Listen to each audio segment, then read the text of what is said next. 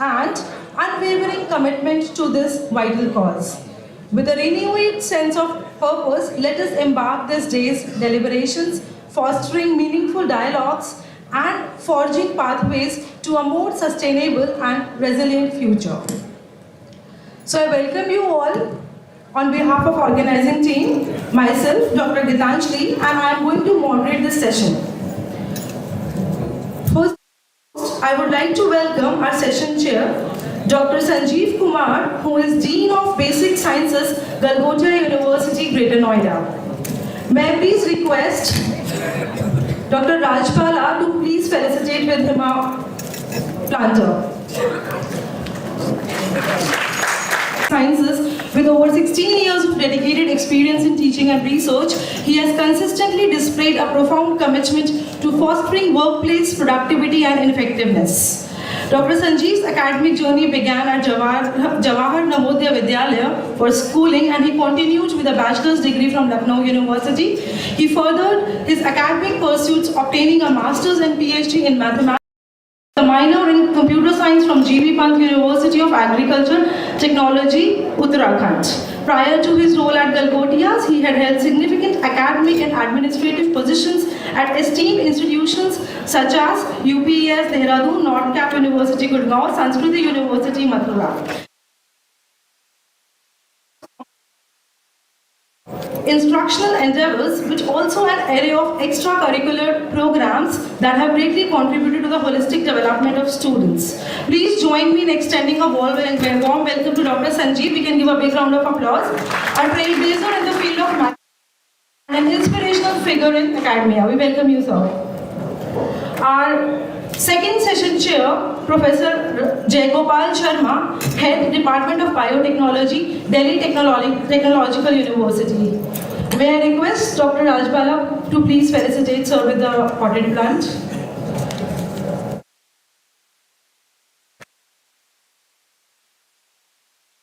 Working at the Department of Biotechnology, Delhi Technological University, he has completed his Masters in Zoology from Meerut University and PhD from University of Delhi. He went to Kyoto University, Japan as a postdoc fellow and conducted research in radiation biology.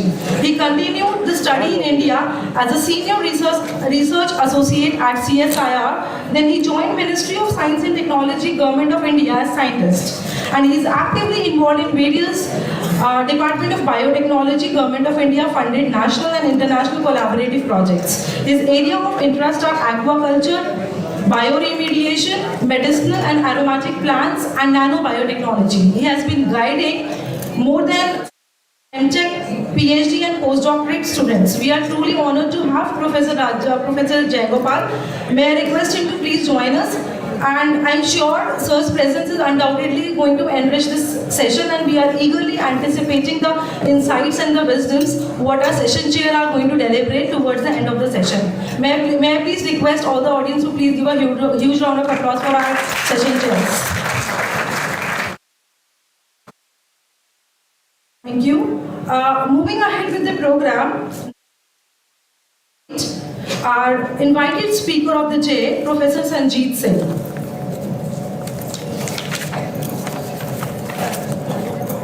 Professor and Head Department of Economics, Central University of Himachal Pradesh. Professor Sanjeev, sir, have you requested? Yes.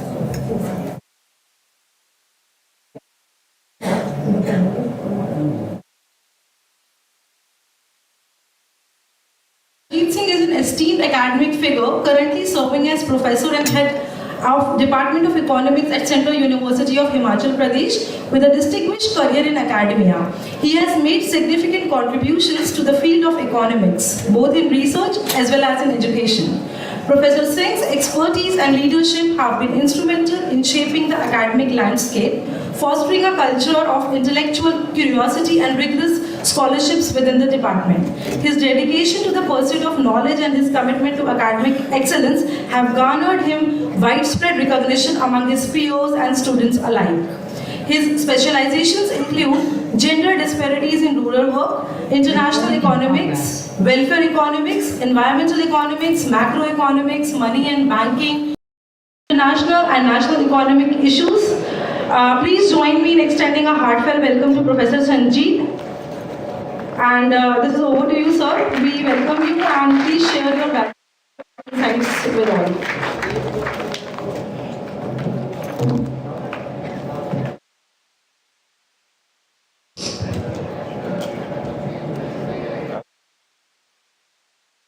Respected chairperson of this session and co-chairperson, all the dignitaries and excellencies of the dais, and my dear students and participants from all around the world. Today's my topic is environmental protection. इससे पहले कि मैं इसके ऊपर बात करूं, मैं थोड़ा सा आपको भारत की जो संस्कृति है और भारत में किस तरह से प्राचीन काल से ही इस पर्यावरण को लेकर के चिंता व्यक्त की गई थी और एक स्वच्छ वातावरण में जीवन हम जिए ऐसी कल्पना की गई थी। उत्तरम यत् समुद्रस्य हिमाद्रिश्चैव दक्षिणम वर्षम तद भारतम नाम भारती यत्तर संतति ही। इसका अभिप्राय है कि जो समुद्र के उत्तर में स्थित है और हिमालय के दक्षिण में स्थित है उसका नाम भारत है और उसकी संतान का नाम भारती है। भारत का जो शाब्दिक अर्थ है, भारत दो शब्दों से मिलकर बना है, भा और रत। भारत का अभिप्राय है ज्ञान, प्रकाश और रत का मतलब होता है संलिप्त रहना, पूरे जोर से किसी के लिए काम करना। तो भारत का जो शाब्दिक अर्थ हुआ कि हम ज्ञान के लिए, प्रकाश के लिए काम करते हैं। तो भारत प्राचीन काल से ही देवी और देवताओं की भूमि कही जाती है, विश्व गुरु भारत को कहा जाता है। लेकिन आज मैं इस विषय को इसलिए ले रहा हूं, आज हम 21वीं सदी में प्रवेश कर चुके हैं। विश्व की सबसे प्राचीन संस्कृति है, लेकिन हमें आज इस तरह की वैश्विक स्तर पर हमें ऐसी कॉन्फ्रेंस करने की क्या आवश्यकता हुई? क्यों आज हमें अपने पर्यावरण को लेकर के हमारी आने वाली पीढ़ी जो है उनको सेंसिटाइज करना पड़ रहा है?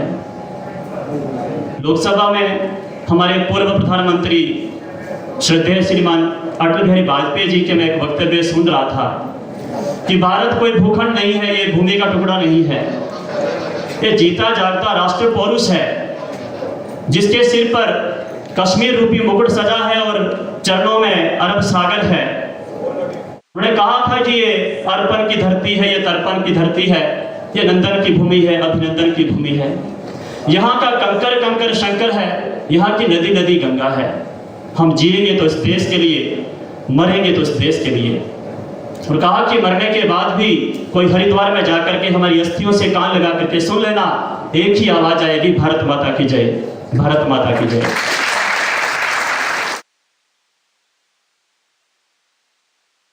ऐसे इस देश की कल्पना हमारे ऋषि मुनियों ने अपने जप और तप से की थी। तो प्राचीन काल से ही चाहे याज्ञवल्क्य स्मृति हो जिसमें पेड़ों के काटने के लिए पूरी तरह से प्रतिबंधित किया गया था, चाहे कौटिल्य का शास्त्र हो जिसको कि मौर्य वंश के समय में लिखा गया था, उसमें भी पर्यावरण की सुरक्षा को लेकर के और पर्यावरण के कंजर्वेशन के लिए बात की गई थी। चाहे अशोक के समय का कोई भी ऐसी कार्य है वो पर्यावरण की सुरक्षा के लिए उसमें बात कही गई थी। लेकिन समय बीतता गया, सभ्यता की ओर अग्रसर होते चले गए। मुगल काल आया, मुगल काल में भी भले ही देश के लिए कोई ज्यादा अच्छी बात नहीं रही हो, लेकिन पर्यावरण को लेकर के मुगल शासक भी बहुत चिंतित थे। उन्होंने भी एक स्वच्छ पर्यावरण में जीवन की कल्पना की थी। उसके पश्चात धीरे धीरे समय आगे बढ़ता चला गया और ब्रिटिश काल आया। ब्रिटिश काल के समय में भी बहुत सारे एक्ट पर्यावरण लेकर के पारित किए गए।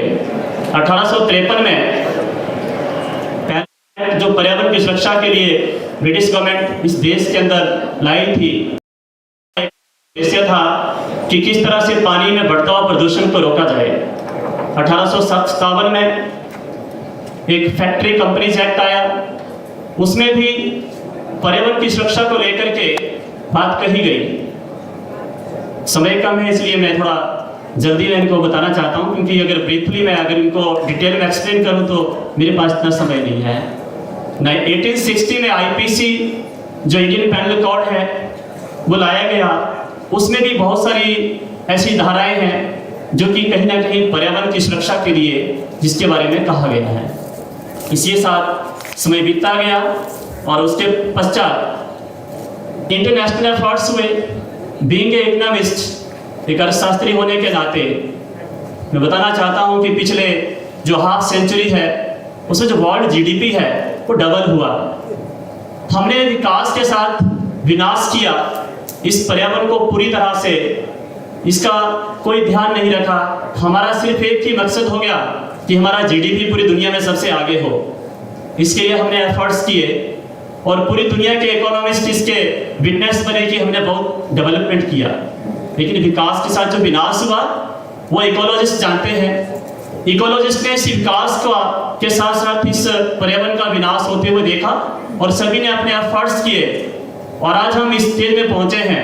आज ही मैं सुबह एक न्यूज़ पढ़ रहा था, लिखा था कि दिल्ली में जो पिछले 1-2 दिनों से स्मॉग है उसके लिए पॉलिटिक्स हो रही है।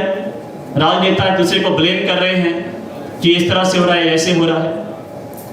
जिस तरीके से हम प्रकृति का दोहन कर रहे हैं और हम एक दूसरे को ब्लेम कर रहे हैं, हमें मैं से नहीं, हमें हमसे आकर के हम सब मिलकर के करेंगे।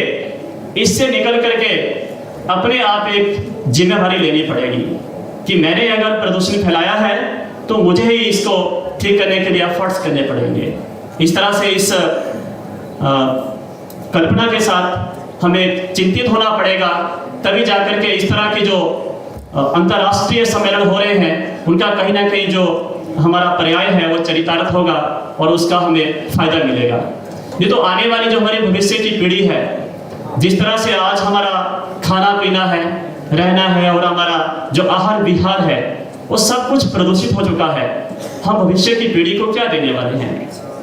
आज हम जिस सस्टेनेबल डेवलपमेंट मॉडल की बात करते हैं, तो मैं अगर फिर से प्राचीन काल में जाता हूं तो मैं अपने पूर्वजों से बहुत प्रभावित होता हूं कि उन्होंने पानी की पूजा करने का नियम बनाया।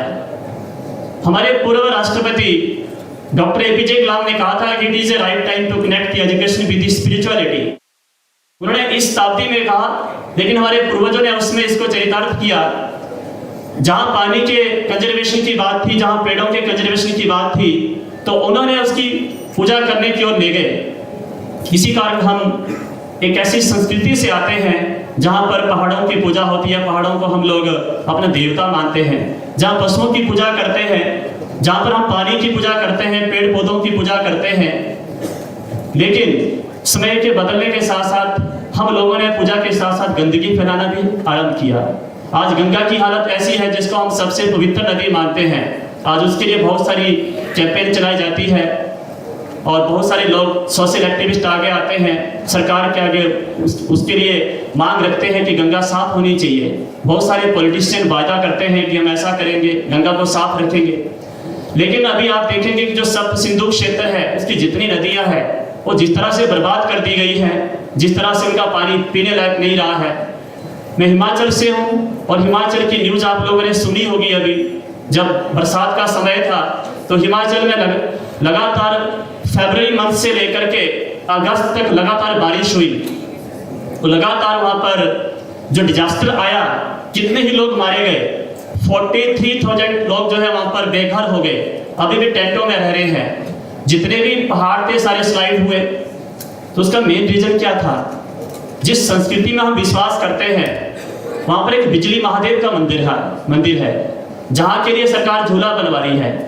बार बार वहाँ के पुजारी रिक्वेस्ट करते हैं कि शिव भगवान मना करते हैं कि यहाँ पर इस तरह का कोई टेक्निकल ऐसा कोई ट्रांसपोर्टेशन नहीं होना चाहिए, कोई सड़क नहीं बननी चाहिए। लेकिन सरकार ने उसका टेंडर किया। उसके बाद लगातार बारिश हुई। जितने मैक्सिमम शिव मंदिर थे, बहुत सारे शिव मंदिर गिर गए। शिव मंदिर में पूजा करते हैं वो लोग बह गए। पता ही नहीं चला कहाँ चले गए, डेड बॉडीज नहीं मिल रही हैं। तो नेचुरल डिजास्टर, जिस प्रदेश में हम लोग कोई भी काम करने से पहले अपने देवी और देवताओं को मनाते हैं, 4 लेन का जितना मलबा था, ब्यास नदी जो सप्त सिंधु का एक नदी आती है सप्त सिंधु में, उसको डंपिंग साइट बनाया गया। वहाँ काफी लोगों ने, विद्वान लोगों ने कहा कि ये गलत काम हो रहा है। आपको हैरानी होगी कि जिस 4 लेन को कटिंग करके ब्यास नदी में फेंका गया था, 15 किलोमीटर 4 लेन का नाम ही नहीं है। ब्यास नदी ने उसको उखाड़ करके उसकी तबाही कर दी। तो जब पर्यावरण के साथ हम खिलवाड़ करेंगे तो यही जो दृश्य हमें देखने को मिलेगा, ये प्रकृति ने साफ कर दिया है।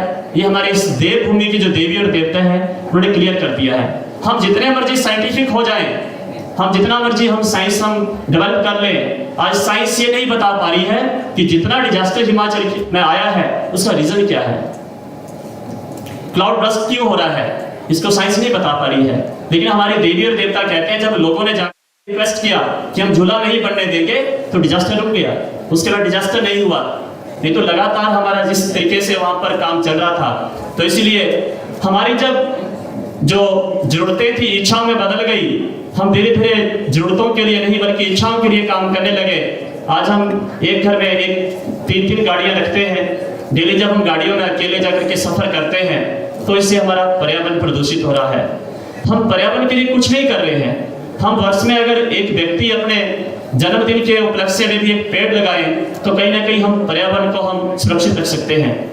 हमने पेड़ों की प्लांटेशन भी किस तरह से करी, हमने ऑर्नामेंटल को ज़्यादा प्रेफरेंस दिया।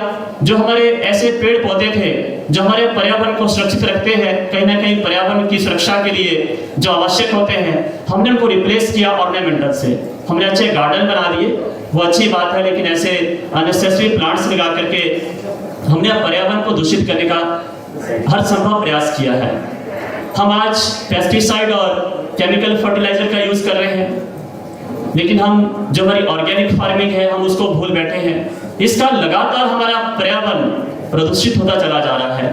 हम भविष्य की पीढ़ी को एक ऐसा जीवन देके जाएंगे। आज इस देश के अंदर ऐसे कुछ क्षेत्र हैं जहाँ पर लगातार कैंसर के पेशेंट बढ़े जा रहे हैं। आज बहुत सारी बीमारियां हम लोगों को घेरे जा रही हैं।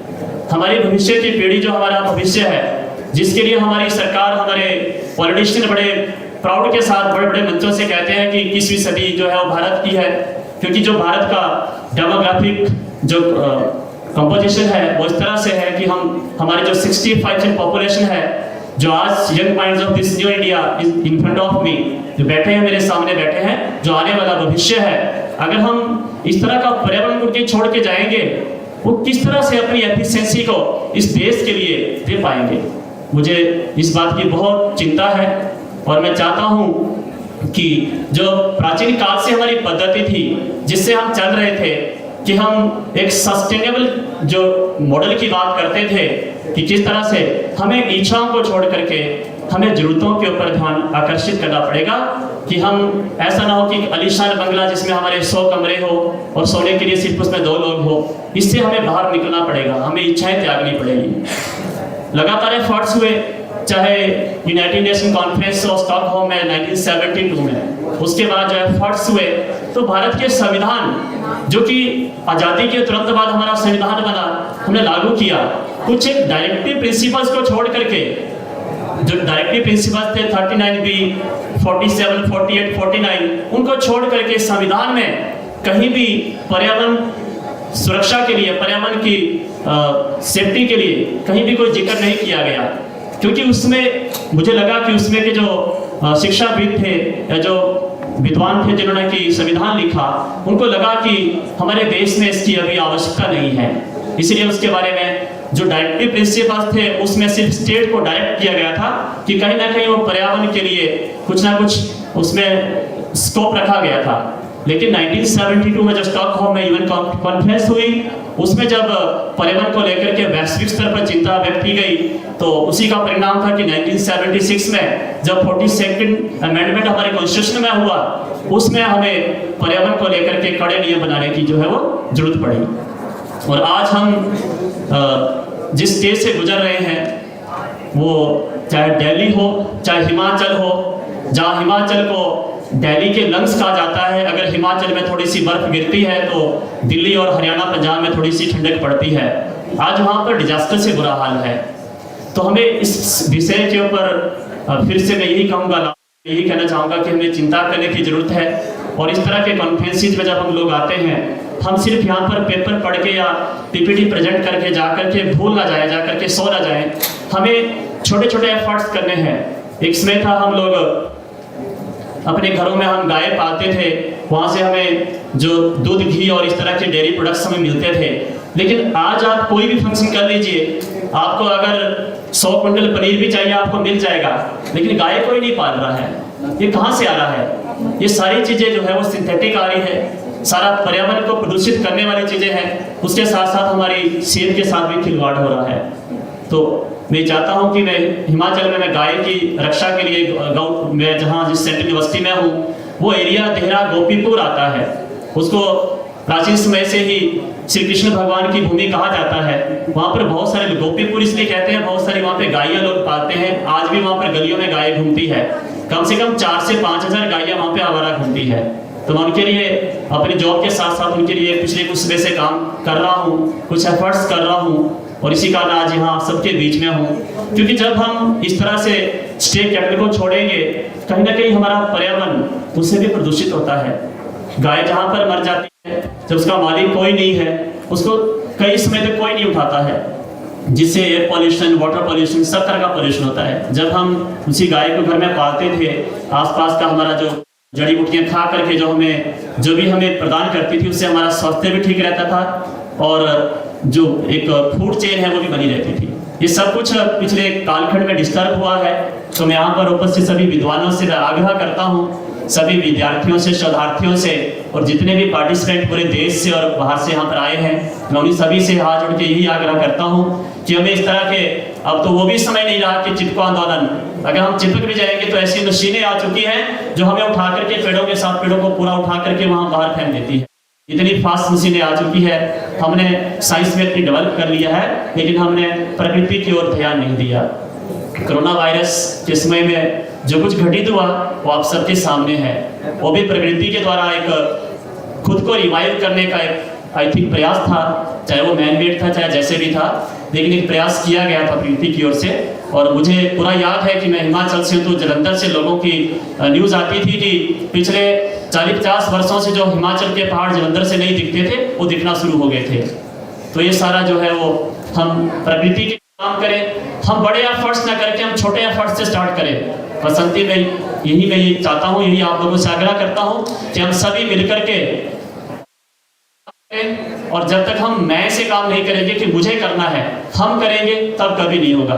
क्योंकि हम जब बात आएगी, मैं सोचूंगा वो कर लेगा, वो सोचेगा वो कर लेगा, हमें मैं से चलना पड़ेगा कि मुझे करना है। और छोटे छोटे प्रयासों से हम फिर से इस पुण्य भूमि को एक जीने का साधन बना सकते हैं। धन्यवाद। जय हिंद, जय Bharat.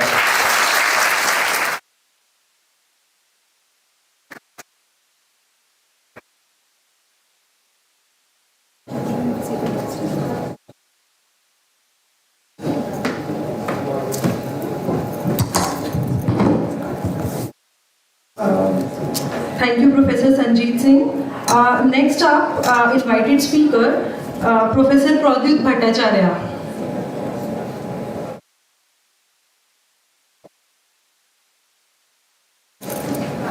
Okay, I think he has not been able to turn up. Next invited speaker of the day is Dr. Uzma Manzoor, Associate Dean, School of Agriculture, Galgotias-University, Greater Noida. Is she there? So I would just like to introduce Professor Uzma.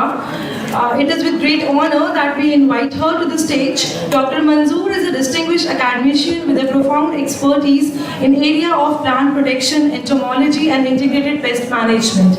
With an impressive academic background including Masters and Doctorate in Entomology from Aligarh Muslim University, Dr. Manzoor has been the recipient of 3 university gold medals, highlighting her outstanding academic achievements.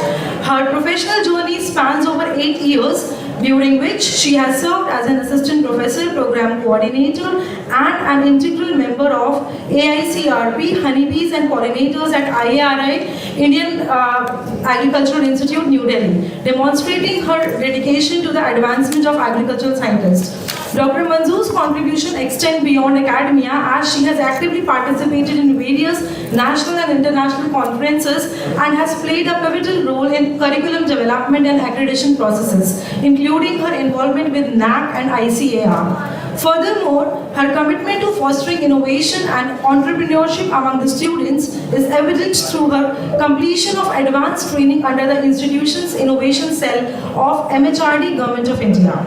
Dr. Manzoor's exceptional achievements have earned her numerous accolades, including the prestigious Best Young Faculty Award by National Faculty Award, Nobel Research Academy, Pondicherry. Please join me in welcoming Dr. Uzma Manzoor, a distinguished scholar and inspiration to all aspiring researchers and academicians.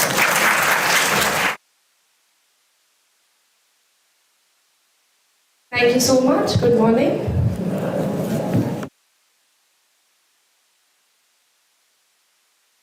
With the permission of Chair, may I start?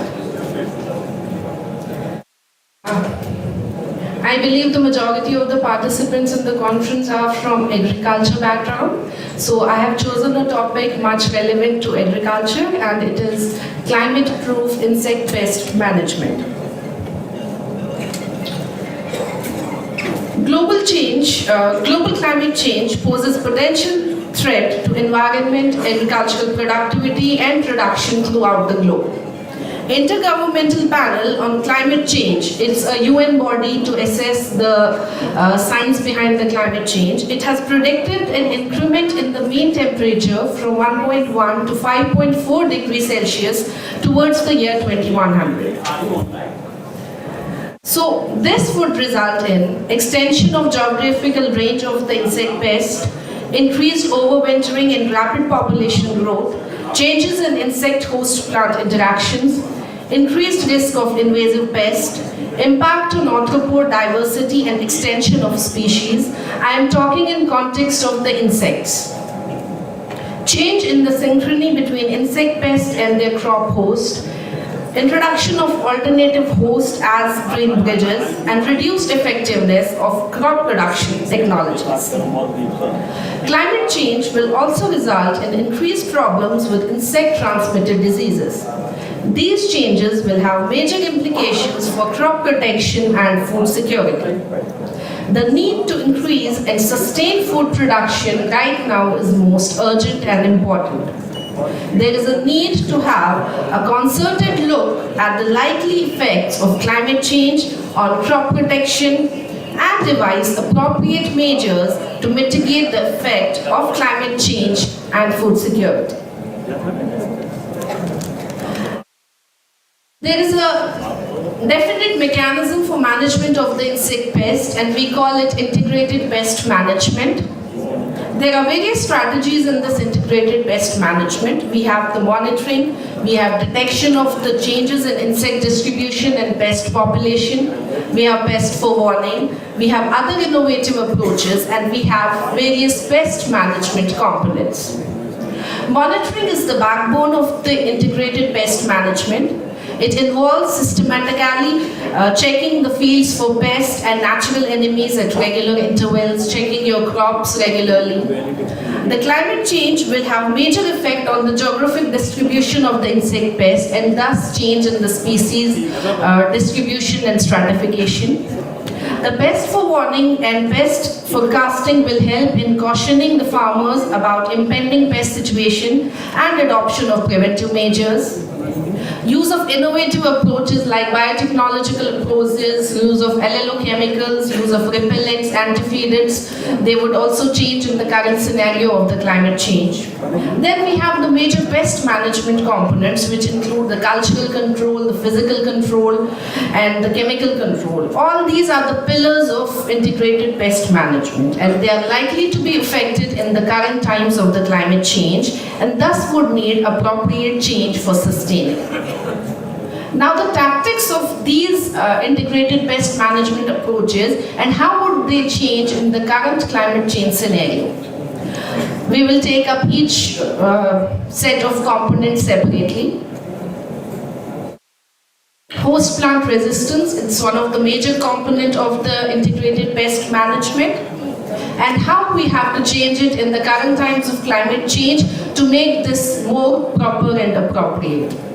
Resistant cultivars, if available, they reduce need for other control measures, especially pesticides. Climate change will alter the interactions between the insect pest and their host plants. As a result, some of the cultivars that are resistant, they may exhibit susceptible reaction. There is a need to revisit the gene banks with a view to search for unique traits required for climate change. New varieties need to be developed which fit in the new cropping systems. This is desired during the current scene of climate change.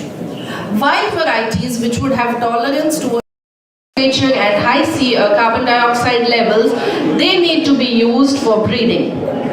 Varieties for high temperature, drought and submergence tolerance need to be developed.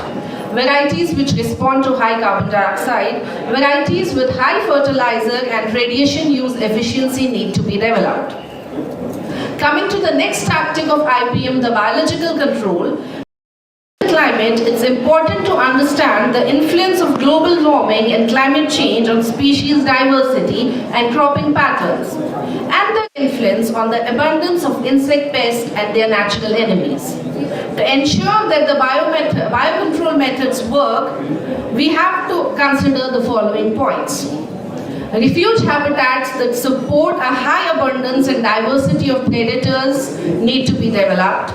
Biocontrol should be investigated for those that are likely to become serious pests under climate change.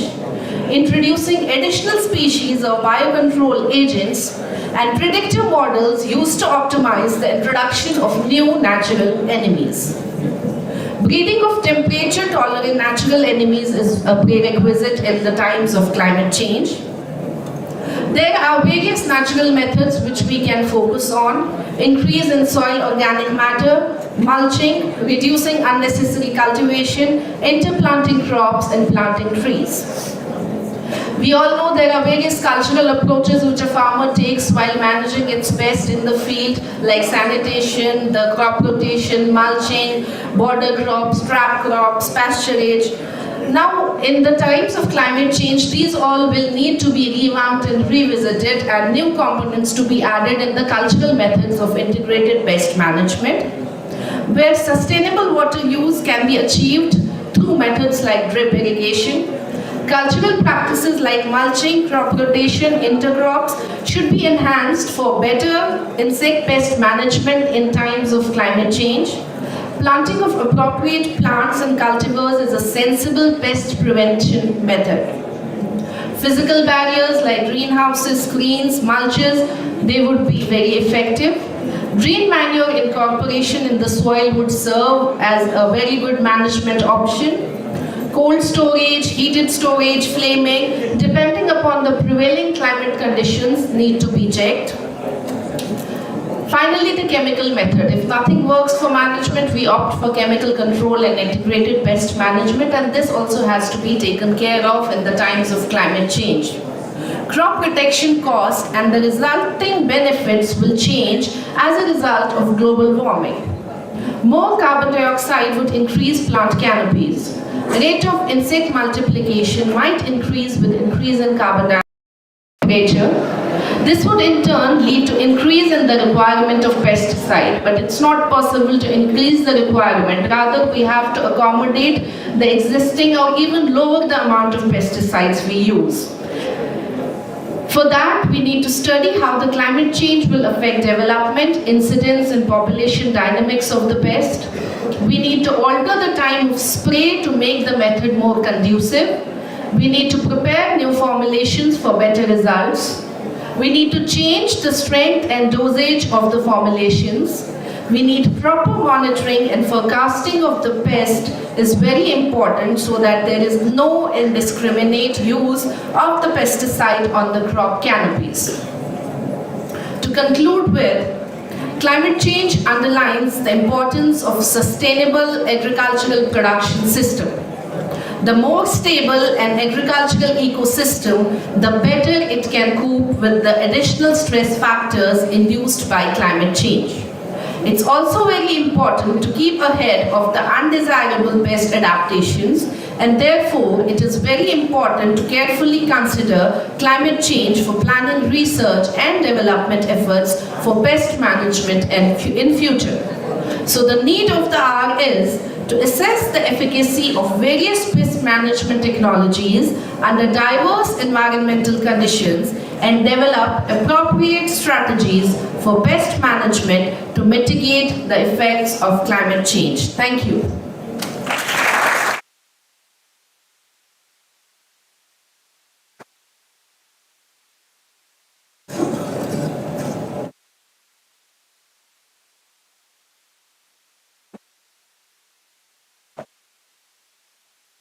Thank you so much, ma'am. Next up, I would like to invite our keynote speaker, Dr. Ahmed Shahid from Villa College, Maldives. Sir is going to join us virtually. Before he get to start, I would just like to introduce Dr. Ahmed. We are privileged to have him as a distinguished advocate, educator and researcher with an impressive background in human rights, business and governance. Dr. Shahid's commitment to excellence and dedication to advancing societal progress have made him an invaluable asset in various spheres of academia and international consultancy. With over 3 decades of experience in teaching, research and leadership, Dr. Shahid has significantly contributed to the development of education and institutional practices both and on a global scale. His expertise has been instrumental in shaping the capacities of numerous national human rights institutions, thereby promoting sustainable development and effective governance across different regions. Dr. Shahid's multifaceted career, which includes diplomatic role, trade negotiations, and advisory positions, has further enriched his understanding of complex international dynamics. As an accomplished academic, he has authored several seminal work and research papers, shedding light on critical issues in human rights, social development, and global policy. We are privileged to have Dr. Ahmed Shahid to share his insights with us today, and we eagerly anticipate an enlightening and thought-provoking discourse. This is over to you, sir.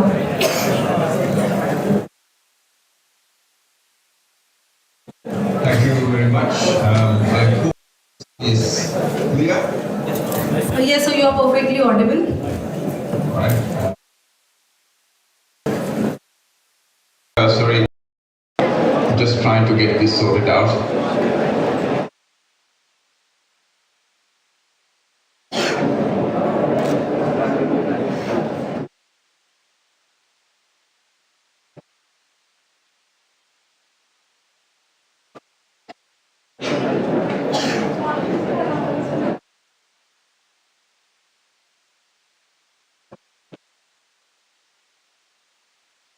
It's clear.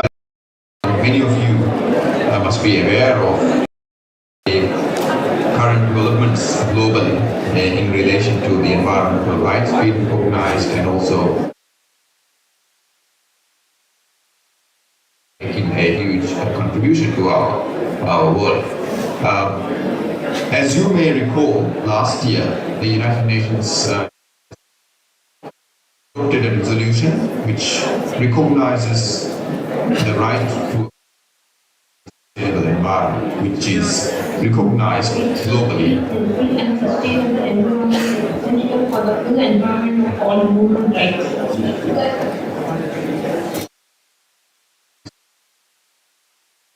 As an essential right, part of the human rights domain, and with that we have also on ensuring the human rights to a healthy environment are fully integrated into our world.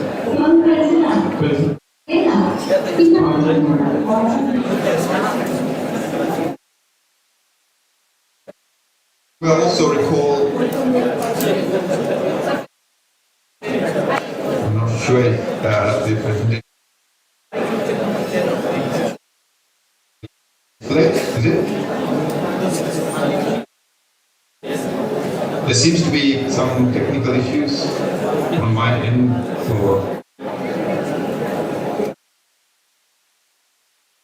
Let me start over here.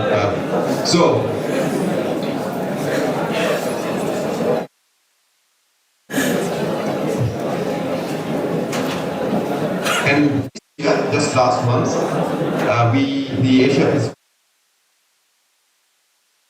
network of different rights institutions in our region, we held a major meeting conference in New Delhi, right there in India, where we identified and made a declaration on the need to unified approach to disasters. So this conference, which was opened by the Honorable President of India,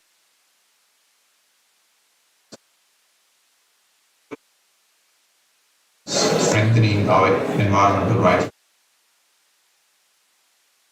policies and procedures, the policies and procedures required for that are in place and properly implemented. So by the enormity of environmental challenges, it is crucial that we also identify the people who support us in this challenge, ensure that the environmental governments and industry to ensure that we get full protection in relation to the environment. So now the question is, from an academic point of view, important question.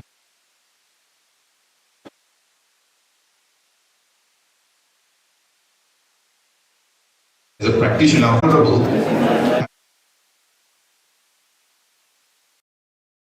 bring justice to the concept of environmental protection or the protection is again fundamental. Now, looking at the challenges, we can see that throughout the world, environmental human rights defenders are facing challenges in their work. In some places, they face threats, physical threats, harassment, and in fact, in many parts of the world, killed by various authorities or by business corporations. So we want to see that these things do not happen in the future. We have to ensure that there is more environmental human rights defenders, and also ensure that the protection mechanisms are in place. Violations, as I mentioned, to human rights, environmental human rights communities, there is also, as we understand, more competition for natural resources, be it oil or gas or be it forestry. In parts of the world, environment is exploited by business corporations and governments, and without any regard to the indigenous communities who benefit from this environment or ecosystems, without giving adequate consideration to the work of the human rights defenders themselves, and also for the future of actions.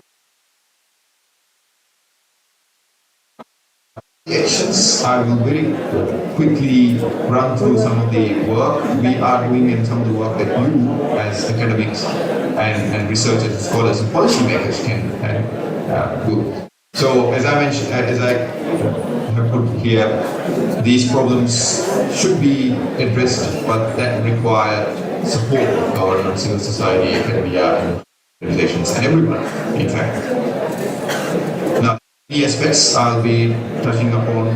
One, protection. We also need solidarity, capacity development, collaboration, and whistleblower protection, where environmental issues are brought into light.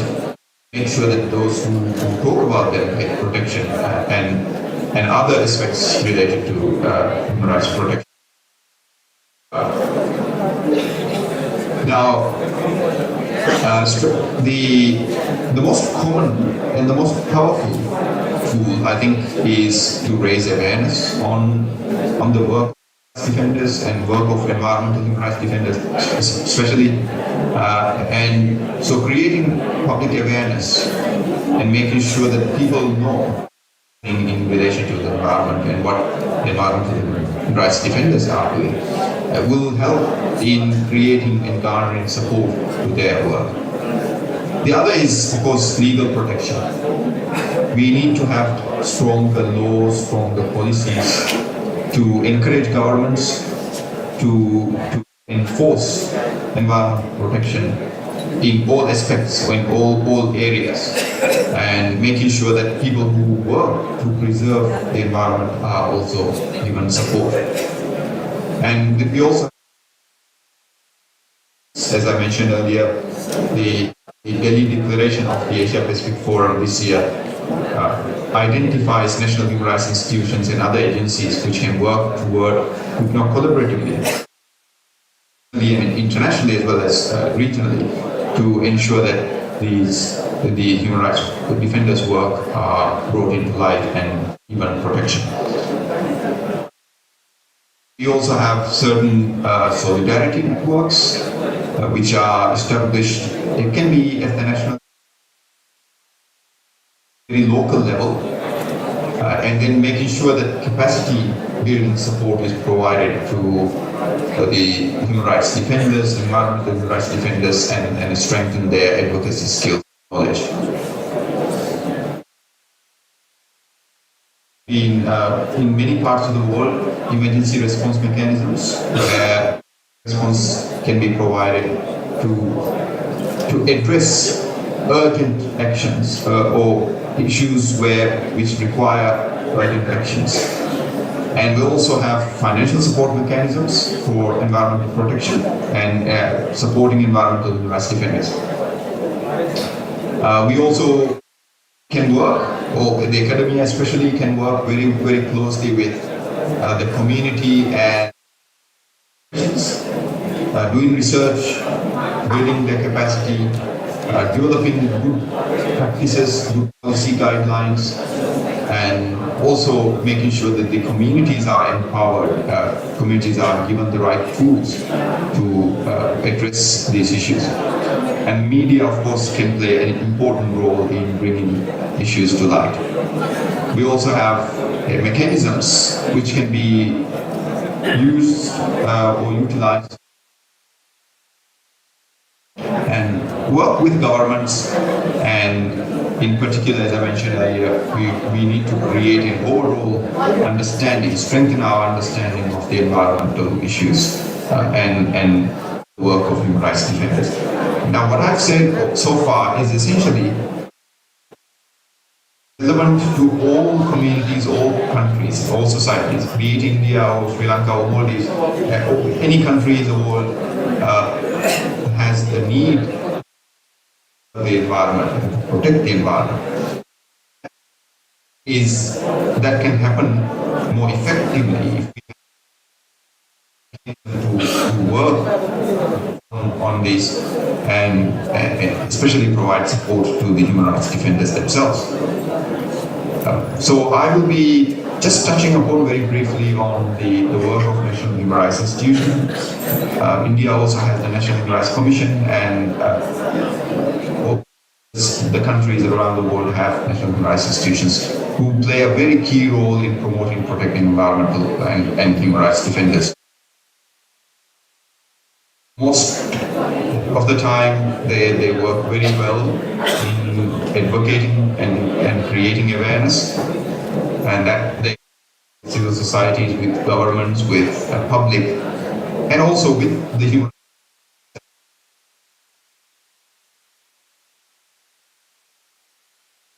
partner that national human rights institutions can work with, and academia can also, researchers can work on documenting and researching and documenting human rights defenders' work, the core issues in environment, and also supporting them legal assistance. The way the There is a lot of focus on recognition of the work of human rights defenders, especially the environmental human rights defenders, providing accountability to states and non-state actors, ensuring equality and non-discrimination, so conducing legal and administrative institutional frameworks, but most importantly, ensure that the fundamental rights of everyone are protected and promoted in this process. The United Nations, for example, the United UN Environmental Program has identified four actions that they work, that they implement, which is denounce, first attack, any attacks or torture or intimidation of human rights defenders or environmental defenders must be denounced. We also advocate for state and non-state actors to work with us, including businesses, to better protect the environment, support the idea of responsible resources, and also making sure that the environmental human rights defenders' work is identified, recognized, and they are given necessary protection. So to conclude, I would like to reiterate that defending environmental rights and supporting environmental human rights defenders are indispensable for creating an equitable world. We face multiple challenges in the world in relation to the environment, making sure that everyone, and especially the most vulnerable and marginalized, have the opportunity to enjoy safe, clean, and sustainable environment is our responsibility collectively, and therefore it requires concerted effort from governments, civil society, and academia, researchers, and everyone, even at the individual level, to ensure that the defenders, the human rights defenders' work continues, and they can do so without any fear of harm or persecution, and making sure that we all work in strengthening our knowledge in relation to this important topic.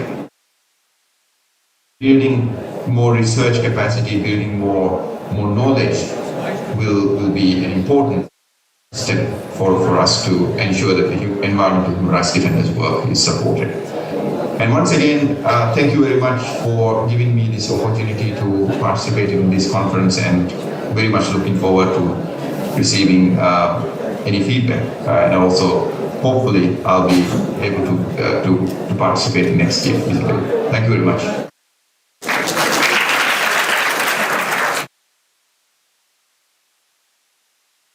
Thank you so much, sir. Now we have come to the end of the session, and I would like to request our session chairs, Dr. Sanjeev Kumar and Professor Jaygopal Sharma, to please come up on the stage. And may I request Professor Jaygopal Sharma to please conclude the session in 2 minutes.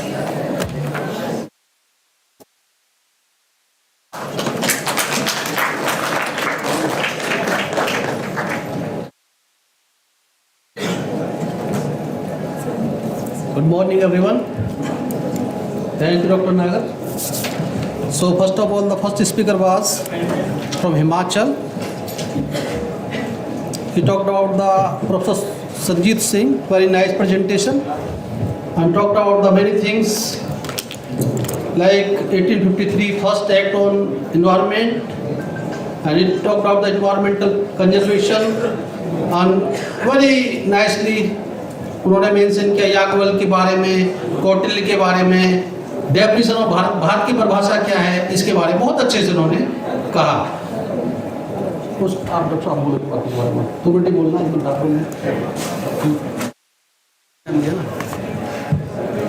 So good morning all.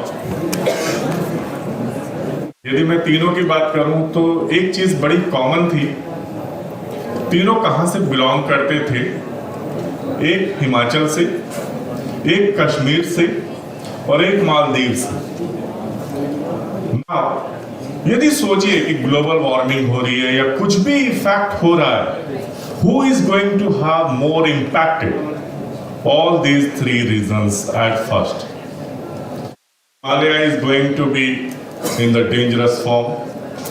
Now when oceans and sea level is increasing, Maldives is again on the verge. So वाकई इन तीनों ने ही बड़े ही aggressive वे में disaster सुना नहीं है, disaster देखा है और डिजास्टर का वेट कर रहे हैं और वो बना रहे हैं हम लोग अपनी जरूरतों के हिसाब से। So लेक्चर बहुत हो गए, now it is time to work, so better we can save their place and save their lives. Thank you.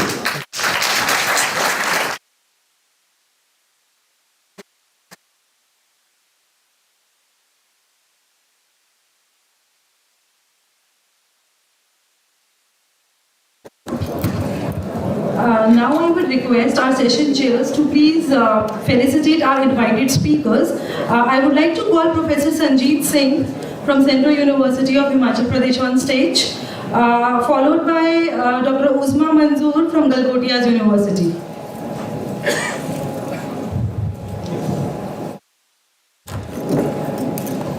May I please request our session chairs to please felicitate Professor Sanjeet Singh.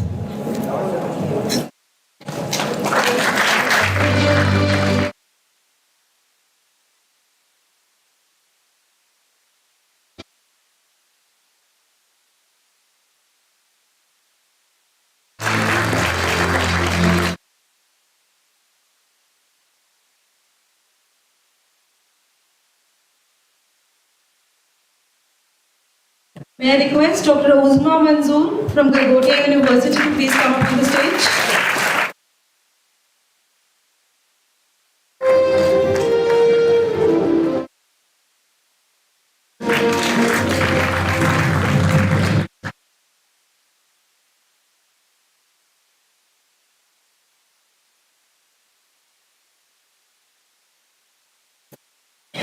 Thank you so much, sir. Now I would like to request Professor Yugal Jha to please felicitate our session chair, Dr. Sanjeev Kumar.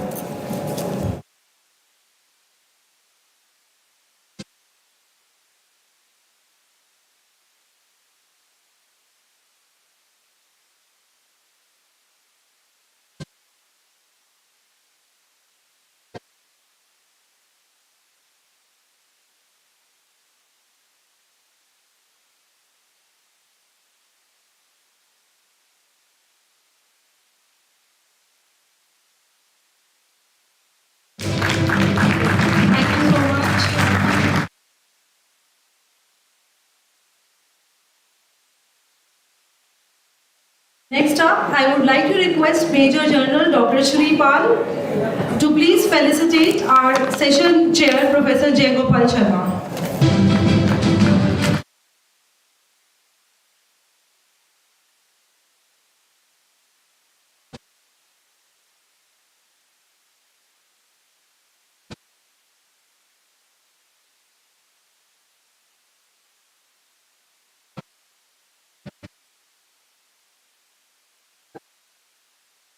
Thank you so much, sir. So with this, we have come to the end of technical session 4, which was for the invited lectures.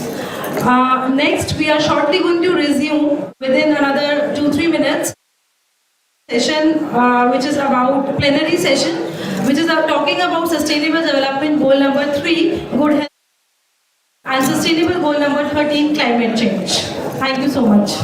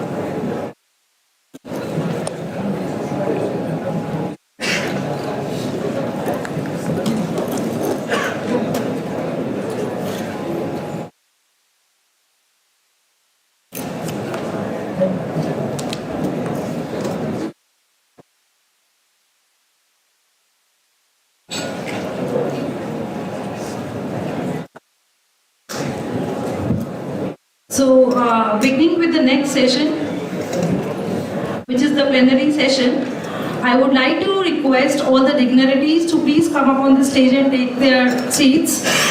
First, I would like to request Padma Shri Raja Lakshmanji, water conservationist from Rajasthan.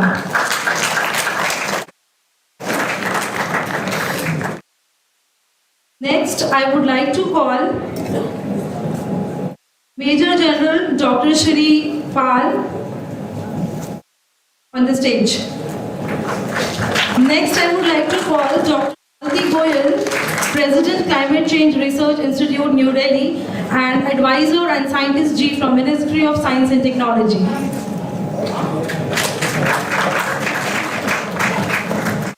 Take your seats. Next, I would like to call Dr. K.M. Babu, Vice Chancellor, Galgotia University, on the stage.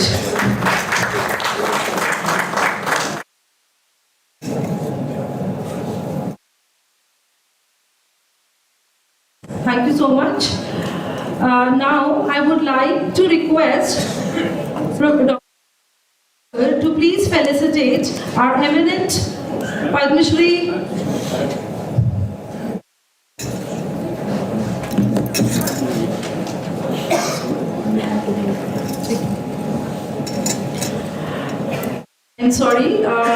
I would like to call our eminent Padma Shri Uma Shankar Pandey on the stage to please take his seat from Banda, UP. Thank you so much to all the respected dignitaries on the stage. Now, I would like to request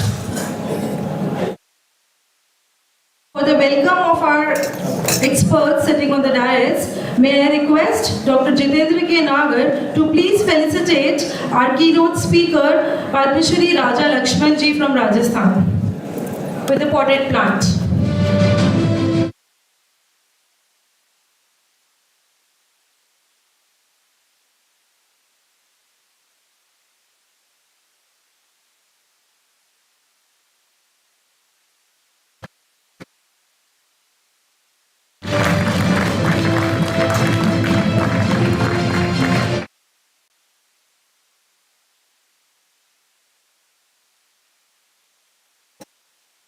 Next, I would like to request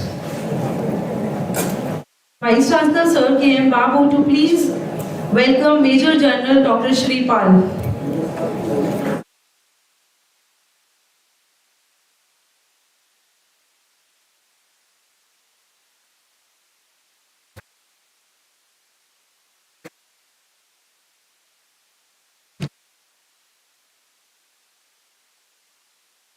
Thank you so much, sir. Next, I would like to call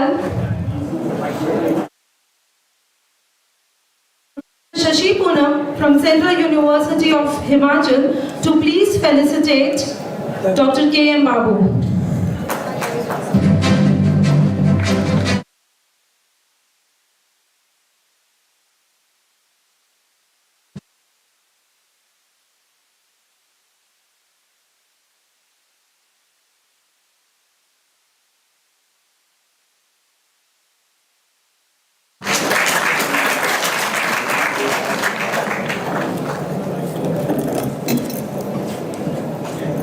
Next, I would like to request Major General Dr. Shri Pal to please felicitate Dr. Uma Shankar Pandey.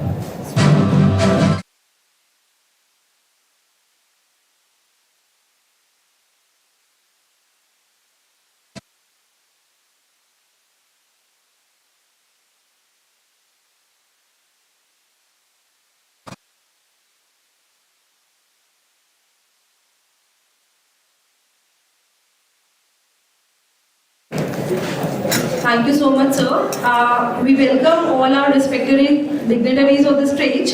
Now, moving up with the session, I would like to invite our fourth speaker, keynote speaker, Padma Shri Raja Lakshmanji, water conservationist from Jaipur, Rajasthan. Padma Shri Raja Lakshmanji is a highly esteemed water conservationist based in Jaipur, Rajasthan, known for his unwavering dedication to the protection of water resources and sustainable agricultural practices. He has been instrumental in spearheading numerous initiatives aimed at promoting water conservation and management in the region. Lakshman Singh's visionary leadership and grassroots efforts have led to the implementation of innovative water harvesting techniques and establishment of community-driven water conservation projects, significantly benefiting local farmers and communities.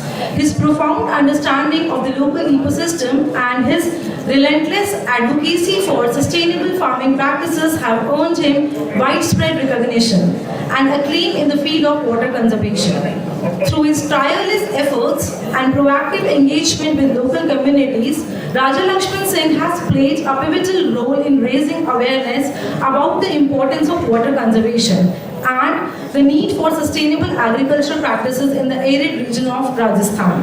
His invaluable contributions to the field of water management have earned him the prestigious Padma Shri Award, reaffirming his status as a leading figure in the realm of environmental conservation and sustainable development. So, please join me in welcoming our keynote speaker of the day, Padma Shri Raja Lakshman Ji.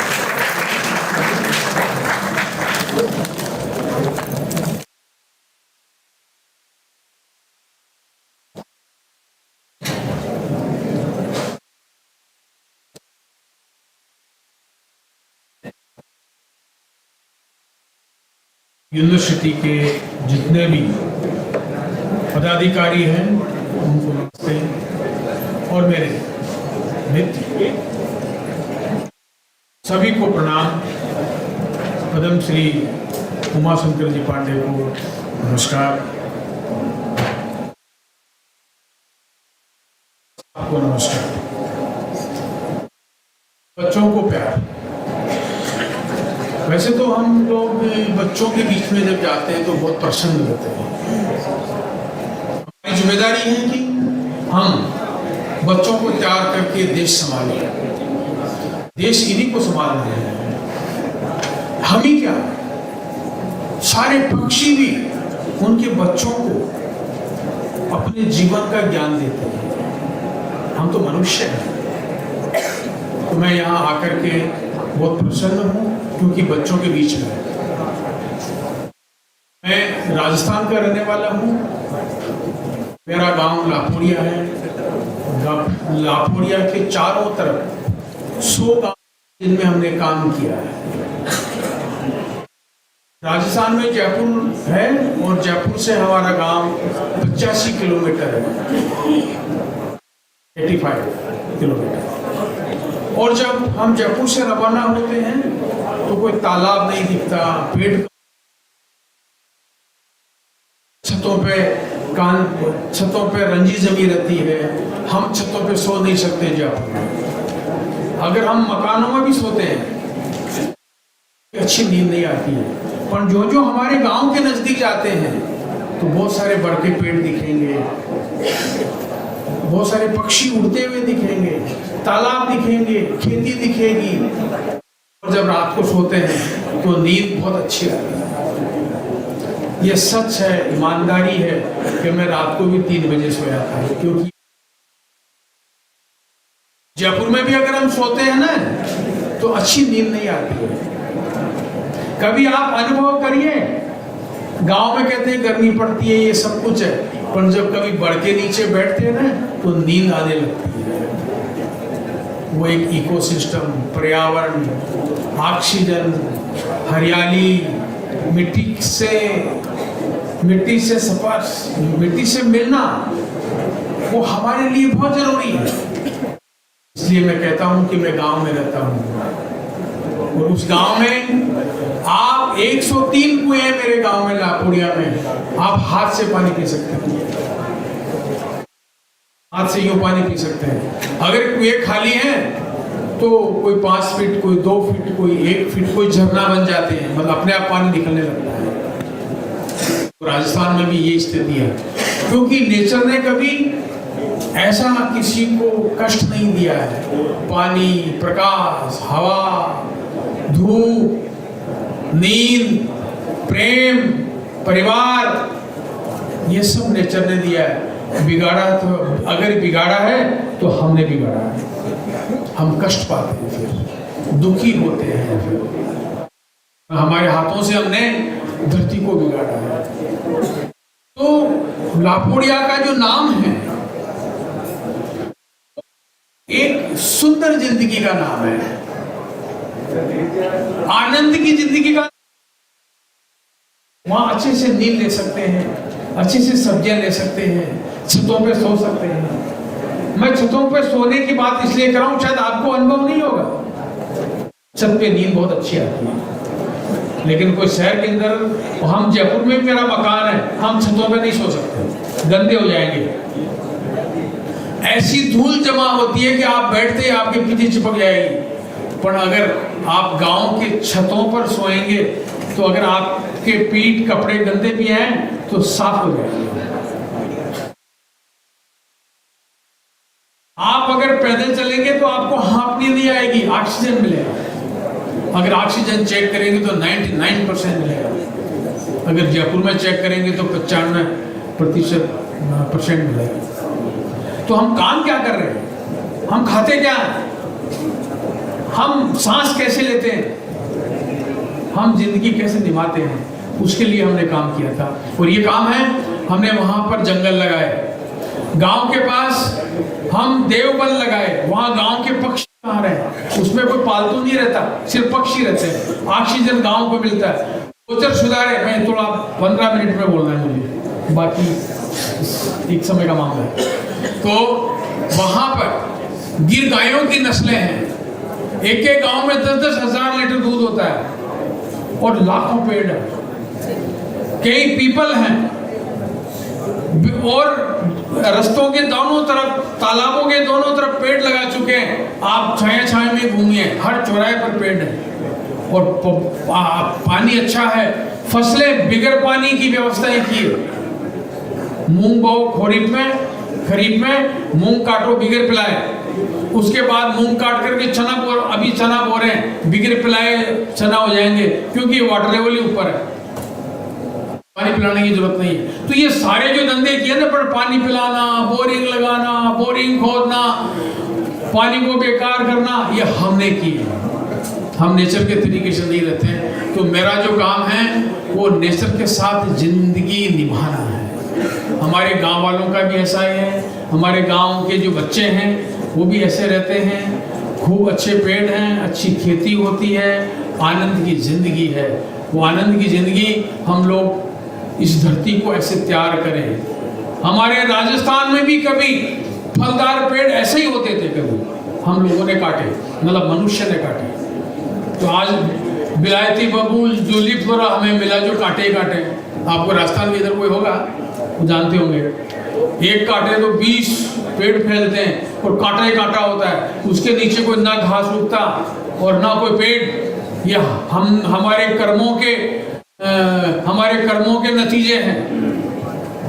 अगर हम अच्छे कर्म करेंगे, मिट्टी के साथ धरती को माँ मानेंगे, ये माँ की भी माँ है। हमने ऐसा काम किया जब हम 18 साल से थे, जब से शुरू किया, तब लाखोड़िया में पानी नहीं था। वो कम से कम 100 फीट नीचे था, आज वो एकदम ऊपर है। अगर हम जयपुर की तरफ देखते हैं या अजमेर की तरफ देखते हैं, 400 फीट पानी नीचे है और हमारे 1 फीट 2 फीट कुएं खाली है, फुल भरे हैं। ये 100 गांव में हमने काम किया। वहाँ अच्छा दूध, अच्छी फसलें, अच्छी जिंदगी, लोग आपस में मिलते हैं, अच्छे त्योहार निभाते हैं। अभी दिवाली आ रही है, लोग बहुत धूमधाम से दिवाली मनाएंगे, लोग मिलेंगे आपस में और फूलों से होली खेलेंगे, गुलाल से नहीं, रंगों से नहीं, फूल इकट्ठे करेंगे और फूलों से खेलेंगे ताकि खुशबू आए, दिमाग बने, आनंद महसूस हो। ये हमने वहाँ काम किया। आप लोग कभी लाखोड़िया या हमारे गांव में आ सकते हैं, देख सकते हैं। खूब दूध है, खूब पानी है, खूब खेती है, खूब प्यार है और सब पक्षियों के साथ खूब प्यार है, पशुओं के साथ प्यार है। वहाँ किसी जीव की हत्या नहीं होती। वहाँ खरगोश के भी चबूतरे बने हुए हैं। वहाँ जीव हत्या बिल्कुल बंद है। किसी भी पक्षी को, कीट पतंगों के आवास है, उनके आवास बने हुए हैं रहने के लिए। भोजन, पानी, सुरक्षा सबको है। मनुष्य ही नहीं, हर प्राणी को है। तो जय हिंद, जय Bharat.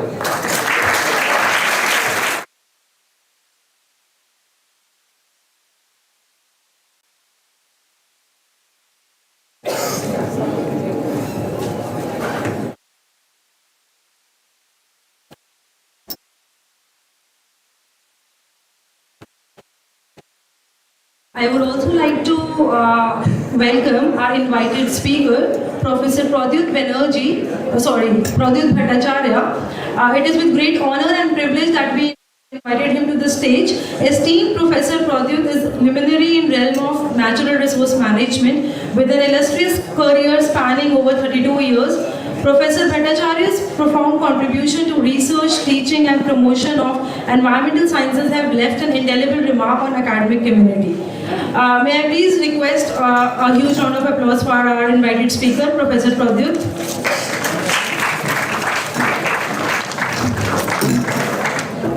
We welcome you, sir. This is now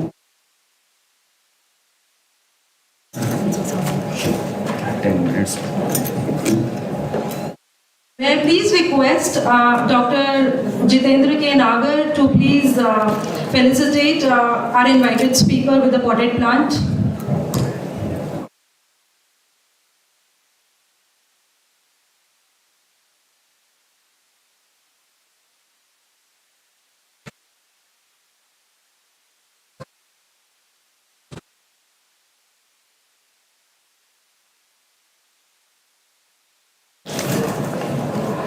Next, I would like to invite our invited speaker of the day, Major General Dr. Shri Pal.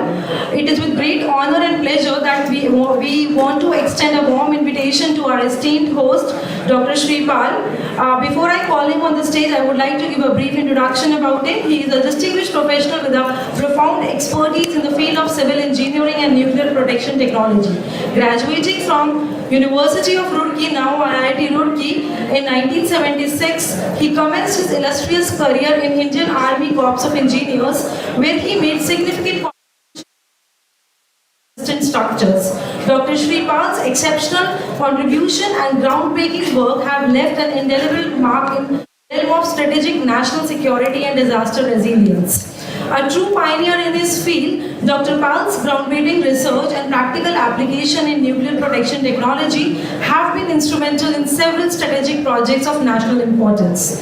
His notable endeavors in designing and constructing the first nuclear harnessing bunker in India have rightfully earned him the esteemed title of Bunker Man of India and the father of nuclear protection technology. Even after his retirement from Army way back in 2011, Dr. Pal has continued to serve the government as a consultant, providing invaluable technical expertise in strategic projects related to nuclear, biological and chemical protection. Under his guidance, his company Bunker Man has pioneered the development of emergency homes designed to withstand various disasters including nuclear, biological, chemical and pandemic situations like corona. His remarkable contribution to the field are underscored by the wide publications of over 45 technical and research papers, numerous national and international awards including Vishisht Seva Mandal by President of India, the leading scientist of the world 2011, the International Einstein Award and the recognition as one of the top 100 scientists of the world. Dr. Pal holds a unique distinction of being awarded commendation medals by all three services, Chief, Army, Navy and Air Force. And he is also the chairman of Chief of Staff's Committee, highlighting his exceptional contribution to the services. His unwavering commitment and pioneering spirit continues to inspire us all and making a significant impact in the field of nuclear protection technology and civil engineering. Please join me in welcoming Major General Shri Pal, a visionary in his field, and we are eagerly anticipating his valuable insights for the esteemed gathering today. Thank you.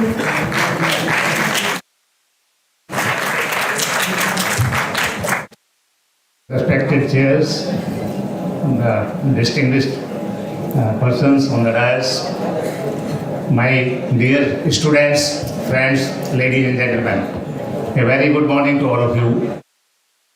In next about 20 minutes, I will like to give you a small presentation on this very, very important topic which everybody is concerned today. And the topic is, can you put the first slide please? Yeah. The sustainable development to mitigate environmental pollution which you see all around, and global warming and climate change which is bothering the entire world today. And this particular presentation is dedicated to the memories of late, next slide please. Can I have that? I dedicate this presentation to the memories of late Dr. APJ Abdul Kalam, the missile man of India. Next slide please. You see, when Dr. APJ Abdul Kalam was speaking to the students of AIM Shillong on the fateful day of 27 July 2015, this was his topic of, so this was his topic of presentation to the students.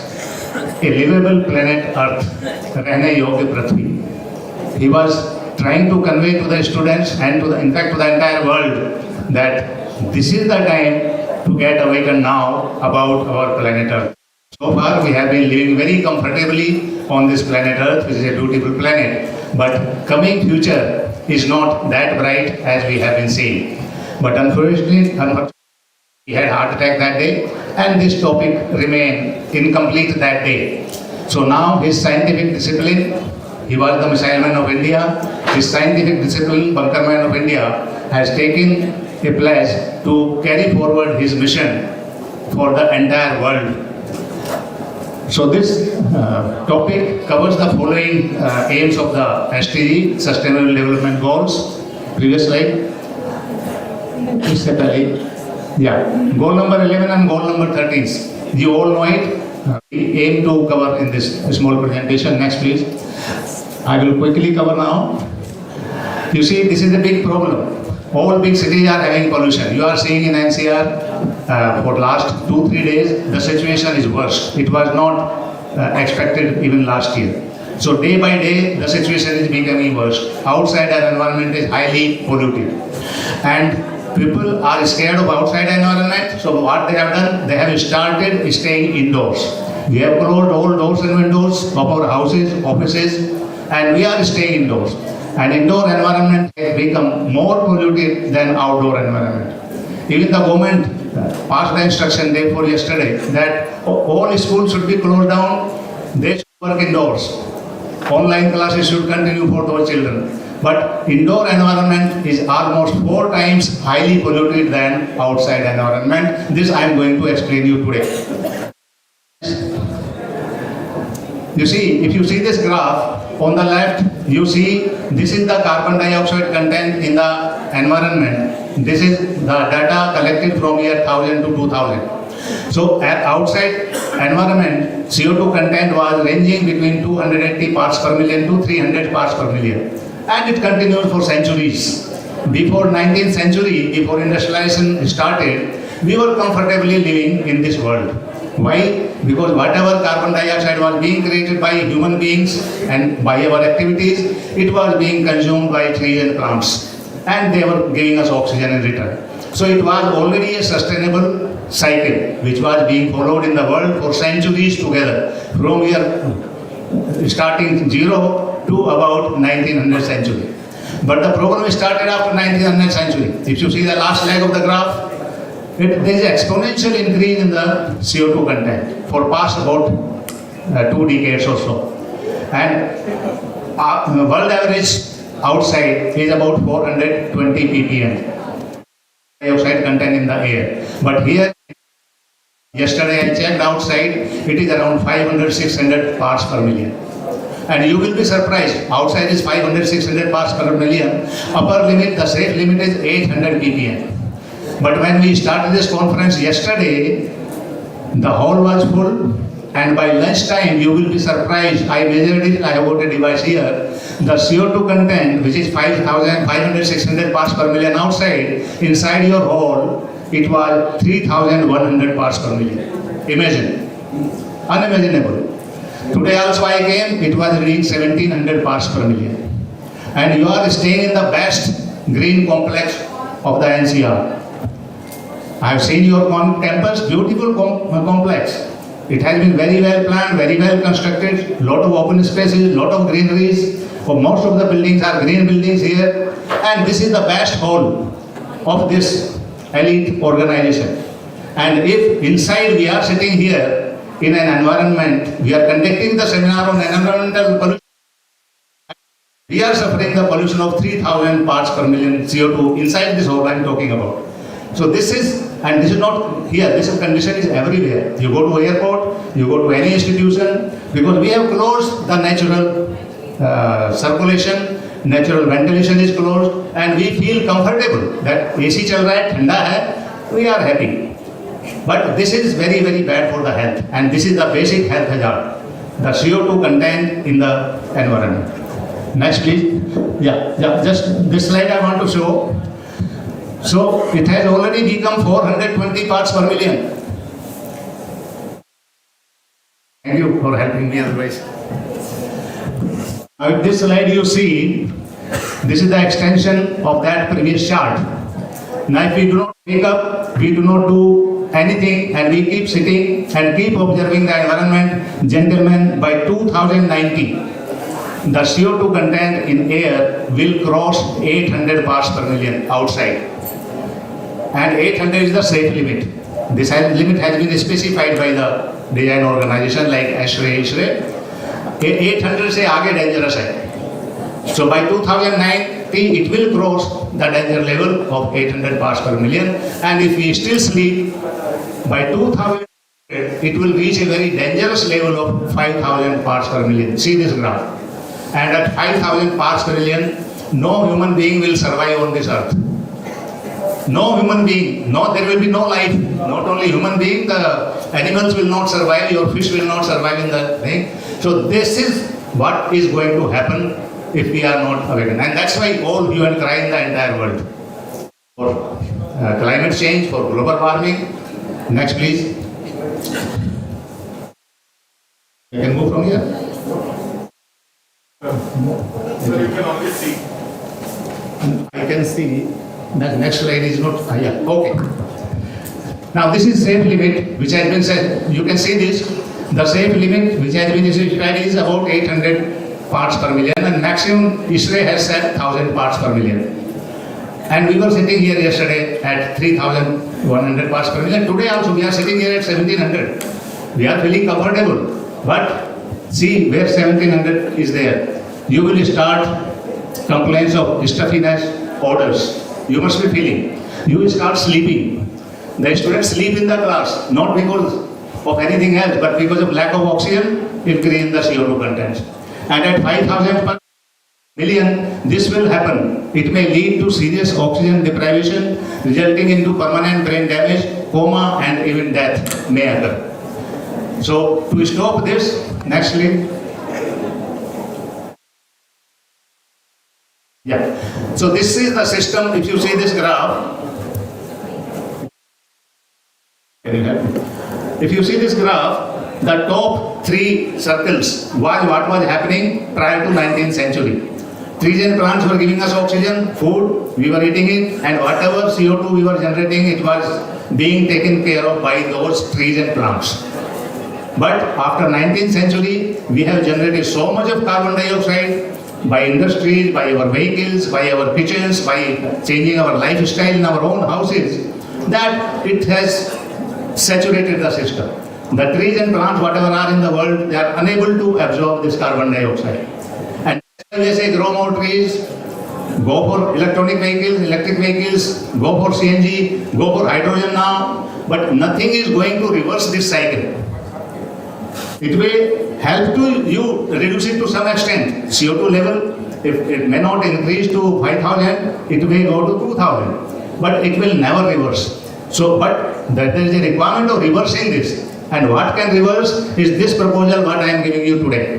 That you absorb this carbon dioxide from the environment. We have got the technology, fortunately. In India, we have developed a technology. This technology has been developed by me. This was developed for a different purpose, not for the environment. This was developed for survival in underground nuclear bunkers. survival in the submarines which operate below the water in the sea. There this system is used. This system is used in the space aircraft also. The technology exists already for past about 50 years. What we have done, we have indigenized this technology over past about 10 years. We have developed totally indigenous technology which will become affordable by the common man, and this is what I am going to present to you now. So we can collect this carbon dioxide, we can collect any type of pollution which is in the air, and we convert this into the organic manure. That is the beauty. After collecting this pollution and CO2, we don't store it in the sea, in the other thing. We convert it into organic manure, and organic manure go to the roots of the plants. It goes to the back to the Mother Earth, and they provide the food and oxygen to us. So it is again a sustainable cycle. The total you can see. I have collected the pollution from Baddi industrial area of Himachal Pradesh. That saturated filters have brought to my hometown, home village in Meerut, and we convert it into mineral-rich organic manure. It is available on sale online. You can see it. So experiment has already been done. The technology has been tested by DRDO, by Army, Navy, Air Force, and we are using it in defense. Now after Corona, I felt the need that this technology should be used in each and every house of yours. So whatever technology we use in bunkers, the same technology I want to use in houses of the common man. No country has done it so far, except few countries like Sweden, Switzerland, Finland. They have made some bunkers in their houses. I went to Switzerland. There it is by legislation that if you have to make a factory, you have to make an underground nuclear shelter which should be safe for nuclear, biological, chemical disaster. If you make an institution like this, by there it is compulsory by legislation that you have to have an underground community shelter which should be safe in case of disaster. Now we have already seen this disaster recently, Corona. You all went into lockdown conditions. Lockdown means you don't move out of your house, you stay inside the house. Gentlemen, I am warning you, next disaster will be more severe than recent Corona. Because if Corona second wave in Delhi and NCR was a virus in air, and this was a biological virus, biological agent, biological warfare agent. This was man-made, this was not natural. And that's why you must have realized that in 2 days, all hospitals in Delhi, NCR and Bombay were full. This was probably tried by somebody to test this virus in these two cities. Because you must have seen so much of chaos only in Delhi, NCR and Bombay. In other big cities like Calcutta, like Ahmedabad, even Pune, situation was not that bad. So one trial has already been done. Next trial, if it is done by some country or some jihadis, first they will ensure that whatever vaccination we have undergone, this will not work. Corona vaccination will not help you. And therefore you have to go, in addition to lockdown condition, you have to go into button-up condition. Now what is this button-up condition? Button-up condition is simple. Like if something happens outside, there is a warning, comes to you, it will come on your mobile. National Disaster Management Authority is already testing that software. Sometimes this warning comes to your thing. It will come to you that there is a nuclear war, or there is a biological war, or there is some virus outside. Now you save yourself. So you have to close your all doors and window, and your facility where you are staying, that should be safe for survival at least for 3 to 7 days. You should have enough food. You should not take outside food, outside water. You should not take even outside air. And you have to survive. So that is required to be provided by each and every organization, in offices, in the houses. The system is, next slide please. Okay, I will explain this first. Gentlemen, you will be surprised that we human beings are the biggest creator of pollution on the earth. When you, in outside air, the carbon dioxide is only 0.03, 0.04%, 500 parts per million. Rest all is nitrogen and oxygen. But when we inhale this air and when we exhale out, in one exhale, the content of carbon dioxide is 4.23%. It means in one inhale and exhale, which happens in 6 seconds, you multiply the pollution in the air by 146 times. This is what is shown in this slide. Just try to understand. I can demonstrate it to you. Time here for presentation is less. After this, I am available here till evening. If somebody wants to experiment it, I will show him the experiment. एक बार सांस लिया और बाहर छोड़ा, आपने carbon dioxide level 146 times बढ़ा दिया environment में. And environment is common to all, and we all are doing it. And that is why yesterday, by this crowd, the CO2 level rose to 3,100. Today also, we can check when we close it, how much is the CO2 content in this. So we have made a device. It is a very simple device. It is a filter and a fan. You carry it with you. It is like this bottle I carry it. It has got a filter. We are already making it. It has just got an exhaust fan. It sucks the air from here, and CO2 and all pollutants will be collected in your filter. And in the evening when you go back, you take this filter, make the organic manure, use this in your gamla. So this is what is the concept. Now, even if you are traveling in a train, next slide please. If you are traveling in train, carry your device. Next, we are even making the device for your car. Next, quickly, time otherwise is running out. This is the device you can use in your car. Next, even outdoor unit we have made in the car. Next, when traffic is moving on the car and our one filter absorbs carbon dioxide equivalent to 2 big trees. 2 पेड़ 5 से 10 साल की उम्र के जितना carbon dioxide environment से खींचते हैं, इतना CO2 हमारी एक फिल्टर खींचता है जो एक कार में लगा होगा. You can imagine कि moving traffic on the road will not pollute the environment, they will clean the environment. But this system has to be adopted by the legislation, by the government, by you and me. We have to first understand it. And by the way, for your information, cars of today do not create much of pollution. You will be surprised. Even your pet dog carbon footprint is equivalent to 2 numbers of cars. एक जो आपका कुत्ता है जिसको पालते हैं घर में, वो उतनी कार्बन डाइऑक्साइड क्रिएट करता है जो 2 कारों से ज्यादा है. क्योंकि कार तो आपकी खड़ी रहती है, कितनी देर चलती है, एक साल में एवरेज CO2. तो ये मिसनोरमा है, एक बदनाम करने वाली चीज है. कारें पोल्यूशन फैला रही है, बंद कर दो सबको.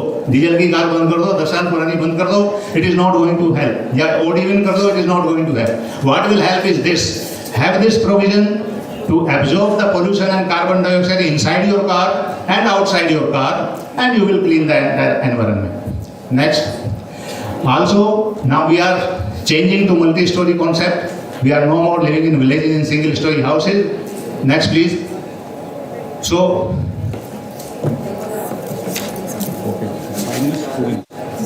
2 minutes. Okay, I have to sum up in 2 minutes. So, gentlemen, if you have this provision in your house, each house will work equivalent to 12 number of trees. If you have this device in this hall, it will collect carbon dioxide equivalent to at least 500 trees. Let me tell you approximately, this is my idea. So instead of planting 500 trees, you have to look for land, you have to wait for 5-10 years. You implement this system today, tomorrow onwards, you start collecting the pollution from the environment equivalent to 500 trees. And trees collect CO2 only during day. At night, they do reverse. But this device collects pollution 24 hours. Even during day, even during night. So you can imagine. So these concrete jungles will now get converted into natural forest. They will start working into natural forest. Now let government apply this in one city as a test case and see how the environment can get clean. We are wasting funds, gentlemen. I have suggested to the government. Government is spending crores and crores of funds. 110 crore have been given to Bangalore recently to remove pollution, and what they are doing, they are using jhadu, pocha, pani chidakna, this thing. This is not going to change the air quality in Bangalore. And not even a single filter of this has been purchased for Bangalore out of that grant of 112 crore. And this is happening to every city. Next please. So gentlemen, this is, we are having a CO2 removal system. I will quickly explain you. Next. Yeah, see this diagram. This is button-up mode. This is a room. This is having very simple device. We have a CO2 filter. कमरा बंद अगर आपका ये हो गया है, हवा बाहर जाएगी, फिल्टर में जाएगी, फिल्टर से फ्रेश हवा होके आ जाएगी आपके पास. और इसमें पोल्यूशन और CO2 कलेक्ट हो जाएगी। जब फिल्टर सैचुरेट हो जाएगा इसको ऑर्गेनिक मैन्योर बनाने भेज देंगे। क्या होता है 24 घंटे तो आप बंद रह सकते हैं घर में, लेकिन 24 घंटे के बाद ऑक्सीजन की कमी हो जाती है, क्योंकि कुछ ऑक्सीजन हम परमानेंटली खा जाते हैं एक तरह से। हमारी बॉडी जो ऑक्सीजन हम लेते हैं वो बाहर नहीं निकलती, हमारे लंग्स में ब्लड्स में चली जाती है, तो ऑक्सीजन लेवल कम हो जाएगा 24 घंटे के बाद। So we have to replenish the oxygen. तो there is automatical system which we provide here, oxygen replenishment system.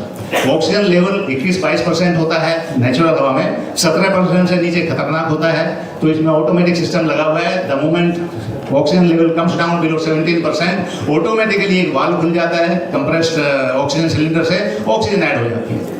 उसी तरह से जो ऑक्सीजन खाते हैं उसी तरह की वजह से नेगेटिव प्रेशर क्रिएट हो जाता है इस फैसिलिटी में। नेगेटिव प्रेशर मीन्स अंदर का प्रेशर कम हो जाता है बाहर के प्रेशर से।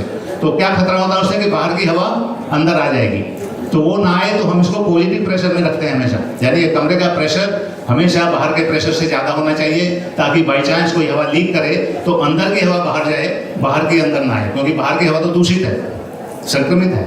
तो ये प्रोविजन इसमें होता है। Next please, next I will quickly sum up. This is gazette notification issued by government. So on 25th July for green energy. So this particular system is being covered under that. We are requesting the government to give 50% subsidy to the users of this system, because we are helping the government's mission. Now in conclusion I will say that we have to adopt sustainable process today to save our future generations. और हमें दुनिया को तबाही से बचाना है और भारत को विश्व गुरु बनाना है, and time to do it is now. और विश्व गुरु कैसे बनता है? क्योंकि अभी हमने प्लेज लिया है, जो COP26 समिट हुई थी, all advanced nations like USA and the European Union, they committed that by 2050 we will make net zero. But India with reluctantly committed 2070. Now if we use this technology, I have sent the proposal to Prime Minister of India that we can prepone this 2070 target to 2047. Even before 2050, because you directly capture the CO2 from the air, convert it into organic manure, and India is the best country to do it because technology is totally indigenous, it suits India, farmers can use it, anybody can use it, and time to do it is now. So many initiatives have been taken by the government. In G20, this proposal has been put up. Elections are coming. I have requested the government that each and every party should include this point in their election manifesto, that they will remove something to reverse the climate change and global warming. Thank you.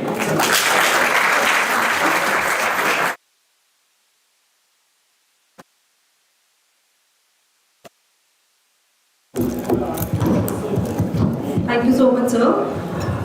Next, I would like to invite Dr. K.M. Babu, Vice Chancellor, Galgotia University. We are really privileged to have with us esteemed academician and visionary, Dr. Babu.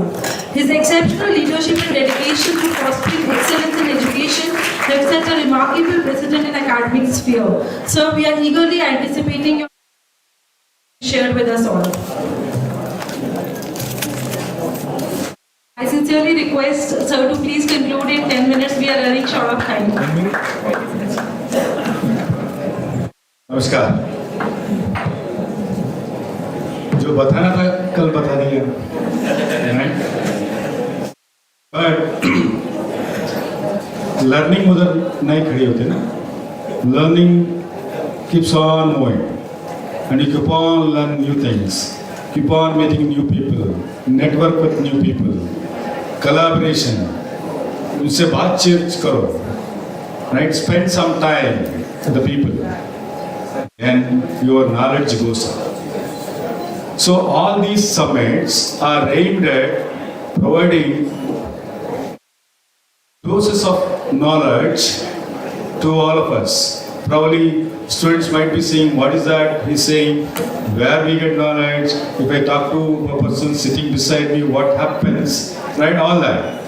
But एक बार, you drop all our inhibitions, start talking to others, start listening carefully and hear the perceptions of those people. Today, major साहब ने एक अच्छी technology बताया, right? So all these things जानकारी हुई. Sir, sincerely thank you, and probably we need to have an elaborate session on this. An elaborate. So ये हमारा सौभाग्य है, 2 पद्मश्री on the stage है. On the stage है. ये मेरा खुद का सौभाग्य है. कल से मैं उनके साथ हूँ. वो मेरे साथ नहीं है, मैं उनके साथ हूँ. Right? मैं उनसे पद्मश्री राजा Lakshman Singh ji and waterman of India, Padmashri Umashankar Pandey ji. ये आप कभी भी कैसे भी सुना, how many can stay one day in a small room without light, right, with a natural small room? How many days you would like to spend? आप मोबाइल नहीं छोड़ते, right? How do you stay? There is no power, light, nothing. So here we have a living legend example. हमारा पद्मश्री उमाशंकर पांडे जी ऐसे रहते हैं, एक small छोटा सा रूम में, उनका खुद का कुछ नहीं है, बट इनके पास इतना सारे दोस्त हैं, पीपल हैं, वो पीपल उनका एसेट है. सर, ये जानकर बहुत खुशी हुई मेरे लिए, but I think it is impossible for us to practice a day what you have been doing. And आगे जाके जो एक न वो कर रहे हैं, water conservation, it is not a simple task. मैं जब मेरा खुद का कुछ काबिलियत है, what I do is my little contribution, but not this. ये जो महान लोग स्टेज पे बैठे उतना नहीं कर पाता हूँ. जब लाइट बिना वजह लाइट नहीं जलाता हूँ घर में. So if I am in whichever room, one light होता है, बाकी रूम में बंद करता हूँ. उसका यूज ऑलमोस्ट मिनिमल कर सकता हूँ. एंड दूसरा, पानी अननेसेसरी यूज नहीं करता. जितना हो यूज करो, जितना चाहिए उतना करो, नहीं तो कोई टैप खुला चल गया, मैं जाके बंद करता हूँ. कोई पिक्चर नहीं लेता हूँ, किसको नहीं बताता हूँ, बट आपको बता रहा हूँ आप खुद क्या कर सकते हैं अपने लिए. इसको अभी we have passed into a stage where you are going to that next stage. आपके लिए एंटायर धरती माँ सुंदर बनाना है तो so all of us should start working. So मिट्टी का सौभाग्य इतना है, ये बायोडिग्रेडेबल है, आप भी उधर जा सकते हैं.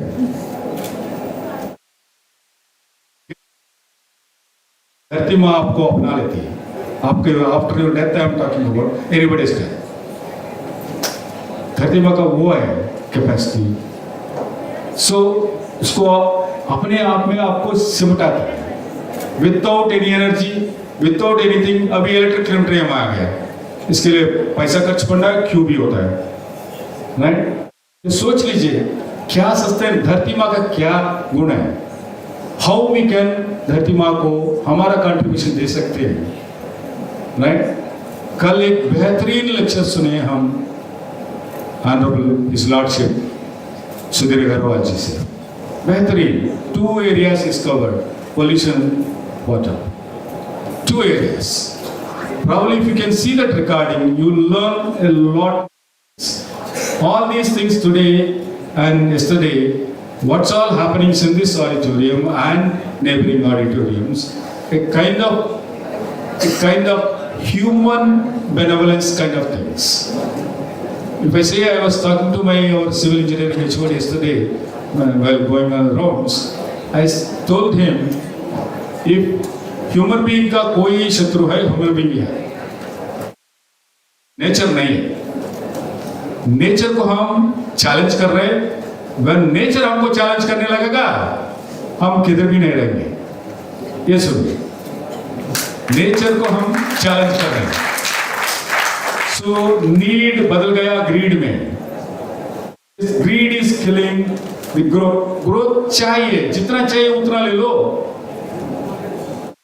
सो हर एक के लिए एक सुंदर सा जगह बना दिया, वो धरती है, उसमें हम हैं। सो उसको बचाना है, सबको एक्चुअली नेक्स्ट पीढ़ी को देना है, आगे देना है। So for that this actually I should call them Mahapurush. They are all starting contributing, working selflessly without looking into their life, contributing. एक गांव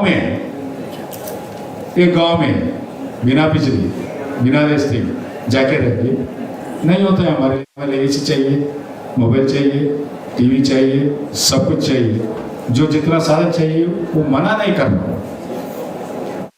फिर भी जाके देखिए वो लाइफ क्या होता है, अपना लीजिए।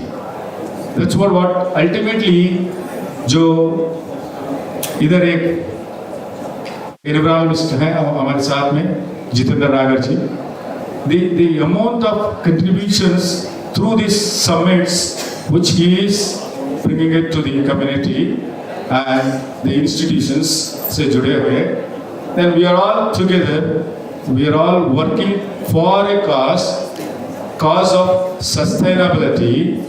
सस्टेनेबिलिटी हमारा एक पाठ्यक्रम का एक भाग बनेगा एंड इससे थोड़ा कंट्रीब्यूशन करेंगे। एंड अभी भी कर रहे हैं, अभी भी बहुत कर रहे हैं। सो बट उसको एक सिस्टमटाइज तरीके से इसको कैसे अपनाएं, एक स्ट्रैटेजी बनाएंगे, इसको आगे लेके जाएंगे। This is what we will move this as a लेंगे, मिशन स्टेटमेंट पे ले लेंगे, इसको काम करेंगे। 17 सस्टेनेबल डेवलपमेंट गोल्स में हम काम करेंगे।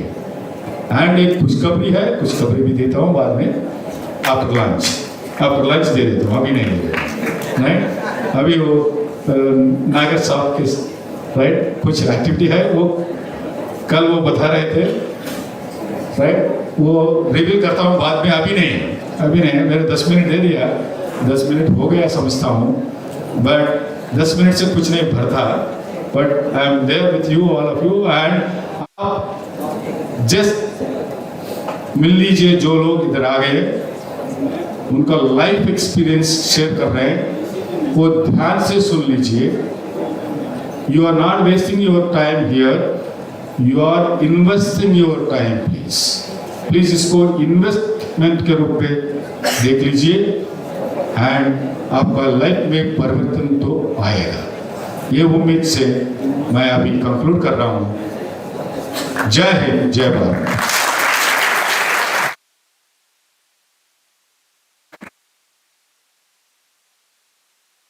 Thank you so much, sir. Next invited speaker of the day, Professor Pradyut Bhattacharya,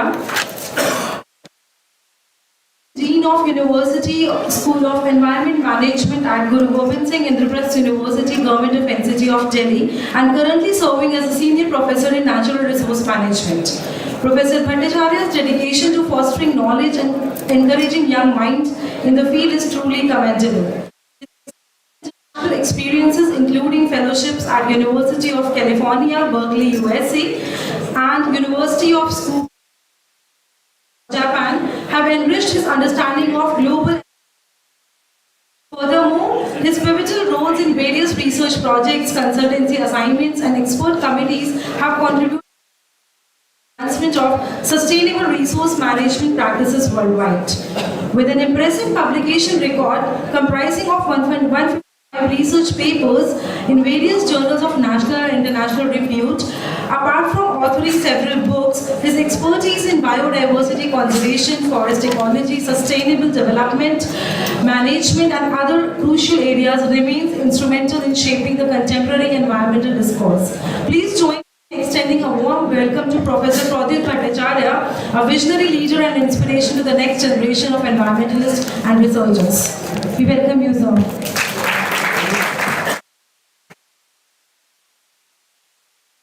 I would like to request Sir to please conclude in 10 minutes. We are really running short of time. Thank you. Sure. Thank you very much.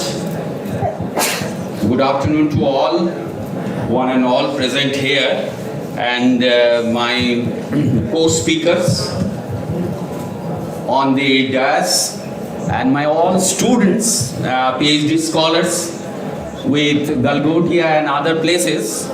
This is a very good opportunity for us given by the ESDA, particularly the World Environment Summit 2023.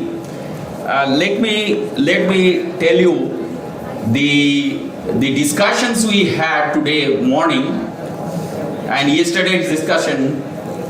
What we are coming to the conclusion at the second day, that the world is very, very unsustainable, and very much we are passing through very unstable kind of situation. Every day is unstable for us, and probably what just now previous speaker mentioned, that life is going for much complexity.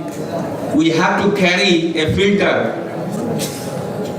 You understand what kind of changes we have made in our nature.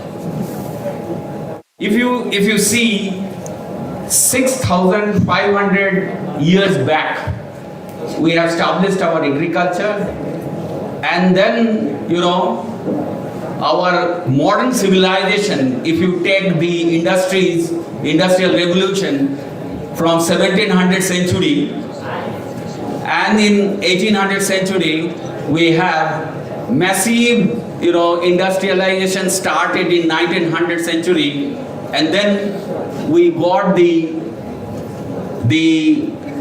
tremendous kind of competition in different countries how to increase our economic growth.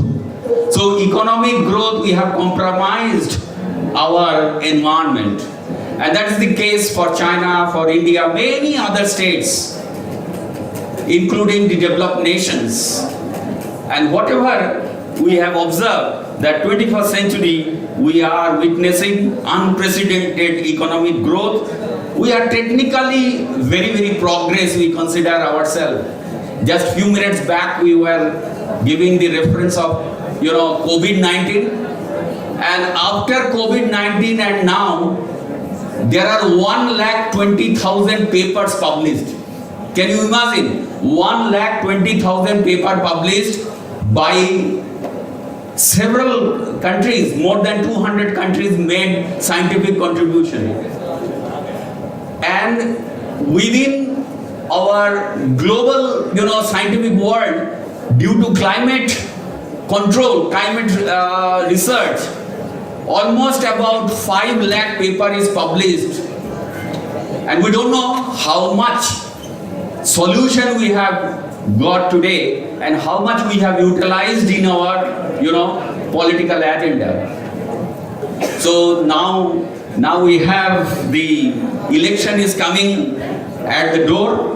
I don't know which party has got the environment as a agenda for the development, for our problem related to the environmental degradation, deterioration of air, water quality, and the groundwater, the problem of solid waste. Our cities are facing every day huge challenges. So my topic of the discussion, I plan to make a presentation about 20 minutes, but we have very, very small time given to us, about 10 minutes time, because there are a couple of speakers and we have afternoon program as well. So my objective was to understand the urban biodiversity and green space management. What are the opportunities, emerging strategies India need in our different cities? As you understand, what are the kind of indicators our our government machineries are trying in every cities. Urbanization is very, very fast, as you see in different parts of the world, and particularly South Asia, Asian region, we have the late development, and that is why urbanization every day goes and with the new kind of construction and many development, and what we see, the required green space is 9 square meter per person, and hardly this 9 square meter per person, the per capita. Today's world, we have 8 billion population, and it is, I don't know, in 1820 we have only 1 billion population, and last 10 years we have increased from 7 billion to 8 billion. So what we are trying to do in our urban areas, rivers are drying, our rivers doesn't have water when throughout the year, and what we are trying, that we need to have clean air, and for that if you ask 100 people, scientists, they will say the opportunity lies with the tree plantation. And what kind of tree plantation? Not the record we like to achieve, that 5 lakh plantation in one day, and then the award, you get the award.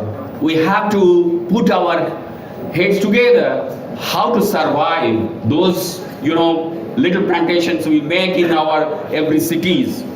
Our Mahapurush, all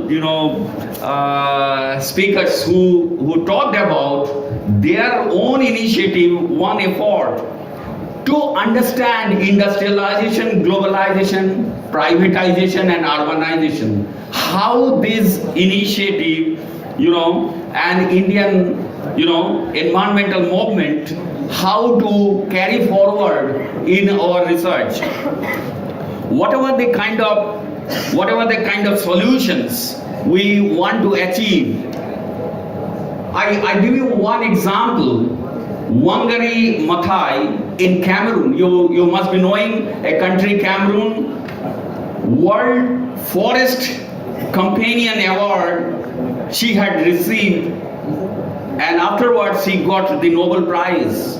With the small initiative of a kind of NGO, she was a professor, and later on she had made plantation, about 5 million plantation, only herself with their students and the group. That kind of initiative we require. We require champions in the field of environment, and you people, probably all our students in Galgotia or our premier institutions, we need to. Why Supreme Court has awarded that every graduate student should come out with a best kind of knowledge on environment. Every course now it is must, but how much seriously we are taking environmental science in our day-to-day life? We have life. Prime Minister has given our agenda, that how we can go ahead our life, our day-to-day activities in our life. So we require a particular, not only the lifestyle but also carbon strategy. We have a plan, 2.5 billion ton of extra, 2.5 billion to 3 billion ton of extra carbon sequestration, which can only happen through our plantation and trees and afforestation, which we require very meaningfully. Our cities, we have 100 smart cities going to come. I don't know, you have the idea, these 100 smart cities, how much green cover we require in all smart cities. There should be some yardsticks. And this is only possible when private sector also come and join hands with us. Only government cannot do this. So our agenda should be there in the ministries, in the election, that why our Green Party is required. One point of time in Europe, Green Party's requirement was there. Now, today's newspaper only, it says that you have reduced your life by 7 years to 10 years. So if we are serious, we have to take it. We have to reduce our heat wave. We have to reduce our urban heat wave. And we have opportunity in Delhi, in every metro cities, we have the rooftop. It is almost vacant. And 80 to 90% areas of the rooftop, either you will put solar panel or we have rooftop garden. That can give us additional carbon sequestration potential which we require. As we see the recycling, as we see the next generation, industries, they are going to come, and nature-based solution is the next agenda for us. The nature-based solution, we have to have some of the initiatives which recently we have developed world over, and many of the companies, many of the institutions, they are now doing greenwash. Everywhere they are saying that green economy, green energy, green agriculture, green development. So green life they are not talking about. So we have to have this greenwash, We use a lot of terminology for environmental, acceptance, environmental promotion. But definitely post 2020 onwards, we are giving more emphasis on the environment. Our MTech, PhD students, our BTech students should innovate, many of the ideas how we can develop. So one video you can watch, movies of Leonardo DiCaprio, written a very good story and visualized it through a movie. That is Before the Rain. You can see how the glacial, flood can come in Himalayas as well as many parts of the world. So how to save Western Ghats, how to save our Himalayan environment, and each of the city can give us, lots of nature-based solution, and our environmental ecosystem services to be a priority for the next political level we have to take. So Uttarakhand or Himachal Pradesh get some additional kind of economic package as they are protecting the nature, as they are protecting our Ganga, as they are protecting our many of the water tower of the world. So we have to organize our economy in such a manner that we save our biodiversity, we save our biocultural resources, our indigenous communities who are saving our environment so many years. And we have new concept of circular economy, payment to ecosystem services, biodiversity credit, just like carbon credit, we have now the concept of biodiversity credit. And many of the international organizations are trying to promote with national level agencies that if a village, if a country, they are saving our biodiversity, we have to give them credit through cash or kind. So PPP, people's and private partnership. But we have to another PPP is polluters pay principle that has to be implemented, and then probably our green audit we can do better. Nowadays we have ESG. Most of the important companies, about 500 Fortune companies, they are coming in a big way through ESG, environmental sustainability and governance. And a lot of our young students, you have a lot of opportunity in ESG to work. What is ESG? That all these big multinational, multi-billion companies, they are saving towards the environment as through their corporate social responsibility, any project can be accepted if your ESG report is good. So thank you very much. I will not take time, and I'm very, very happy that our students are there. I'm basically a teacher, professor, so my electives are floated with the students and they take, and many of my students, they are in European or American university professors. So our idea is our new students should accept environment as a career. They should not only think about MBA and financial organization to head. If they are going, but environment should be your priority, and you should not think about taking a climate clearing machine in your room. It has to be outside also. That is why we have the concept of biophilia. Every human being like to be with the nature very closely, and you have to be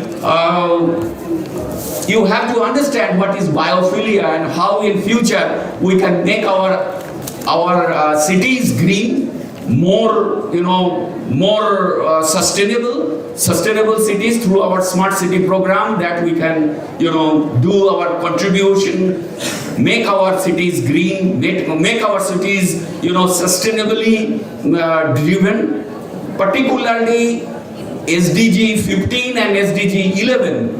These are talking about sustainable cities. Thank you very much. Thank you for inviting me. Thank you so much, sir, for such an informative talk. Before moving to the next speaker, I would like to request everyone to please put a warm welcome to our esteemed guest of honor who is present among today, Dr. Anil Prakash Joshi. He is Padma Shri environmentalist, green activist, and the founder of Himalayan Environmental Studies and Conservation Organization, a Dehradun-based voluntary organization. We are profusely elated to have you with us. We welcome you, sir. Next. Yes, sir. Padma Vibhushan, yeah. Next, we would like to call upon keynote speaker of today, Shri Uma Shankar Pandeji, water warrior and convener, Jal Gram Medbandi Abhiyan Banda from UP. I sincerely request her to please conclude in 10 minutes. We are really running short of time.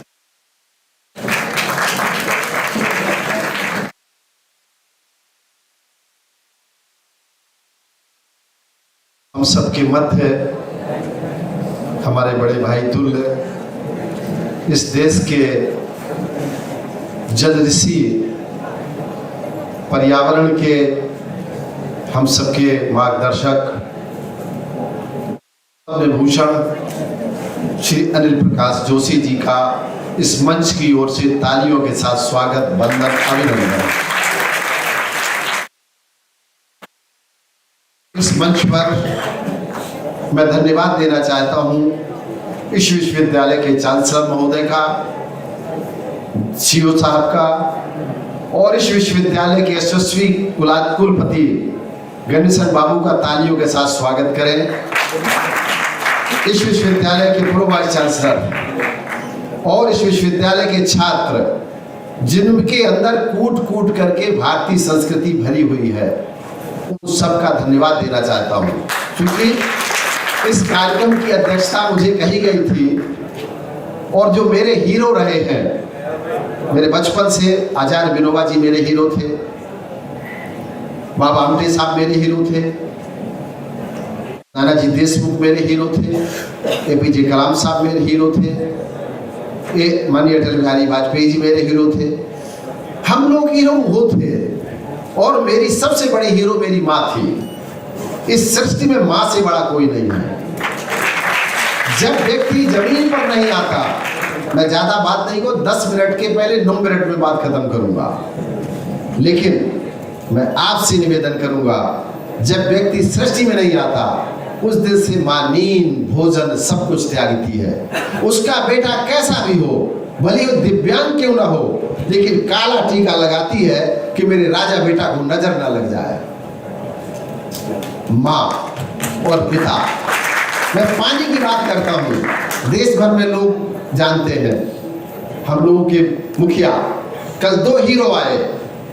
मैं जितेंद्र जी को धन्यवाद दूंगा, नागर साहब को धन्यवाद दूंगा कि आपने 2 एक ऐसे हीरो बुलाए जो आने वाली पीढ़ी के लिए शायद दुर्लभ हीरो होंगे। उनमें से एक चंडी प्रसाद माननीय भट्ट जी और दूसरा जयप्रकाश जोशी जी। हम वो लक्ष्मण जी पद्मश्री है, मेरे मित्र हैं। यहाँ पर रावत जी, ज्ञानेंद्र रावत जी हम लोगों के बड़े भाई तुल्य हैं, देश भर में लिखते हैं। आपके हीरो कौन होने चाहिए? जो पानी बचाएं, पेड़ लगाएं, मिट्टी बचाएं, हवा बचाएं, प्रदूषण बचाएं और देश को बचाएं और आपकी आंखों को पानीदार बनाएं। जैसा आप जानते हैं, मेरी कोई एनजीओ नहीं है, कोई संस्था नहीं है, कोई कार्यालय नहीं है, कोई ऑफिस नहीं है। एक नया पैसा 33 वर्षों से मैंने सरकार का अनुदान नहीं लिया है। और ये बात बताते हुए मुझे प्रसन्नता हो रही है कि जिस बुंदेलखंड में मालगाड़ी से पानी दिल्ली से जाता था, उस बुंदेलखंड में मालगाड़ी से धान और गेहूं वापस आ रहा है। और यह बताते हुए खुशी हो रही है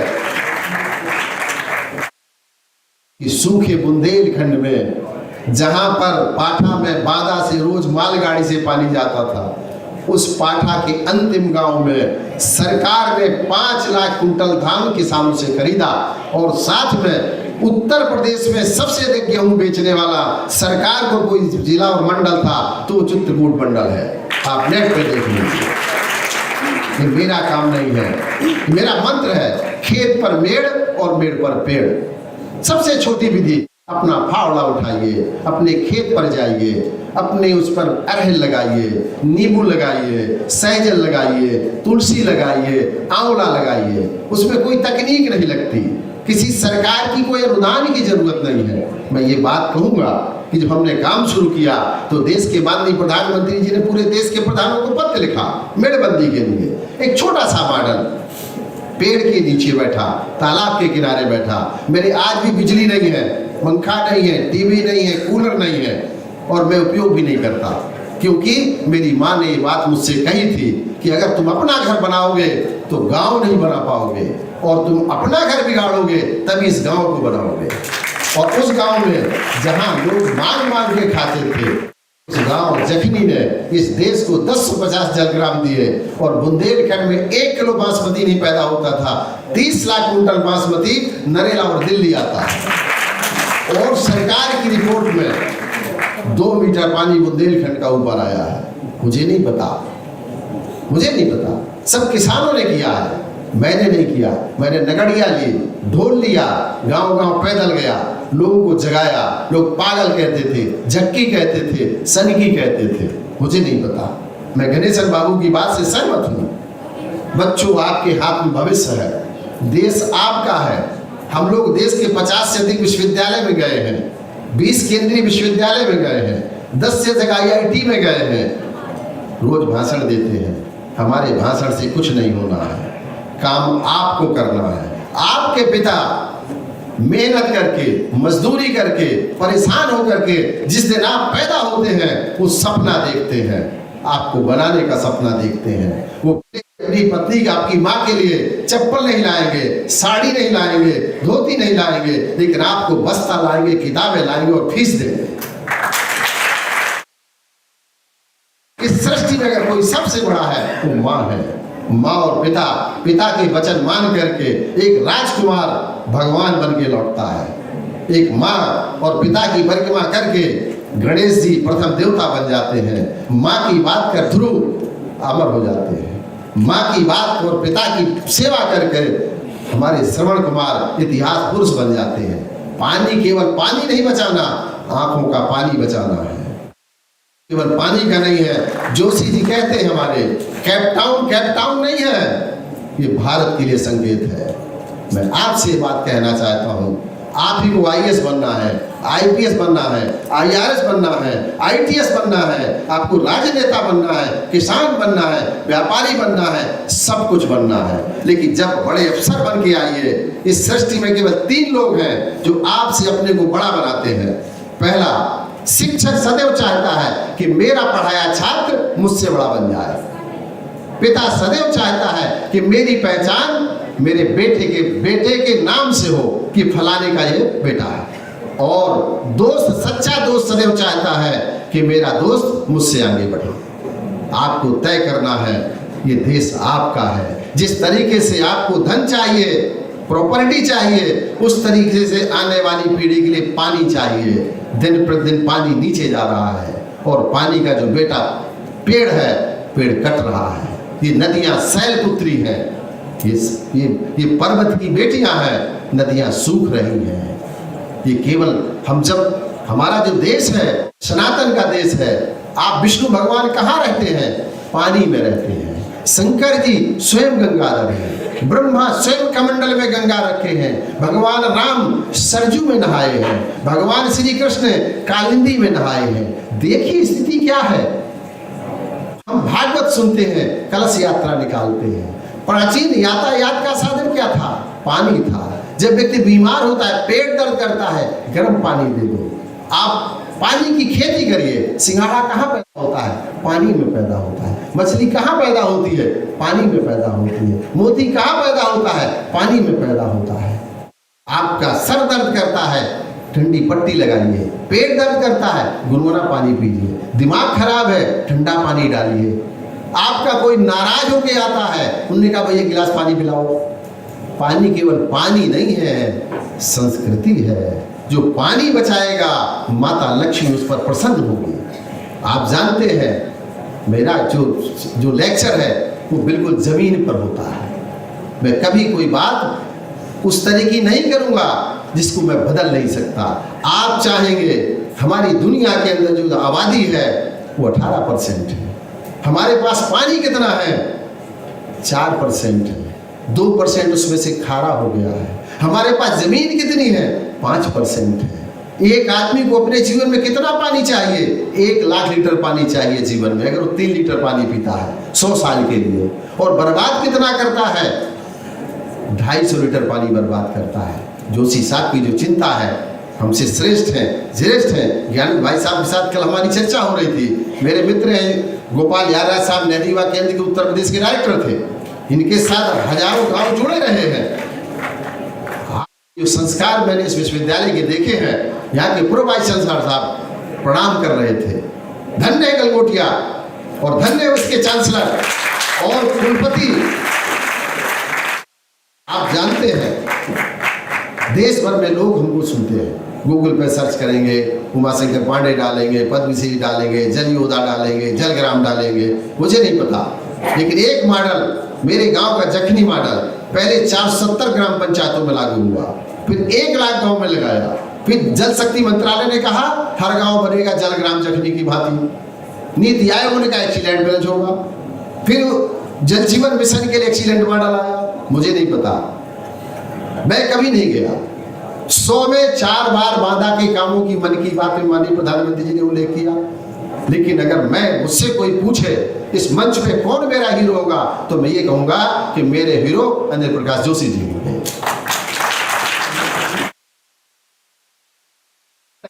आज तय कर लो। एक लड़के ने 4 क्लास में लिखा था कि मैं आईपीएस बनूंगा।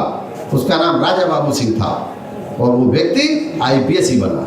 एक व्यक्ति को हाई स्कूल में एसपी ने प्रमाण पत्र दिया और उसने तय कर लिया था कि मैं आईपीएस बनूंगा। उनका नाम था श्री कन्हैया लाल गुप्ता, जो उत्तर प्रदेश के डीजीपी हुए। एक लड़के ने तय किया कि मुझे आईएएस बनना है, आईआरएस बनना है, आईटीएस बनना है, वैज्ञानिक बनना है। कुछ तय कर, मुझे अपना गांव बनाना है। मेरे गांव में प्राइमरी नहीं थी, जूनियर नहीं था, स्कूल नहीं थी, बत्ती नहीं थी, अपराध के लिए जाना जाता था। और वह गांव, अपना गांव 25,000 बासमती कुंटल 5 गांव पैदा करता है। बुंदेलखंड में 1 किलो बासमती नहीं पैदा होती थी। मैं 70 किलो बासमती लेके गया था, 11-21 वैरायटी। आज बुंदेलखंड में बासमती धान की राइस मिलें 250-250 करोड़ की झांसी में लग रही है। मुझे नहीं पता कौन कर रहा है, मुझे नहीं पता। मैंने नहीं किया, किसानों ने किया।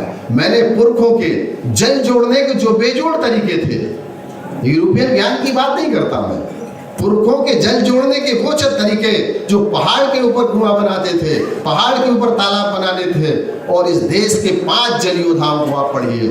पहले जल योद्धा महाराज भागीरथ जो गंगा को लेकर के आए हैं, दूसरे जल योद्धा माता अनसुईया जो अपने तपोबल से मंदाकिनी लेकर आई, तीसरे जल योद्धा महाराज भोज जिन्होंने भोपाल में भारत का सबसे बड़ा तालाब बनाया 65 बावड़ियों को जोड़कर, और चौथी जल योद्धा महारानी दुर्गावती जिन्होंने गोंडवाना में हजारों तालाब बनाए, और 5वां जल योद्धा महारानी अहिल्याबाई होलकर जिन्होंने सभी तीर्थ स्थलों में तालाब और कुआं बनाए। आप उनको पढ़िए। और आज के जल योद्धा हमारे चंडी प्रसाद भट्ट जी, आदरणीय प्रकाश जोशी जी। हमें इन्हें हीरो बनाना पड़ेगा। ये जो फिल्मी हीरो हैं, मैं इनकी निंदा आलोचना नहीं कर रहा हूं, लेकिन इनका जीवन दोहरा है। हो सकता है मैं गलत हूं, मैं नहीं जानता। इनका जीवन तो तपा तपाया सोना है। और जितेंद्र जी नागर जी, और आज गलगोटिया में जो वाइस चांसलर साहब गणेश बाबू हैं, आपने जिस तरह संगम किया है पूरे 22 राज्यों का, मैं जानता हूँ देश भर में लोग मेरे कार्यक्रम मांगते हैं, मैं जाता हूँ। रावत साहब ने मुझे कहा, मेरे बड़े भाई हैं, कि आपको चलना है, और मैं जमीन का आदमी हूँ, जमीन पे काम करता हूँ, और मुझे बहुत दिखावा पसंद भी नहीं है। मैं मेरी पत्नी 36 वर्ष से एक कमरे में रहते हैं, एक ही कमरा हमारे पास है। और पूरे दुनिया भर के जितने अपने को बहुत बड़े यूरोपियन ज्ञान के लोग मानते हैं, जिन्होंने बोर करके धरती का पानी निकाल लिया है और केमिकल बेचा है, वो विकसित 13-14 कंट्री के लोग सब आए। और मेरी जो पुरखों की ट्रेडिशनल वाटर कंजर्वेशन तकनीक है, वो सीखने के लिए आए। वो इजराइल की टीम भी हो सकती है, ऑस्ट्रेलिया की टीम भी हो सकती है, बाहर की टीमें भी हो सकती हैं। लोग शोध कर रहे हैं। और आपके मालूम है आपको, दुनिया का पहला पानी का जो विश्वविद्यालय है, वो भी हम लोग प्रस्तावित करके बनाने की योजना बना रहे हैं। हमको सबको मिलके, देश पहले है, राष्ट्र हमें देता है सब कुछ, हम भी तो कुछ देना सीखें। देश पहले है, बाकी सब कुछ बाद में है। मुझे 10 मिनट का समय दिया गया, मेरा 10 मिनट पूरा हो गया है। मैं अपनी मर्यादा में रहता हूँ। मैं जिस विद्यालय का विद्यार्थी हूँ, मेरे उस विद्यालय में सबसे पहले अनुशासन है।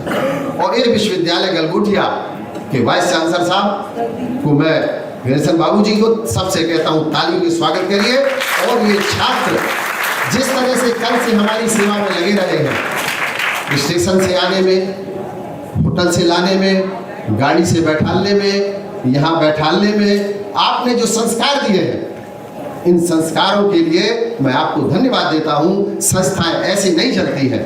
32,000 का परिवार है आपका, और कुलपति मुखिया होते हैं, और कुलपति मुखिया होते हैं 32,000 परिवार के। और जिस तरह से आपने बच्चों को, ये बच्चे बैठे हैं, ये सीखना चाहते हैं, यही विश्वविद्यालय परिवर्तन करेगा। यही छात्र भविष्य में ये देश के मुखिया हैं। हम लोगों की उम्र निकल रही है, हम लोग बहुत दिन नहीं आपके साथ चल पाएंगे, 10 साल चल पाएंगे, 15 साल चल पाएंगे। फिर आपको ये देश संभालना है, आपको प्यार करना होगा। हम एक व्यक्ति से बात करेंगे, हम 2 व्यक्ति से बात करेंगे, लेकिन ये बात कह के अपनी बात को समाप्त करूंगा कि जब मैं जाऊंगा, परमात्मा के यहाँ जाऊंगा, अनंत की यात्रा में जाऊंगा, तो कितनी लकड़ी ले जाऊंगा? 5 कुंटल। जब मैं जलूंगा तो 5 कुंटल लकड़ी ले जाऊंगा। जब मेरी पत्नी जलेगी तो कितनी लकड़ी ले जाएगी? 5 कुंटल। मेरे पिताजी कितनी ले गए? 5 कुंटल। माँ जी कितनी ले गई? 5। हमने 25 कुंटल लकड़ी तो हम ले गए, और लगाए कितने पेड़? ये सोचना है। इसकी छोटा विषय नहीं है, लंबे भाषण का विषय भी नहीं है। मैंने इसीलिए छोटा सा मंत्र दिया था, खेत पर मेड़ और मेड़ पर पेड़। एक उपजाऊ मिट्टी बनने में 1000 साल लगते हैं, और उपयोगी मिट्टी बनने में 2500 साल लगते हैं। आपको सोचना है। जोशी जी के लेखों को पढ़िए, आप सर्च करिए, नेट पे जाइए, आप उनको देखिए। इस देश को बचाने की चिंता किनके पास है? अनिल प्रकाश जोशी जी हम लोगों के आदर्श है, उनके पास चिंता है। इसलिए अपना भाषण में कम करके आज की अपनी चर्चा कम करके मैं उनको सुनूंगा, और आप भी सुनिए ध्यान से। और नागर साहब को ये बात मैं तालियों से नागर साहब का स्वागत करिए कि लोग बुलाते हैं नेता, लोग अपने कार्यक्रम में नागर साहब से कहूंगा कि आप लोग बुलाते हैं, राजनेता बुलाते हैं, आपने हीरो बुलाए हैं, देश के वो हीरो बुलाए हैं। शायद मैं आपको ये बता दूं, मैं 33 वर्षों में बांदा किसी MP MLA विधायक सांसद के घर नहीं गया। 33 साल में जिला पंचायत अध्यक्ष, नगर पालिका चेयरमैन, मंत्री, विधायक के घर नहीं गया।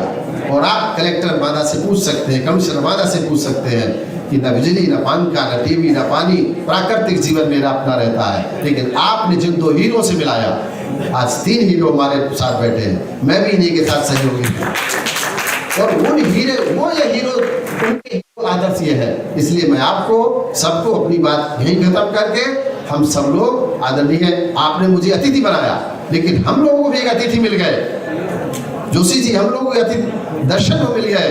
आप लाखों लोग उनको सुनते हैं, उन्हें देश की चिंता है, और जिसे देश की चिंता है वही देशभक्त है। मैं इन्हीं शब्दों के साथ आप सबसे निवेदन कहूँगा कि आप सब आज भाग्यशाली हैं कि आपको इस देश के पानी के पहरेदार, पानी के जलनायक, जल के जगदीश, जल की जिन्हें चिंता है, ऐसे व्यक्ति लापोड़िया में जिन्होंने काम किया, लक्ष्मण सिंह मेरे मित्र हैं, दोस्त हैं, हम लोग एक पद्म सम्मान वालों की टीम है, और हम लोग के साथ आपस में हम लोग मिलते रहते हैं, बात करते रहते हैं। और इस बीच में हमारे देश के प्रधानमंत्री जी ने जो तमाम अनजान नायकों को ढूंढा है, जिनको कोई नहीं जानता था, ऐसे नायकों को ढूंढा है जिनको लोग ढूंढ रहे हैं। हम लोगों को लोग ढूंढते हैं, 3-3, 4-4 महीने के हम लोग कार्यक्रम लगे रहते हैं। ऐसे देश में हम लोग आ रहे हैं, काम कर रहे हैं, हम सबको मिलकर इस देश को बनाना है, देश को पानीदार बनाना है। इन्हीं शब्दों के साथ मैं आप सबके उज्जवल भविष्य की कामना करता हूँ। फिर मैं एक बार आपके बीच में पानी के लिए कभी आऊँगा।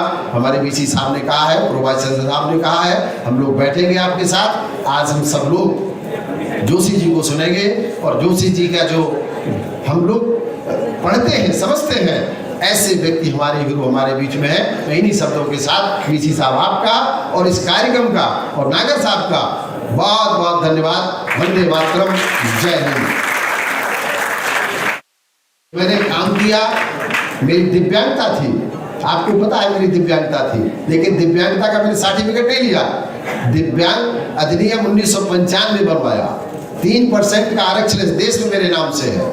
उत्तर से विकलांग कल्याण विभाग बनवाया। बहुत सारे इस शरीर से काम हो गए, मुझे नहीं पता कि क्या किया ईश्वर ने, लेकिन मैं ये जानता हूँ कि ईश्वर की बगैर मर्जी के कुछ होता नहीं है, और उसकी बगैर मर्जी के पत्ता भी नहीं मिलता। सब ही नचावत राम गोसाई। और मैं अंतिम बात कहूँगा, रही मन पानी राखिए, बिन पानी सब सून, पानी गए न उबरे, मोती मानुष चून। धन्यवाद।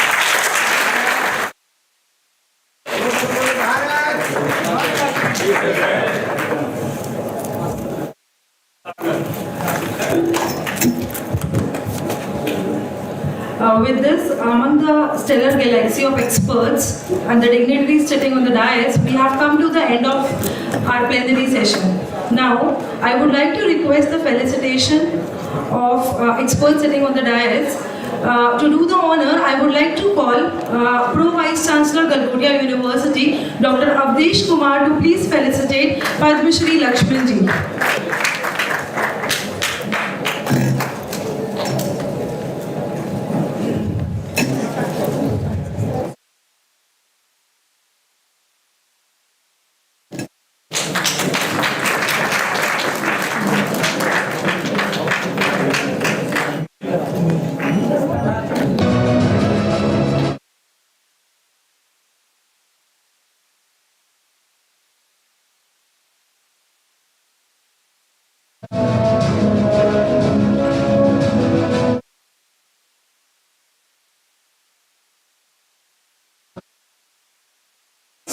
I would like to, we would Major General Shri Pal, and to do the honor, I would like to Chairman and General Secretary ESDA, Dr. Jiten Nagar.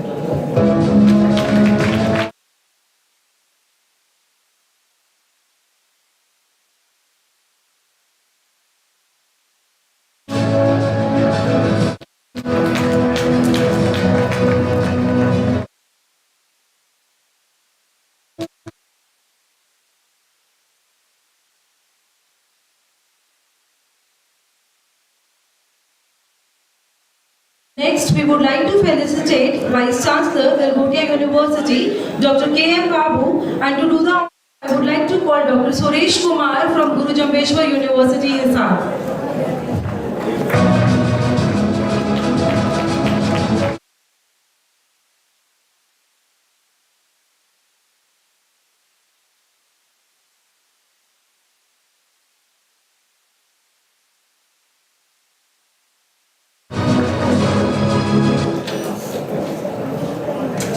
Next, we would like to felicitate Dr. Uma Shankar Pandeyji and to do the honor, Galgotia University.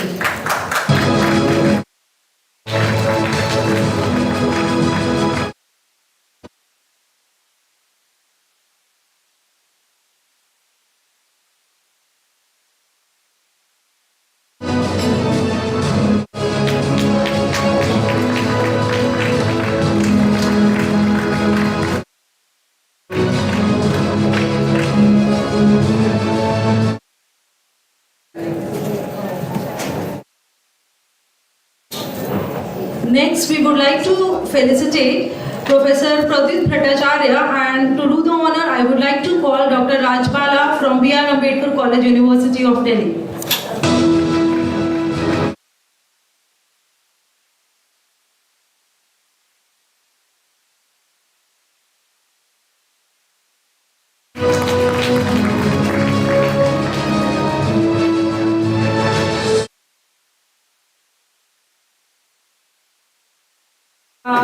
Thank you very much to all the participants, those who are sitting, and now we shall be proceeding for the lunch. We shall be resuming at 2:30 with the 2:15 for the award ceremony. Ladies and gentlemen, distinguished guests and esteemed, it is with great pleasure that we welcome you to the much awaited annual ESGA Green Award Ceremony 2023. And program which is dedicated to recognize and celebrate the extraordinary accomplishments of various domains. We all to acknowledge the fact that various distinguished exemplary efforts of different individuals and organizations who have redefined the boundaries of excellence and made significant contribution to their respective field. So to begin with, I would like to invite our eminent experts and awardees on the stage. To begin with, first and foremost, I would like to invite Shri G. Ashok Kumar, our IAS. It is an absolute honor to have with us today distinguished personality, Shri G. Ashok Kumar. Will you please have a huge round of applause?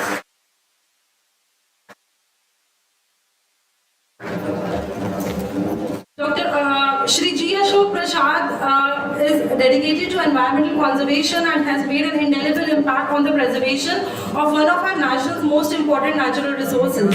Please join me in welcoming esteemed Director of National Mission for Clean Ganga, Shri Ashok Ji Kumar, whose visionary leadership has been instrumental in spearheading critical initiatives for restoration and sustainable management of sacred river Ganga. Under his profound expertise, unwavering commitment, he has not only brought about tangible changes but also inspired countless individuals to join in mission of preserving our ecological heritage. We welcome you, sir.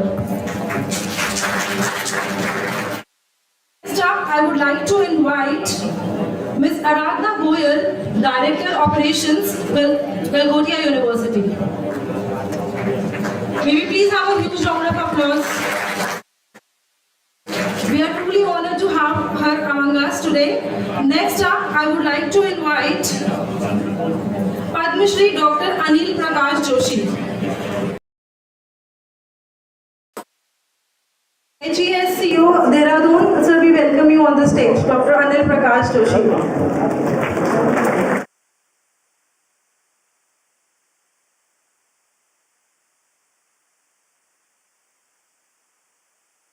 Dr. Anil Prakash Joshi is an environmentalist, green activist and founder of Himalayan Environmental Studies and Conservation Organization. His work majorly includes developing sustainable technologies that are inclusive economy for ecosystem development. He has been selected as a Man of the Year by Week magazine in 2003. He is recipient of various awards. The Government of India awarded him with the 4th highest civilian honor of Padma Shri in year 2006 for his contribution to the field. Next up, I would like to invite Padma Shri Raja Lakshmanji. He is highly Jaipur, Rajasthan, known for his unwavering dedication to the preservation of water resources and sustainable agricultural practices. He has also been instrumental in spearheading numerous initiatives aimed at promoting water conservation and management in the region.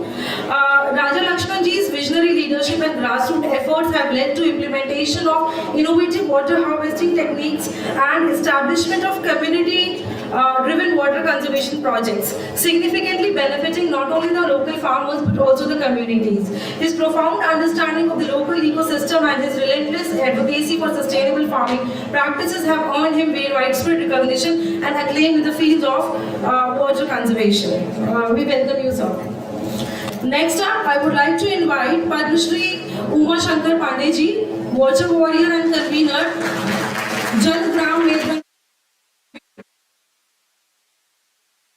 For water conservation and deep commitment for addressing water challenges, he has emerged as a leading figure in the field of environmental preservation and rural development. Uma Shankar Pandey's visionary leadership and grassroots initiatives have led to the establishment of Jal Gram Medbandi Abhiyan, a community-driven movement aimed at rejuvenating and conserving water resources in rural areas. His unwavering efforts have brought about positive changes in the lives of countless individuals by ensuring access to clean and sustainable water resources, enhancing agricultural practices and improving livelihoods.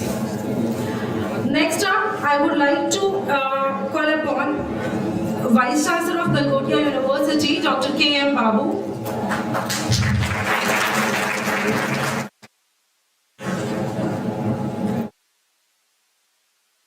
Next, I would like to call upon the most important person who is behind this event, ESDA, from ESDA, that is our chairman and joint secretary, Dr. Jitendra K. Nagar. I don't think that sir, everybody is very well aware of what all sir is managing and how this program has been launched. And now I would like to request for the felicitation of esteemed dignitaries of the dais. To do the honor, I would like to call Dr. Pavanjit Kaur, Assistant Professor G.D. Goenka, University, to felicitate Shri G. Kumar Ashok, IAS.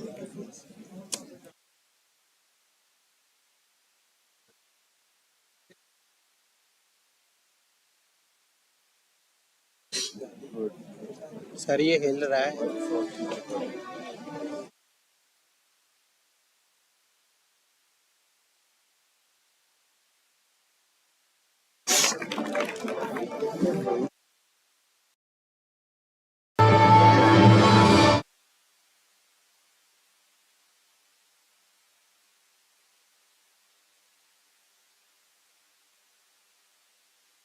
We would like to felicitate our esteemed Ms. Aradhana Galgotia, Director Operations, Galgotia University.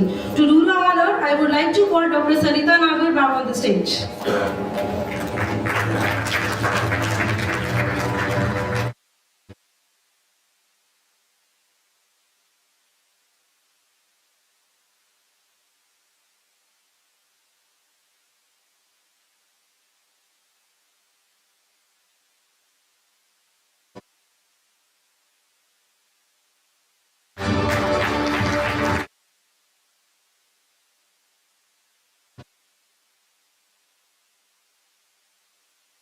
Next, we would like to felicitate Padma Bhushan Dr. Anil Prakash Joshi ji, and to do the honor, I would like to call Dr. Swati, Assistant Professor from Graphic Era University.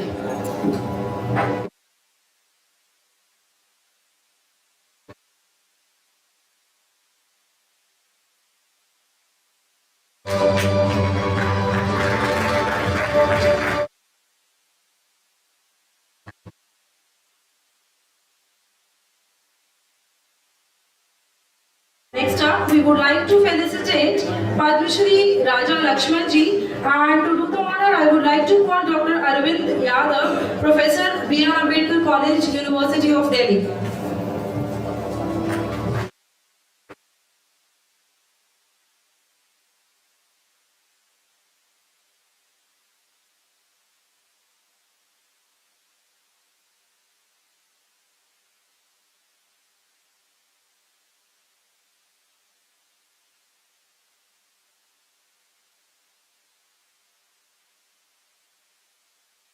Next up, we would like to felicitate Padma Shri Uma Shankar Pandey and to do the honor, I would like to call Ritik from Law Faculty, University of Delhi.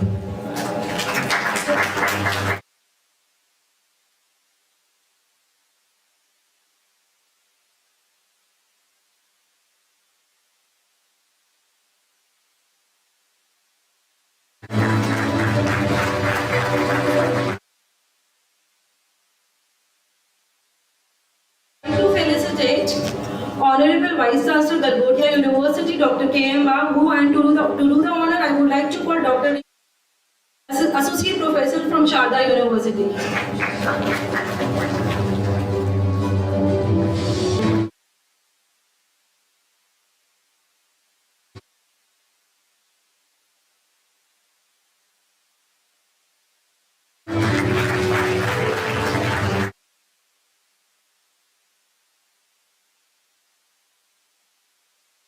And last and the most important personality of the day, Dr. Jitendra Nagar, Chairman and General Secretary ESDA. We would like to felicitate you, sir, and I would like to call Dr. Amjad Ahmed from Villa College, Maldives to do the honor.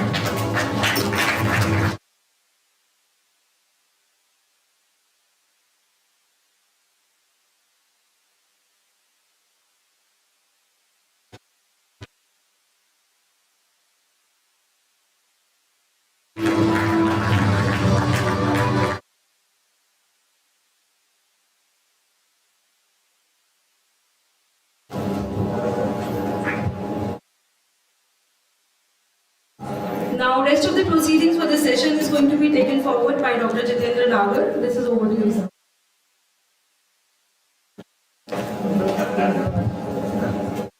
Thank you very much, Dr. Gitanjali. Good evening to all of you. On behalf of World Environment Summit 2023 and the organizer, jointly organizer Galgotia University Greater Noida, Environment and Social Development Association, ESTA India,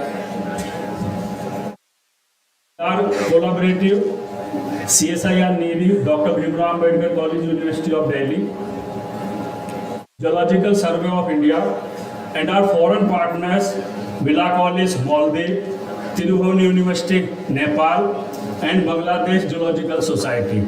To behalf of all the collaborative and organizers, I welcome to all of you, all the delegates, all the eminent guests on the dais, and all the awardees. You are here, we are very happy, and I want to tell you, more than 22 state participants have present here, and we have received more than 500 paper, and we have received more than 700 application of award, and we have selected only 56. So this is a very big, and we have just intro about that. This is not a validity session. Validity session will be tomorrow, but I want to tell you, you are the part of this event. And overall, the participant and attendees around more than 1,500. More than 1,000 is online, that is watching on the Zoom. And we, before this session, three OD is continuously organizing different types of papers. And by the social media and YouTube, and so I think we can say that more than lakhs of people is participate and attending this event. So now, and I am very happy in this award ceremony.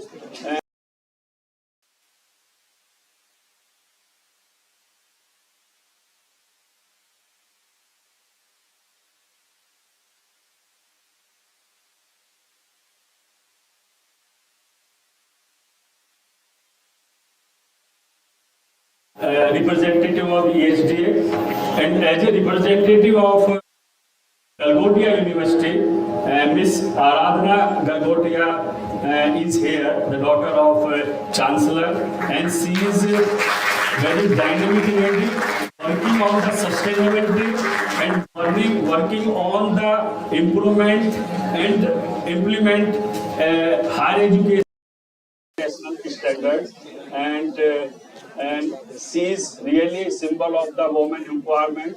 Ma'am, welcome you. You are the host, and we have a Padam Bhushan world fame. तो इस जगह जो ये एक campus है, फिलहाल जो gathering है, मैं कह सकता हूँ बहुत ही गर्व के साथ में कह सकता हूँ कि ये क्षण हमारे लिए बहुत महत्वपूर्ण है। जो इस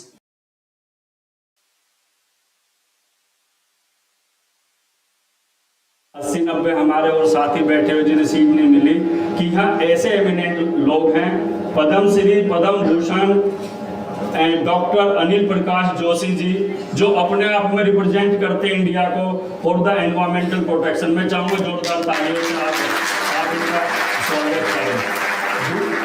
दूसरे हमारे जो लीजेंड है वाटर के क्षेत्र में, जिन्होंने दो ऐसे योद्धा हमारे बीच में हैं। आप जानते हैं कि इंसान को जीने के लिए हवा, पानी और भोजन, तो हवा की तो आप स्थिति देख सकते हैं दिल्ली एनसीआर में, अब ग्रेटर नोएडा में भी फॉग और पॉल्यूशन स्टार्ट हो गया है। इट इज काफी हाईली कंसंट्रेशन बहुत हाई है, क्वालिटी इंडेक्स बहुत ज्यादा हाई है। लेकिन पानी के लिए एक योद्धा जो हमारे राजा लक्ष्मण सिंह हैं, जिन्हें अभी प्राइम मिनिस्टर मोदी जी ने दिया है, इन्होंने राजस्थान जैसे सूखे राज्य में पानी की उपलब्धता प्राप्त कराई है। लपोडिया करके इनका गांव है, मिशन है, 50-60 सैकड़ों गांव में ये पानी पहुंचा रहे हैं। दूसरे हमारे बीच में योद्धा है बुंदेलखंड से। जब भी यूपी का, मध्य प्रदेश का नाम आता था तो ये सूखाग्रस्त एरिया होता था, लेकिन ऐसे सूखाग्रस्त एरिया में हमारे जो जल योद्धा है पद्म श्री उमा शंकर पांडे जी, मैं चाहूँगा एक बार खड़े हो जाएं। ऐसी शख्सियत में मैं कल ये कह रहे थे कि इंसान सब कुछ बना सकता है, everything. If you have money you can do anything, you can buy anything, but no anybody make a water and make a sky. बादल, इन्होंने बादल बनाए हैं, चाहे वो कितना ही बड़ा हो, चाहे वो बिल गेट्स हो, चाहे वो एलन मस्क हो या टाटा बिरला में कोई भी, लेकिन वो कम से कम बादल इन्होंने ऐसा सिचुएशन किया। और किसान जो समझ सकते हैं, मैं दोबारा इनकी स्कीम, मैंने पहली बार मोदी जी से ही इनकी स्कीम सुनी थी मन की बात में, कि इन्होंने शुरू किया था 30 साल पहले। खेत के चारों तरफ जो वॉल होती है जो हम लगाते हैं, मेड़बंदी उसको बोलते हैं। I think who are present south and who have no any idea about the agriculture, like a boundary is we can say made। तो खेत को कवर करने के लिए, पानी कवर करे उसको मेड बोलते हैं। तो इन्होंने अभियान शुरू करा था, खेत में मेड और मेड पे पेड़। तो वो सिस्टम ऐसा हुआ, बारिश हुई, आपका वाटर लेवल आया, तो इस तरीके से इन्होंने ये किया। अब नाम जो ओवरऑल, अब क्योंकि मैंने और हमारे वाइस चांसलर साहब हैं, very dynamic vice chancellor of the Galgotia university, अब एक्टिविस्ट की बात हो गई, एकेडमिक बात हो गई, ये अब now the man who is very very eminent और बहुत हमारे लिए सम्मान का विषय है कि हमारे बीच में श्री जी अशोक कुमार हमारे बीच में हैं। He is the DG, director general of NMCG, national mission for clean Ganga, और जो सरकार के जल जीवन मिशन जितने भी अभियान चल रहे हैं आप उसके ठीक है। मैं चाहूँगा सर आप एक बार खड़े होकर आपका स्वागत करना चाहते हैं। अगर देश में कोई भी योजना है गंगा नदी को लेके, क्योंकि डिपार्टमेंट है, department of water resources and reservation of river Ganga. आपने सुना होगा कि मैं पॉलिटिकल बात नहीं करना चाहता कि, लेकिन जब इलेक्शन के दौरान प्राइम मिनिस्टर साहब ने बोला था कि मुझे गंगा ने बुलाया है और मैं यहाँ इसलिए आया हूँ, और मतलब इलेक्टेड उन्होंने स्टार्ट किया था नमामि गंगे को जमीन पे इम्प्लीमेंट करने के लिए एक एजेंसी बनी थी, national mission for clean Ganga. Sir मैंने भी उसमें 3 साल काम किया है एज ए रिसर्च साइंटिस्ट, तो मैं जानता हूँ आपका काम। उसको बनाने के लिए, करने के लिए जो गवर्नमेंट ऑफ इंडिया की एज ए सेक्रेटरी लेवल जो जिम्मेदारी है वो श्री अशोक कुमार जी के पास हैं। आप 20 साल से ज़्यादा आप डीएम रहे हैं, सीनियर आईएएस हैं। सर आप आए इतनी दूर, रियली हम दिल की गहराइयों से, हृदय से we are very grateful to you sir. And without any I think sir we have no any right up कि मैं लिख के कुछ नहीं लाया, मैं आपके बारे में जानता हूँ, सब पढ़ते हैं। तो मैंने जो था समाज में लोग जानने चाहिए उसके लिए मैंने आपको बोला। Sir now I introduce you, I welcome you, please come on the dice and address the audience. And when you will speak, more than 10,000 people will be listening to you, sir. आप आए और sir आप Hindi English दोनों में बोले, मेरा निवेदन है आपसे, क्योंकि लोग समझें आपकी बात में। Thank you sir.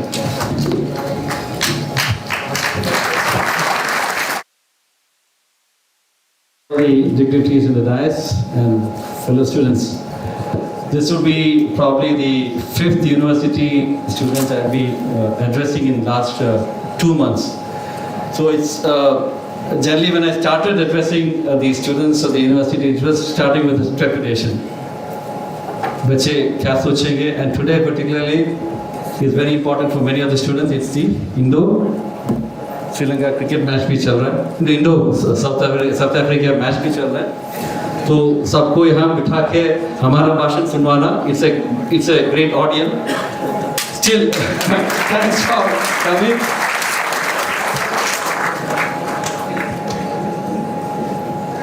We are very interested in the students because you are the future. As simple as that. And I take the responsibility. I have no hesitation in telling our generation who have actually spoiled the environment and gone. We did not leave the environment, we got to you. We have been extremely probably selfish. We spoiled it to the extent possible. We fill up all the carbon, greenhouse gases in the atmosphere. We made holes in the ozone layer. We exploited maximum resources from the earth, which no other generation has ever done. And now, probably as a matter of repentance, probably we come and say that, "Bachao, aap log bachaiye." So that's exactly why we are here. We want the mantle to be handed over to a younger generation, university students, the students of the schools. But they should be on the right track. Probably we learned the lessons hard way. So I congratulate ESDA for making a very interesting jugalbandi of 2 things: environment and social development. You would have heard about environment and economic development, or environment development and sustainable development. These are things which happen because sustainability is requirement, environment is equally important, but environment and social development is a very interesting combination. Here you speak about an environment which includes air, water, the microorganisms, the animals, the plants, the flora and fauna around us. That's environment and ecology. And the social development, which includes all the people and the inclusivity. So this is very important aspect because we generally, in most of the conferences, we talk about environment and sustainable development or economic development. So this is an organization which thinks beyond economics. Economics is required, but if you have tons and tons of money and you don't have water, how can you survive? I remember telling, I'll come to that lecture, I'll take only five more minutes about it. See, it's high time students define what is happiness for them. It's high time students decide what is progress for them and what is development for them. We are in a screwed model of pushing economic development as the most important aspect, and again I hope that our Anil Joshi ji we're talking about the coefficient which he is trying to propagate, green GDP, green environment, green what is it? Green environment product. इसके बाद में बात करेंगे. And incidentally, a slight digression, all these water warriors who have been here with us were part of, associated with me in very many aspects, because when we started something called as a water talk, I don't know how many of you have heard about water talk. If you look at the internet, because all of you are digitally doctorate level students, I would say, much less than for our generation. You can look at the National Water Mission and look at the water talks in that. There is a particular tab for water talks, water tech talk, water business talks here. In these water talks, all of the people who have present here, the activists who have been awarded by the government with Padma Shri and Padma Bhushan, they have their unique contribution in turning a bad patch of area, land, into heaven. Lakshman Singh Lapurji had done it in Jaipur in 74, time when people were migrating from the area, when the youth and the actually going through hell because they were not staying, they were migrating outside. He started a program of Chauka system. He will explain that. Just collected water, and that transformed the place from a totally deserted place to a wonderful green heaven. Activists who have actually worked in the field and made a tremendous changes, not only in their life, but in the life of the people of that area. And I remember the village where he has a particular pond for animals. We have to take care of the animals, and from that, he said there is a chuha. See, he talked to this about 3 years back, but I still remember that. Chuhon ka bhi unhone khayal rakha hai. That is environment. That is ecology. So everybody, every being, every organism in this world have a right to live. Equally to our right, because my madam is a lawyer, she will appreciate that. Right to life is not only for a human being, right to life is for all the organisms. And somehow we have taken over and said that, again I would say our generation have taken over and said that yes, it is our world, we will live the way we want. And now look at the position now. We have countries where they are guarding their water sources with army. Cape Town, you remember, a couple of years back, the only water source they had was a tank, and it was guarded by army. Do we want to reach that stage? You may have hundreds, thousands of rupees in your bank account. This is what I was telling you about the story. There was a campaign which we started called Sahi Fasal. What is Sahi Fasal? Hindi is right crop. Why do you want a right crop? Because in the chakra of economic development, in the chakra of money, we were pushing a crop which was water guzzling and which was actually taking away a lot of water from our soil and wasting it. Paddy is grown in Punjab. Everybody, paddy and wheat is grown in Punjab. But the inefficient use of water has actually depleted the water level so much that the borewell has gone up to almost a kilometer down. So I was telling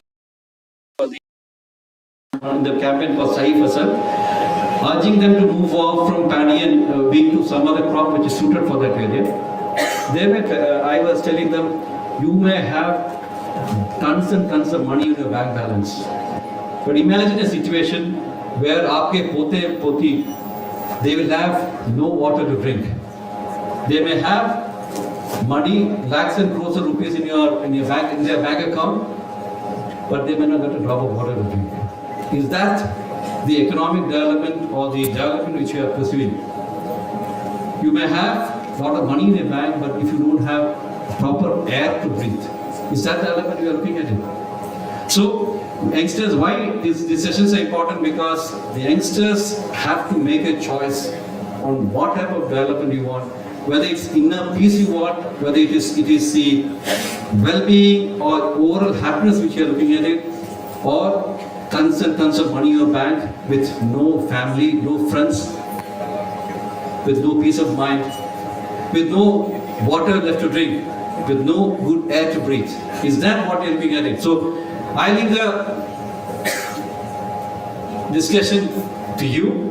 You decide, and I hope that this type of environmental activists who make people think, I should encourage them, and as a part of that to be active, because today morning we had a run in Rishikesh, about a 50-kilometer run. I was just there in the morning to flag off that run. Almost 1,000 people came to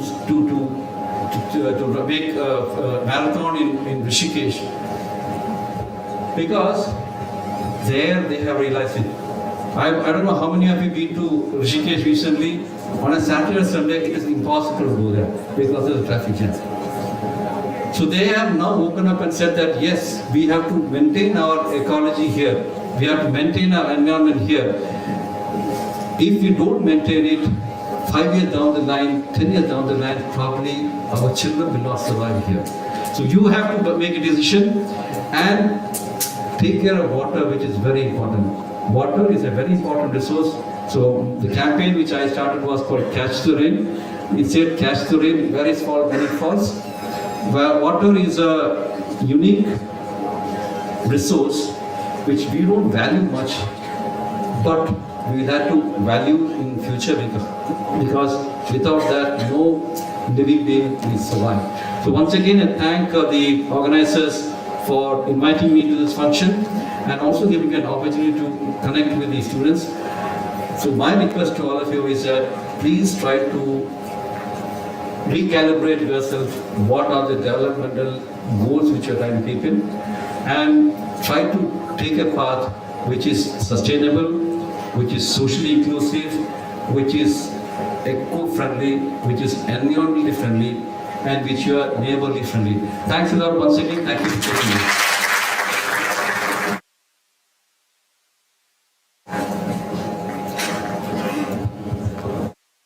Sir, now I would like to invite Padam Shri Padma Bhushan Dr. Anil Prakash Joshi ji, environmentalist and founder, HESCO Dehradun. Sir आपका बहुत बहुत स्वागत है इधर। Sir आप यहाँ ज़्यादा अच्छा बोलेंगे। अरे नहीं सर, आप इतने आइए सर कि सर आप अपने उद्बोधन से, अपने काम से जो किया, वैसे मैं तो ये बताएंगे सर, जैसे पूरा देश और दुनिया जीडीपी की बात करती है, सर ने एक नया कॉन्सेप्ट दिया था जो उत्तराखंड से शुरू हुआ पूरे देश में। सर का कॉन्सेप्ट था ग्रीन एनवायरमेंट प्रोडक्ट, जीईपी। अब सर बताएंगे कि जीईपी क्या है, कैसे हैं। और आप, जैसे मैं हंसता हूँ सर, डोंट माइंड, आप वेशभूषा पे नहीं जाइएगा। महात्मा गांधी जी भी एक लुंगी में रहते थे और उन्होंने अंग्रेजों को भगा दिया था। तो ये वो इंसान है कि इस टोपी को लगाकर साधारण कपड़ों में इन्होंने इस पूरे देश के वातावरण को बदल दिया है। सर हम तो चाहते हैं कि अभी सैकड़ों अनिल प्रकाश जैसे जोशी जी को हमें जरूरत है। आप आए सर, बहुत बहुत धन्यवाद, आपका आशीर्वाद बना रहे। माइक आपके लिए सर, संबोधन करिए। जितेंद्र जी का बहुत बहुत धन्यवाद। तो यहाँ पे उपस्थित जितने भी महान भाव हैं, उन सब मेरा प्रणाम स्वीकार करें। उत्तराखंड और हिमालय से हूँ, इसलिए हवा मिट्टी पानी को ज़्यादा बेहतर जान, क्योंकि हम माँ है इस देश के लिए, जहाँ से नदियाँ चलती हैं, जंगल पनपते हैं, मिट्टी मिलती है।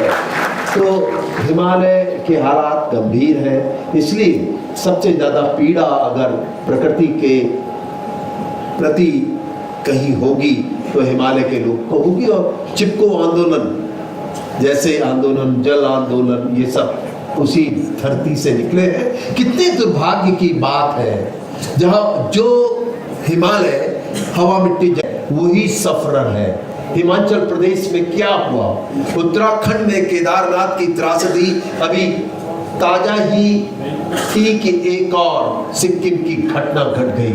और इतना ही नहीं, इसके बाद जो कुछ हुआ वो आप सबके सामने है कि शायद वो संकेत थे 2013 में केदारनाथ की त्रासदी के, जो संकेत प्रकृति हमको देना चाहती थी, हम समझे नहीं और ना हमारी समझ में आता है। और दिल्ली के लोगों को तो मैं बहुत प्रणाम करता हूं। दिल्ली के लोग दिल्ली की हवा से दम घुट रहा है लेकिन मस्त है, उन्हें कोई फर्क नहीं पड़ता, सड़कों में नहीं उतरे नहीं। हमने जब जंगल पीड़ा में थे तो चिपको शुरू हुआ था, जब पानी की लड़ाई थी जल आंदोलन शुरू हुए थे, और ऐसे बहुत से मुद्दे खड़े हुए जो हिमालय ने किए। आपका दम घुट रहा है, तब आप कुछ नहीं बोल रहे हो तो आप प्रणाम के ही योग्य हो। तो क्या दिल्ली के लोगों को हमसे सीखना चाहिए या हमको आपसे सीखना चाहिए कि चुप रहो? अगर हम चुप रहेंगे तो ये बात तय मान लीजिए कि अब हमारे अंत की शुरुआत हो चुकी है। ये आप लोग गांठ बांध लीजिए कि हमारे अंत की शुरुआत है। एक हार्ड इन अमेरिकन जरा रोमांटिक एनवायरमेंटलिज्म करते हैं, MIT है और बहुत सी रोमांटिज्म चलता है इकोलॉजी इन्वायरमेंट में। वैसे 1940-50 के दौरान अमेरिकन्स ने बड़ा इकोलॉजी इन्वायरमेंट का बड़ा रोमांटिक तरीके से कहा कि ये एक रोमांटिज्म है, लेकिन सच बात तो ये है कि शायद इसके पीछे उन्हें कहीं इकोलॉजी इन्वायरमेंट की चिंता थी, या तो उद्योगों के खिलाफ रहे होंगे, इंडस्ट्रीज के खिलाफ रहे होंगे। लेकिन एक बात तो ठीक थी जिसे स्वीकार लेना चाहिए, हार्डिन ने कहा कि the tragedy of common, MIT ने कहा बियॉन्ड द लिमिट। ये कुछ शब्द चल रहे थे क्योंकि तब ही ये संकेत मिल रहा था कि कहीं ना कहीं हम पृथ्वी को उसकी सीमा से ज्यादा भोग रहे हैं। You know, in Americans, the very romantic way of doing ecology and environment, that was of course there. But we even salute them because it was 1972 Stockholm gathering, was because of the American guys, MITs and everyone, when they begin to talk beyond the limit and the tragedy of commons. Because the common tragedy with all of us is the one which you currently are suffering in Delhi. Air pollution हो रहा है, मस्त है। आपको कितनी चिंता क्यों नहीं होती? राजधानी हो आप, दिल्ली हो आप देश को प्रेजेंट करते हो, और अगर आप चुप हैं तो आप सोच लीजिए, क्षमा करें, क्या हम जिंदा हैं? आप जिंदा नहीं हैं। ये एक बात मैं आपको कहना चाहता था। मैं फिर भी अपने जितेंद्र जी को इस बात के लिए तो धन्यवाद कहता ही हूँ। ये 4 साल से झटक के फटक के भटके हुए से व्यक्ति हर तरह से लोगों को जोड़ रहे हैं, कुछ मुद्दों को खड़ा कर रहे हैं, और जब ये कहीं कहीं अकेले पड़ जाते हैं तो मैंने नीरा जी आराधना जी को आज कहा, Galgotia is the one of the very important university in the country and very good rank में। आराधना जी इस फीचर को आप रेगुलर रखिए, उनकी सहायता करिए, ताकि एक और बात जो मुझे readily see agreed with, and Namami Gange DG साहब जो मेरे मित्र भी हैं, भाई भी हैं, और सभी कुछ है, वो हम लड़ते भी हैं, तो ये भी एग्री करेंगे। हमने गलगोटिया से कहा, यूनिवर्सिटी से, कि आप एक एग्जाम्पल और बनिए इस देश का, एक ऐसी यूनिवर्सिटी कि जो बच्चा यहाँ से जा रहा है एक डिग्री लेके, एक एजुकेशन की एकेडमिक डिग्री लेके, और फिर ढूंढेगा कहीं अपनी नौकरी सौकरी, और जिस बात को आपने कहा, पैसे तो आ जाएंगे, जहान आ जाएगा पर जान चली जाएगी। पैसे से जहान बनता है पर सवाल जान का। तो मैंने इनसे कहा कि एक सिलेबस बनाइए, और जब पहले ईयर में और 4th ईयर 5th ईयर जितने भी होते होंगे, फर्स्ट ईयर में जो बच्चा आया वो इकोलॉजिकली इक्विप होना चाहिए, 4th ईयर में जब वो यहाँ से जाए तो उसके हाथ गांव के गोबर से भी सने हो, ताकि उस देश को जाने इस देश के गांव में रखा है। क्योंकि अगर गांव भी लपटे में आ गए तो आप और मैं बड़े ठाट से नहीं रह पाएंगे। Aradhana readily agree, I thank you for her. और आराधना जी ऐसा नहीं हो कि आज भाषण वार भी छुट्टी ऐसे भी होता हमारे साथ। तो हमारा उन्होंने सी एग्री। मैंने जितेंद्र जी से कहा आप तो परमानेंट मेंबर सेक्रेटरी, मैंने ही अनाउंस कर दिया उनको कि वे एक कमेटी फॉर्म करें, एक सिलेबस बनाए, फर्स्ट सेकंड थर्ड फोर्थ। और ये जो एनवायरनमेंट समिट करते हैं लोग, इनसे सवाल पूछते होंगे उसके बाद क्या हुआ। अब आप सवाल का उत्तर दे सकते हैं कि अब एक सिलेबस होगा। यहां तक की बात देखो, डीजी साहब ने एक बहुत अच्छी बात बोली। मैं और वो जिस उम्र में पहुंच गए, और कुछ फ्रंट लाइन में भी बैठे हुए हैं, और इतने वाले तो पहुंच ही गए हैं गंगा पार। मतलब हमारे पास अब गिने चुने समय बचा है। पाप किए हैं हमने अपने भविष्य की नहीं सोची, उस भविष्य की जहां ये युवा पनपेगा जो उन्होंने कहा। अभी बड़ा समय है कि आने वाली पीढ़ी को एक नए तरीके से चलना होगा। और उसी कड़ी में मैं आपको बता दूं, हम लोग पगलाए हुए लोग हैं। जीडीपी, क्षमा करें वो अमेरिका का राष्ट्रपति हो, भाई हमारा देश के हो, या किसी मंत्री जी हो या मुख्यमंत्री जी हो, सारी दुनिया GDP what is your GDP, कहां जा रहा है, घट रहा है, बढ़ रहा है, सबकी सांस रुक जाए, घट रहा है। कोरोना में, कोविड में गम निकल रहा था, अखबार में एक कोने में लिखा हुआ था कोविड में इतने मर गए, दूसरा कोना लिखा होता था जीडीपी इतनी नीचे चली गई। इकोनॉमी क्यों? आपको हवा नहीं मिली थी जिस समय जीडीपी पाताल में पहुंच गई थी। पानी नहीं पिया आपने, खाना नहीं खाया आपने, सब कुछ किया आपने, लेकिन उसको प्रणाम नहीं किया आपने। जीडीपी जाए कभी। तो ये जीडीपी का जो पागलपन है, ये इकोनॉमी जो कह रहे थे, इकोनॉमी मैंने एक सोसाइटी है, कितने मिल गए, क्या पैकेज है, पैकेज के लिए पीढ़ी तैयार कर ली है। पैकेज मिलेगा, एक दूसरे से बात होती। और मैं कई यूनिवर्सिटीज के जब देखता हूँ अखबारों में, हमारे यहाँ भी उत्तराखंड की यूनिवर्सिटी है, हमारे बच्चे को रसिया में 40 लाख का पैकेज मिला। अब ये भी एक नया है कि नहीं, मुझे नहीं लगता है ये एक महत्वपूर्ण है। हमने अपने बच्चे को कितना, देखिए development is very solo word, prosperity is the right word. समृद्धि होनी चाहिए, पानी, हवा, मिट्टी, जंगल वो भी चाहिए, इकोनॉमी भी चाहिए। इसलिए जब हम जीडीपी सुनने, हम भाई उत्तराखंड के हिमालय के लोग हैं, ज्यादा सुनते सुनाते नहीं है, वैसे बोलते ज्यादा है पर करते भी है, खाली हाथ नहीं है हमने कहा एक नया सूचक होना चाहिए, जो अभी जितेंद्र जी ने, डीजीपी साहब ने कहा। हमने कहा एक और इंडिकेटर हो ग्रोथ का, और वो होना चाहिए ग्रॉस एनवायरनमेंट प्रोडक्ट। बताए सरकार, इकोनॉमी पड़ी तो मेरे पल्ले तो कुछ नहीं पड़ा भाई। मैं बड़े बड़े उद्योगपतियों के कारण 65-70% जीडीपी इस देश की उद्योगपतियों की कृपा से है। अब मुझे तो देंगे नहीं पैसा, लेकिन जब जीडीपी बढ़ेगी तो आप हो, मैं हूं, हवा नहीं सोचती, मिट्टी नहीं सोचती, जंगल नहीं सोचता कि मैंने किसको दिया, पर जीडीपी सोचती है किसको मिला। तो बड़े बड़े उद्योगपति को मिले, लेकिन जब जंगल, हवा, मिट्टी सबकी होती है, इसलिए हमने कहा एक ग्रोथ मेजर होना चाहिए, ग्रॉस एनवायरनमेंट प्रोडक्ट। अब हमने कह तो दिया और हम चढ़ गए उसके ऊपर बिल्कुल।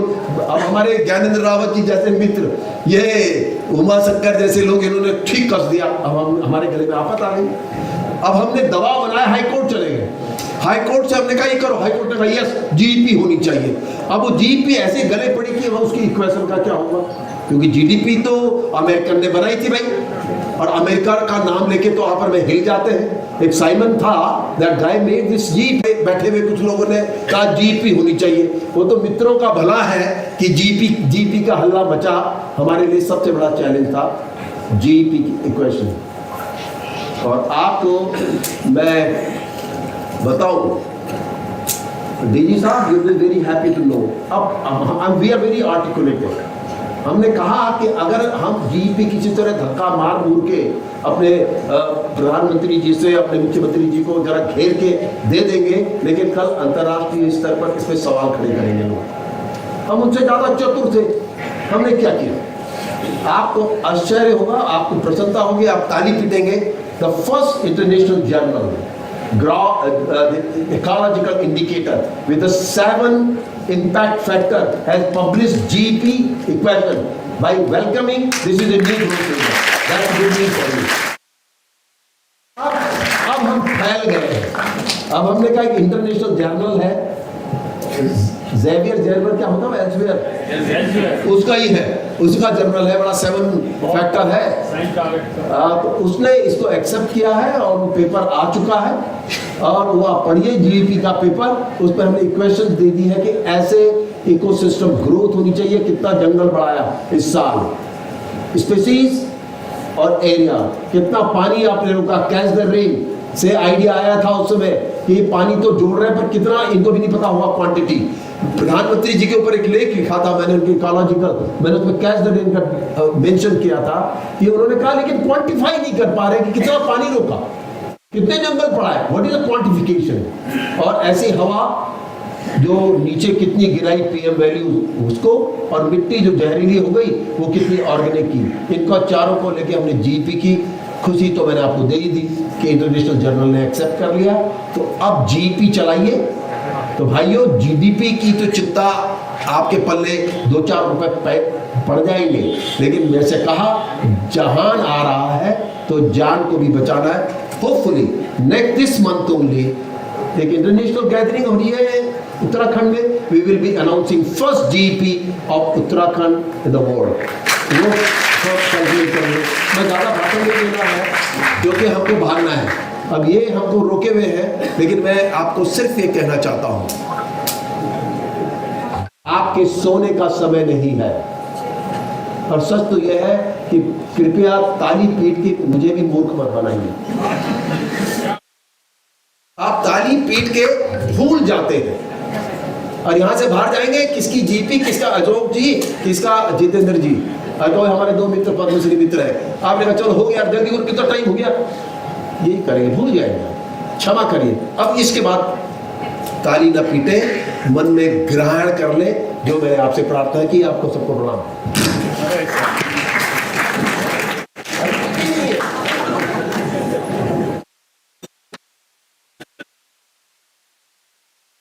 बहुत बहुत धन्यवाद sir, thank you very much.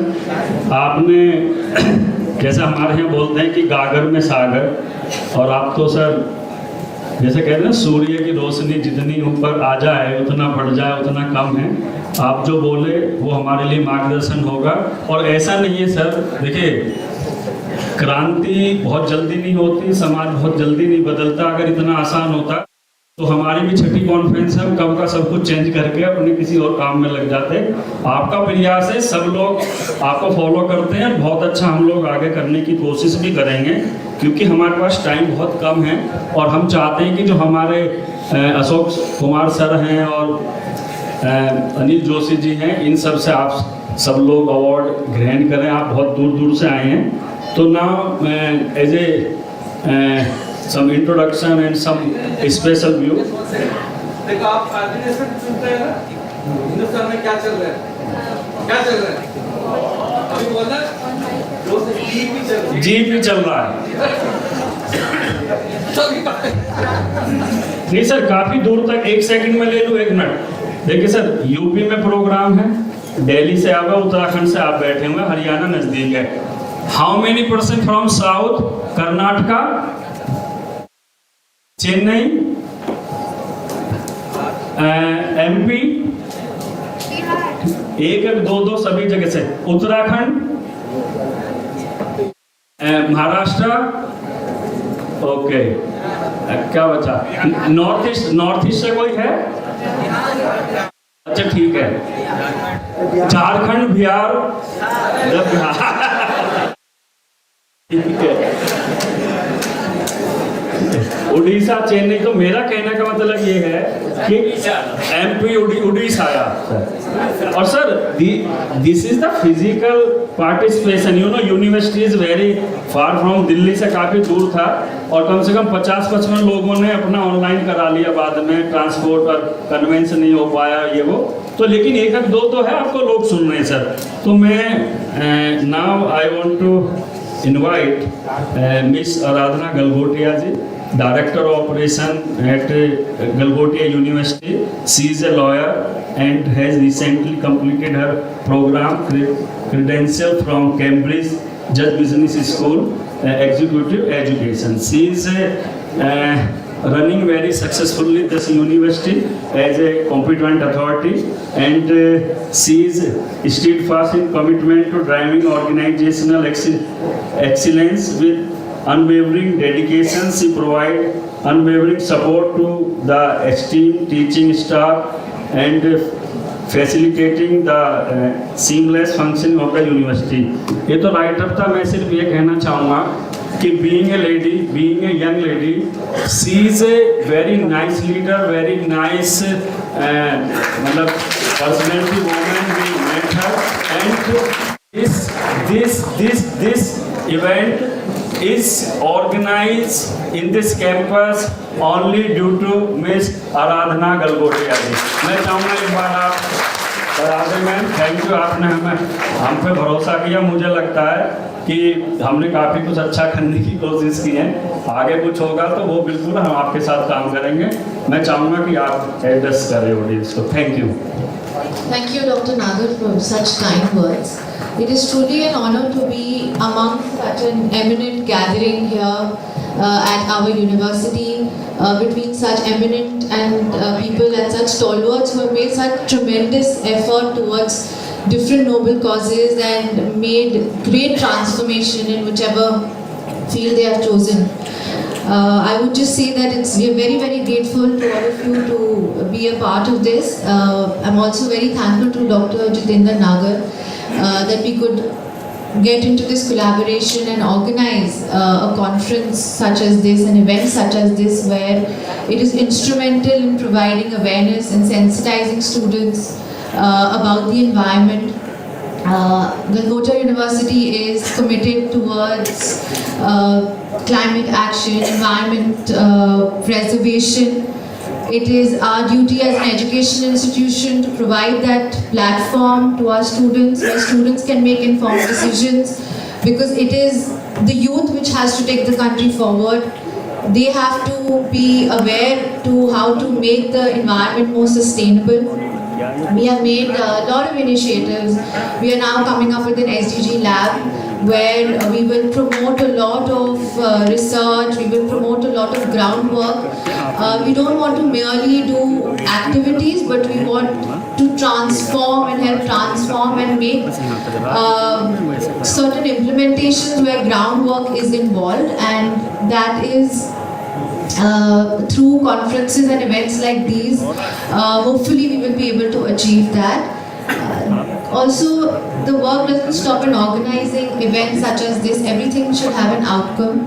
So we will also have a plan on going forward on the kind of work that we are doing and how we are able to achieve it. And going forward, at the central level, we have a team which is dedicated into implementing different SDGs. So that is our main aim, and hopefully with all our eminent panelists here, we'll be able to create a future and we will constantly be working towards that. Thank you very much.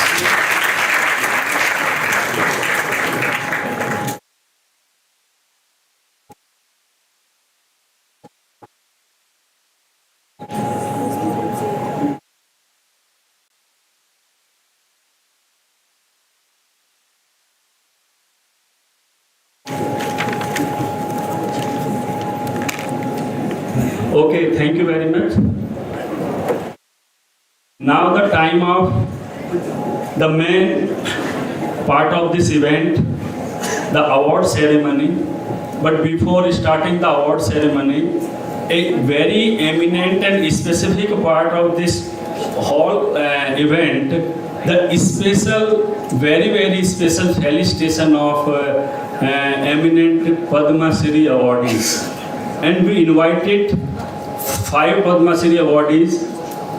Chipko movement founder Chandi Prasad Bhatt वो कल programme में थे, उनकी कुछ problem थी तो वो एक दिन पहले आए, और 3 हमारे सामने बैठे हुए हैं, श्री डॉक्टर अनिल प्रकाश जोशी जी और हमारे उमाशंकर पांडे जी, लक्ष्मण सिंह जी, और इसमें MC मेहता साहब को भी आना था, उनका कमिटमेंट था, लेकिन कल इवनिंग में कॉल आया, I think he suffered by dengue, उनको प्रॉब्लम हो गया है, उन्होंने सॉरी बोला है और मैसेज क्या बोला कि मैं कभी अकेला ही गलगोटिया में जरूर आऊँगा।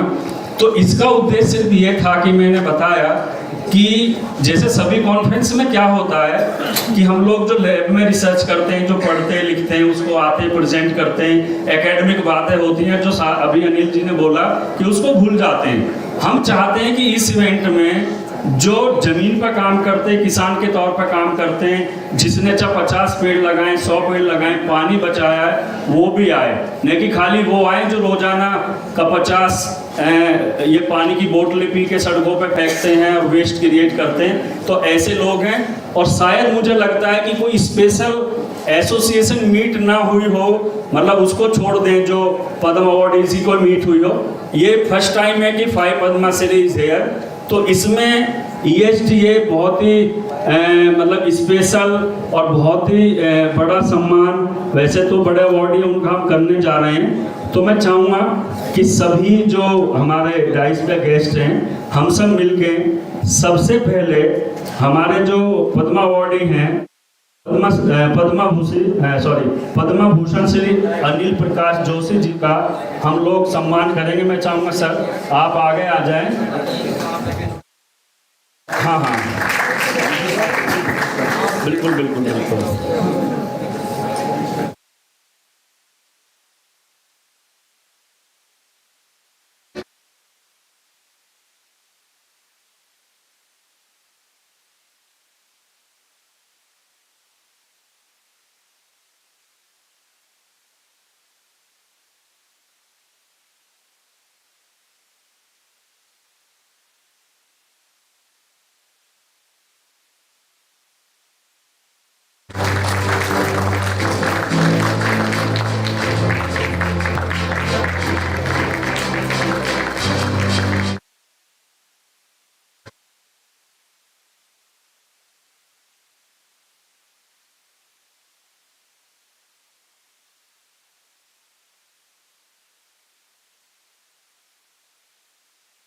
हेलो, इसी कड़ी में मैं चाहूँगा कि हमारे जो दूसरे पद्मश्री हैं, पद्मश्री राजा लक्ष्मण सिंह, वाटर कंजर्वेशनिस्ट, लपोडियागढ़, जयपुर, राजस्थान। हाँ हाँ आपका सर, आपका।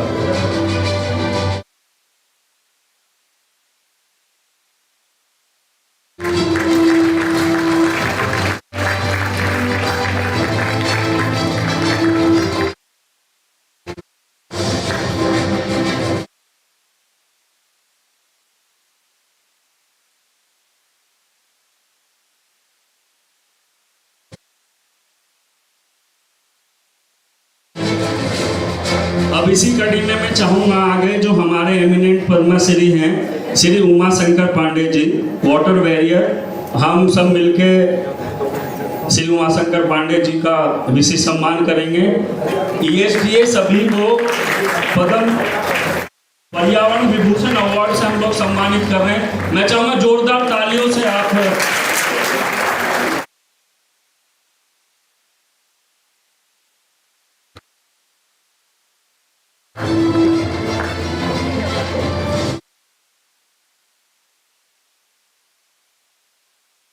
अब हमारे जो चीफ गेस्ट हैं आज के कार्यक्रम में, हम उनको फेलिसिटेट करना चाहते हैं by the environmental excellence award. Sir आप जो बड़ा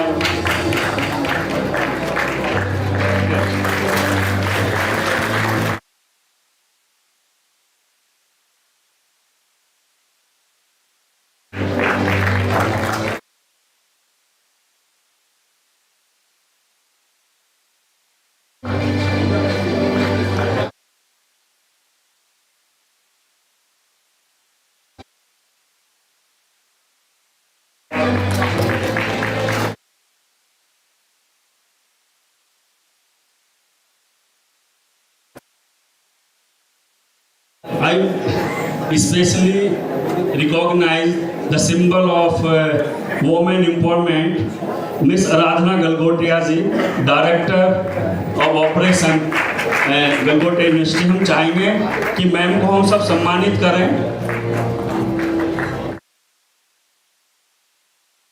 मैं चाहूँगा उसको मैम को शॉल नहीं, अच्छा आप चलो ठीक है।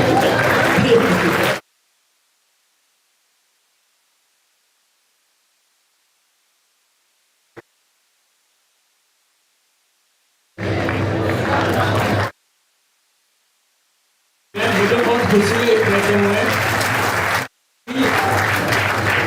originally environment is presenting by the Aradhana ma'am by her work। सबसे जो हरियाली है ma'am, thank you.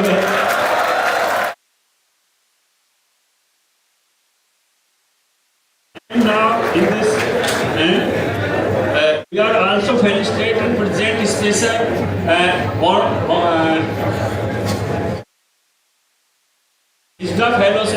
ISDA Fellowship Award goes to Professor Babu sir, Honorary Fellowship।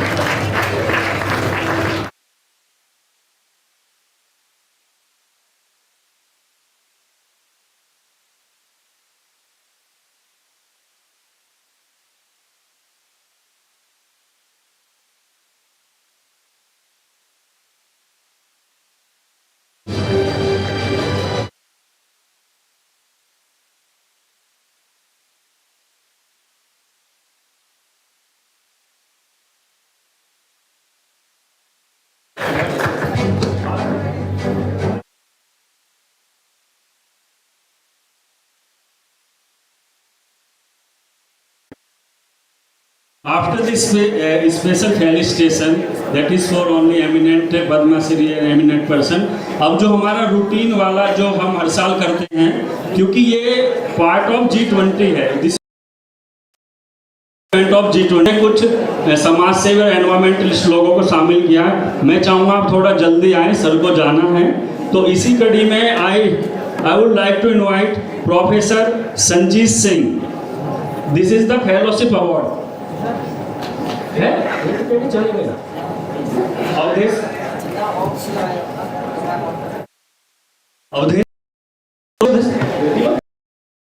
ठीक है तो sir please. Sanjeet professor of department of economics, central university of Himachal Pradesh, in the field of gender environmental.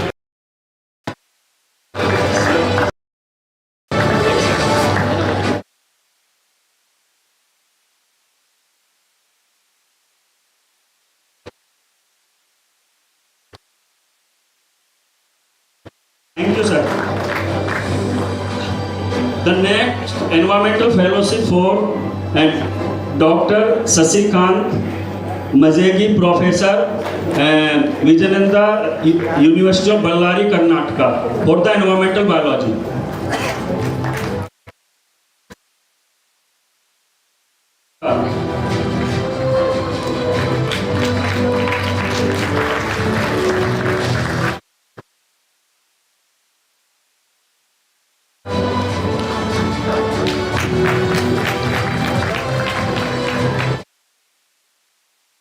Jammu and Kashmir. He is working for wildlife biology and conservation and management. Sir, please.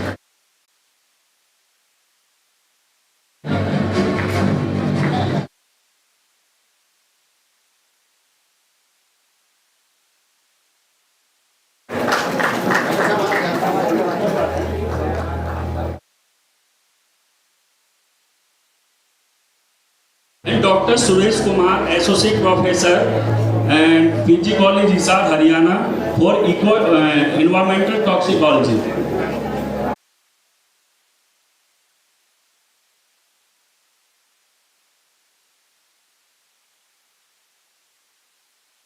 Basically, General Sahab is working mitigation of greenhouse gases.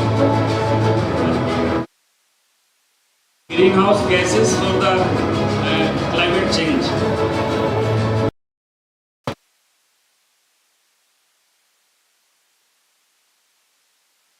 And now I want to invite Sri Gyanendra Rawat Sahab, श्रेष्ठ पर्यावरणविद and chairman राष्ट्रीय परिवहन सुरक्षा समिति। आपका काम पूरे देश में विख्यात है और मैंने कल भी कहा था कि हम सबको जोड़ने का काम ज्ञानेंद्र रावत जी करते हैं और पर्यावरण सम्मान बार बार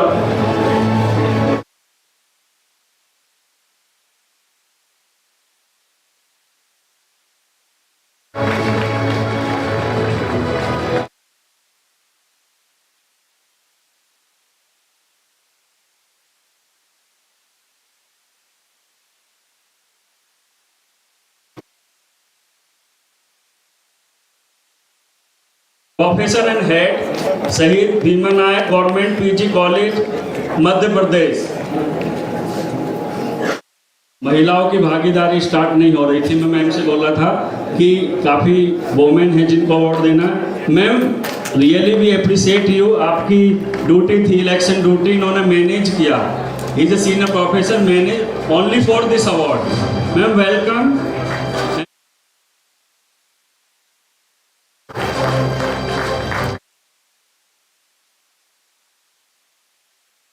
Having two lady in green color, really represent the environment, and it is the award named Environmental Excellence Award.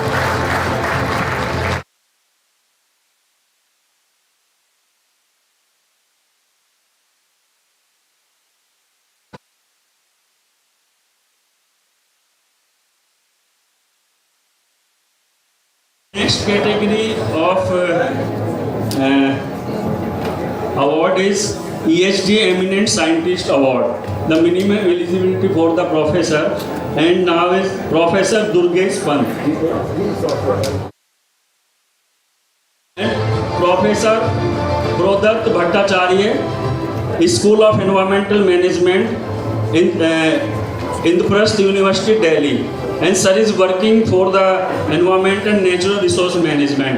आप देख रहे हैं कि प्राकृतिक संसाधनों का जो दोहन है उनके लिए सर काम कर रहे हैं।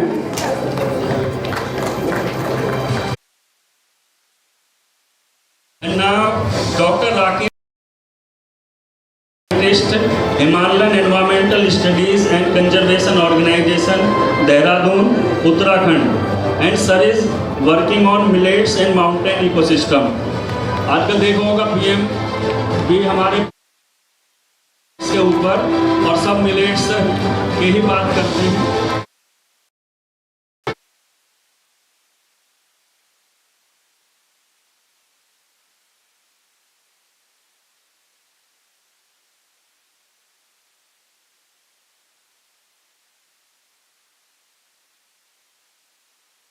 Sir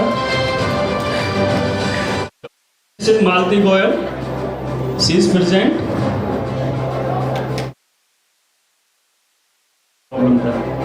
Dr. Suman Singh, now I am calling Dr. Suman Singh for the Women Empowerment Award, Principal Scientist CSIR, Central Scientific Instruments Organization, Chandigarh.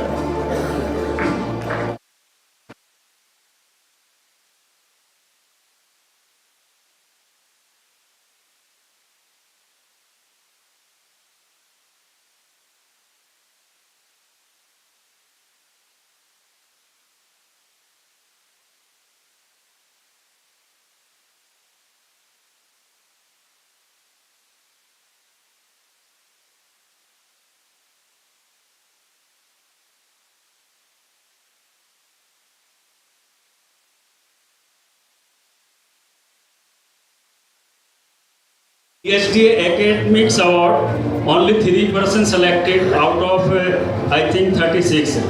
Dr. Amjad Ahmed, Institute of Research and Innovation, Villa College. Sir, please come. And sir is representing all the Maldives. He is a senior faculty of Maldives, Villa College. He is our partner. Welcome, sir.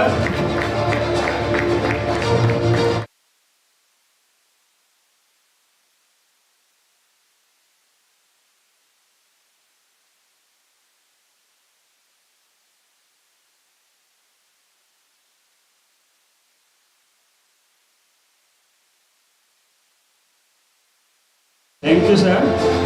The next is Dr. Sadeva Singh, Professor and Dean, School of Agriculture, Galgotias-University.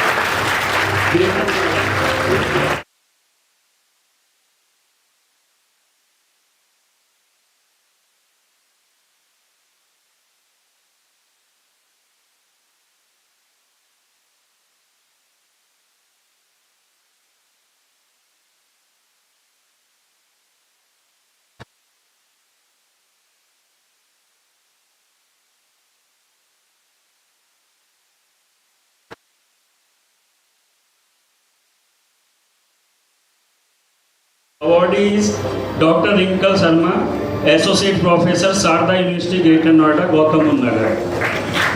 This award is for the education, and Madam is also patron member of ESTA. Ma'am, please come.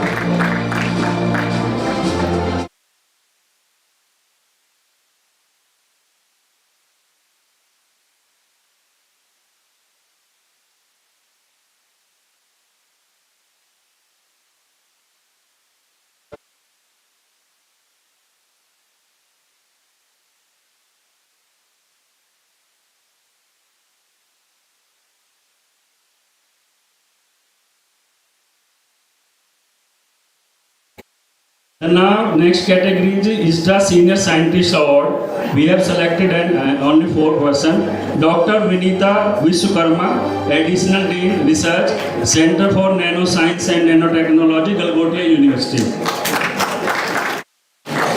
And Vinita is working for fouling and bioremediation की बहुत जरूरत है water नहीं है तो ma'am आप आ जाइए.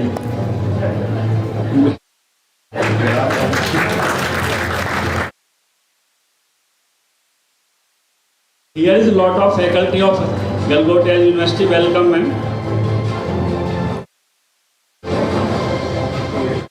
Please send Vinita Vishwakarma Award.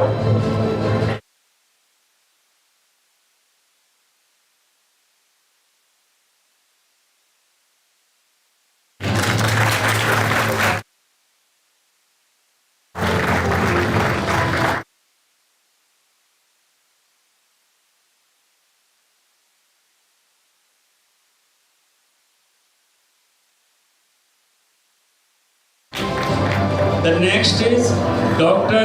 Sumita Gerola, Associate Professor, HNB Garhwal University, Srinagar, Uttarakhand.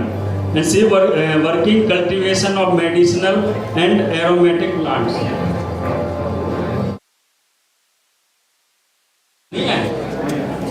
Miss Sakshi Sharma, scientist in the All India Institute of Medical Science, New Delhi, AIMS. Sakshi, where is Sakshi? Okay, Dr. Sakshi not present. Okay, the next is Mr. Dushyant Singh, Sri Ram Institute of Industrial Research, Delhi, for the food microbial technology. Dushyant Singh, yes sir.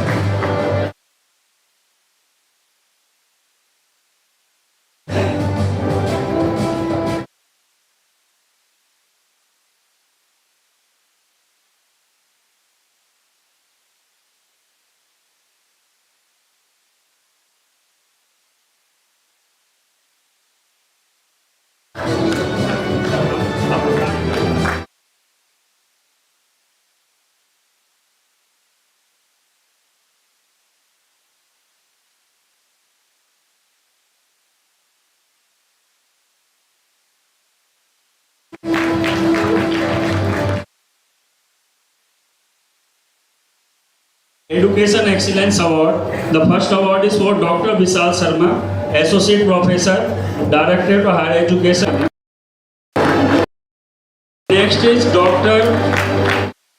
Rishaba Malviya,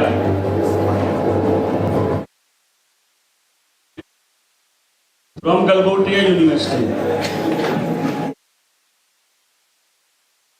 Rakesh Rana.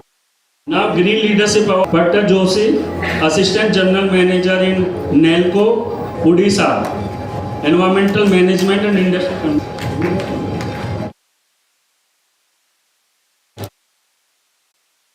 Next, Dr. Yugleshwar Kumar, Associate Professor, KKM College, Pakur, and Jharkhand, Social Engineering, Green Politics.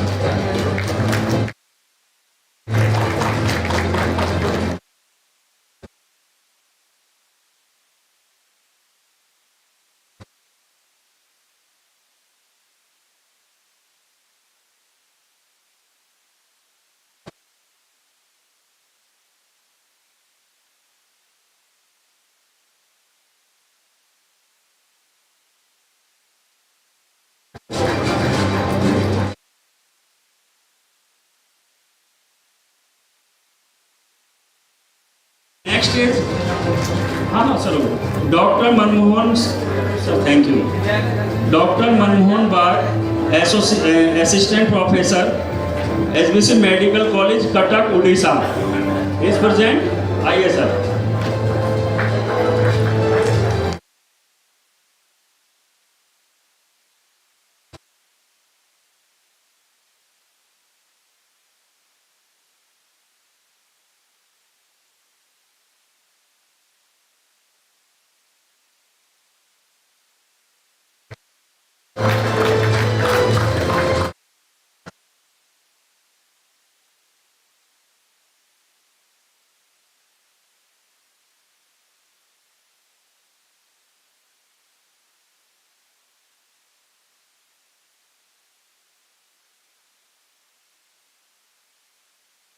उपस्थित सभी को मेरा प्रणाम। मैं एक doctor हूँ। जब doctor काम करते हैं तो हमारे 3 चीज़ का काम होना चाहिए, जो एपिडेमियोलॉजिकल या डिजीज ट्राइट कहते हैं। पहला तो एजेंट जो डिजीज करता है, होस्ट को करता है, और इसके सभी जिम्मेदार है एनवायरनमेंट। अगर एनवायरनमेंट की काम नहीं करते हैं तो इनकम्प्लीट है। तो मैं डॉक्टर कंप्लीट बनने लगा, और एनवायरनमेंट के पॉल्यूशन और पृथ्वी माँ की दुख के देख के मैं 2015 में कूड़ा उठाने लगा। मेरे कार में लेने लगा, मेरे स्कूटी में लेने लगा, और धीरे धीरे मैं ये कूड़ा उठाने का एक ऑर्गेनाइजेशन शुरू किया। और अभी हम उड़ीसा में एक डिस्ट्रिक्ट है बलांगीर डिस्ट्रिक्ट, वहाँ से हम म्यूनसिपैलिटी से ज़्यादा में अकेला लीडरशिप में हम रिसाइकलिंग कर रहे हैं, और 50 टन के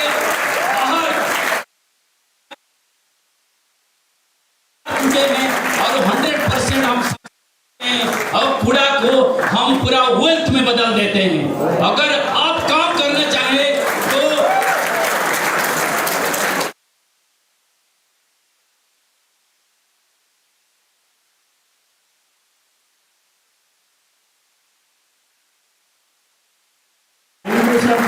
thank you. We are really inspired from your work. Sasi Puna, Dr. Sasi Puna, Associate Professor है central university of Himachal Pradesh, Kangra, Himachal Pradesh. Ma'am please come. सभी जो अवॉर्डीज हैं उनसे निवेदन है कि थोड़ा जल्दी आए, क्योंकि सर की फ्लाइट है।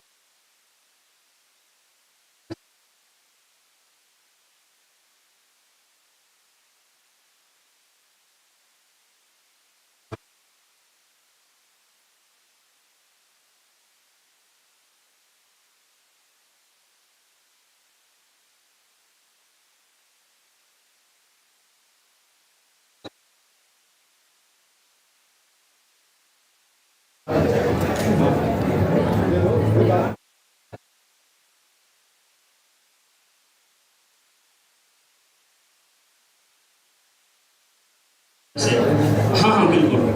Now I invite to social activist Mr. Balkishan Safipur. This award is for social work. He is belong from Safipur village, Greater Noida. कृपया सर जल्दी आइए। The award name is समाज प्रहरी अवार्ड। और इनके बाद मैं चाहूँगा इन्हीं के साथ ही मिस्टर परवीन भाटी जी, आप भी सोशल वर्क में काम करते हैं।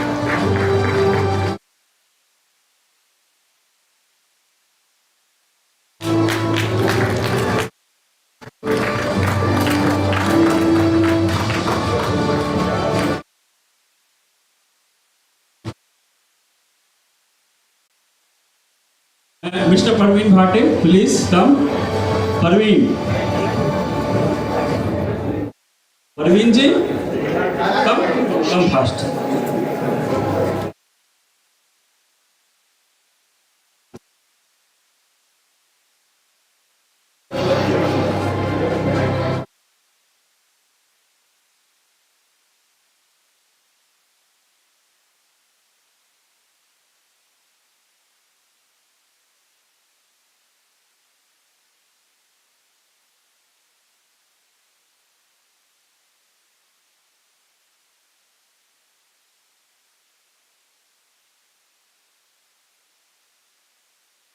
सबको नमस्कार। मैंने दोपहर में बोला था देयर इज इसको So in the afternoon, I said we'll make a pleasant announcement from Galgotias University. Yesterday, we have taken a mission by our students. 10,000 saplings plus more have been done in a day, and it is continuing. The target line is 48 hours.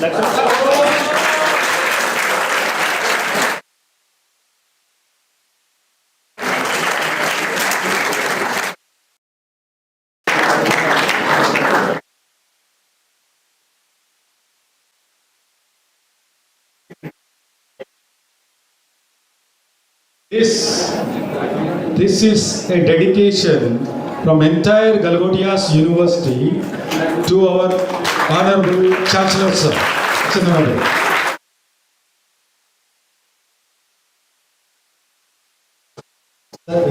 इतना सारे award आपने लिए, एक और award हमारा गलगोटिया से, right? हमारा Galgotia university से ESDA, I need not really introduce because sir बहुत जल्दी में है. So ये अवार्ड गलगोटिया यूनिवर्सिटी से it will go to Shri Jitendra नागर जी. नहीं, हम दिलवाएंगे अभी. ये गलगोटिया यूनिवर्सिटी है, हाँ यूनिवर्सिटी आ जाएगी. राज आ जाओ.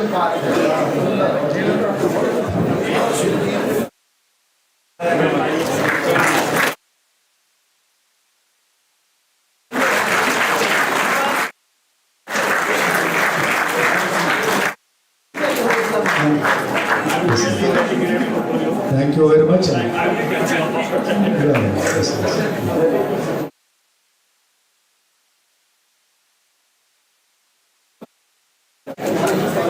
That is ESDA.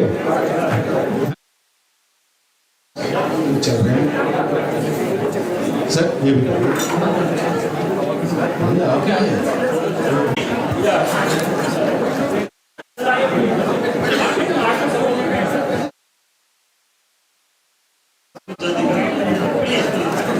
Hello, and now I am inviting some environmentalist award.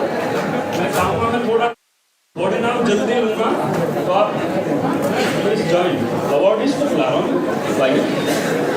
Doctor Ankita Sehrawat, Delhi. Ma'am please come.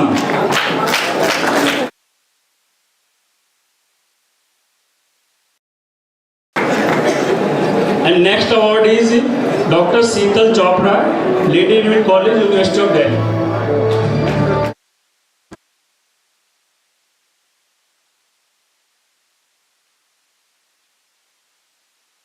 Sehrawat, Assistant Professor, Maitri College, University of Delhi, Environmental.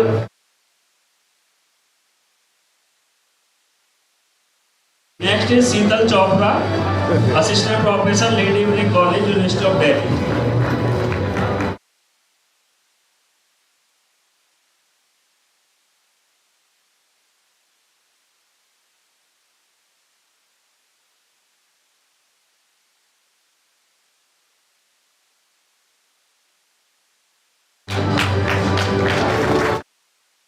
Next is Miss Jyoti Saini, founder SVR Foundation, New Delhi, Environment and Climate Change.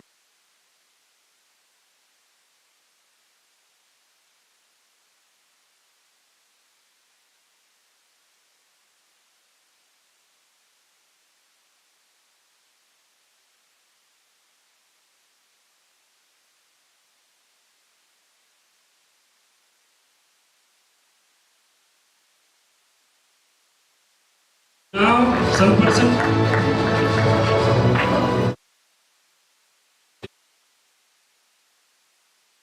A lady who did lot of work and significant work to organize this conference day and night, Dr. Geetanjali Sagina, scientist B, Indian Council of Medical Research, New Delhi, Biomedical Science. Dr. Geetanjali, please come on the dais.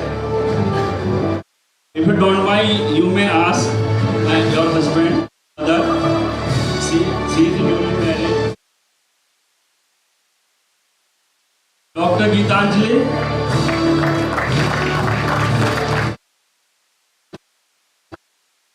The next is the eminent worker, Dr. Pawanjit Kaur, Assistant Professor, G.D. Goenka University, Gurugram. They are the volunteer and the organizing member of this conference. Really, they did very significant work to organize this. Madam आपको और गीतांजलि को बहुत appreciate करते हैं.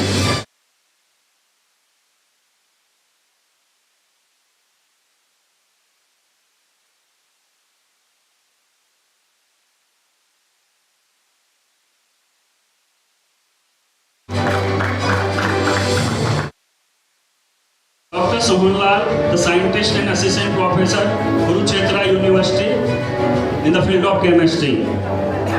And after that, Mr. Pawan Prabhakar, Indian Institute of IIT Kharagpur, New Delhi, West Bengal.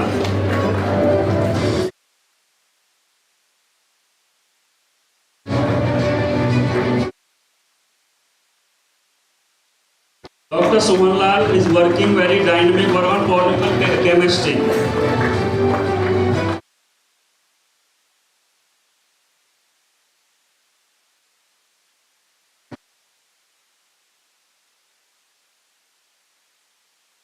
Next is Pawan Prabhakar, Indian Institute of Technology, Kharagpur, West Bengal. You know, Kharagpur, IIT Kharagpur is the best IIT. मैं चाहूँगा एक बार clip कर दीजिए आपके इतने बड़े-बड़े engineer scientist हैं. So you should aspire from this percentage. Next is Dr. Nidhi Gupta, Assistant Professor, Shahid Bhagat Singh Uni College, University of Delhi, for Environmental Science. These are the ESDA Young Scientist Award.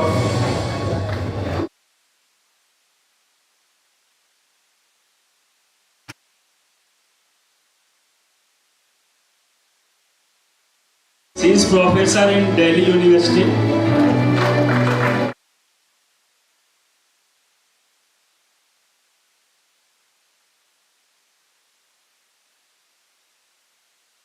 The next is Dr. Kamal Singh, research scientist in Vallabhbhai Patel Chess Institute, University of Delhi, is working for the environmental biotechnology. I, Dr. Saab, come on the stage.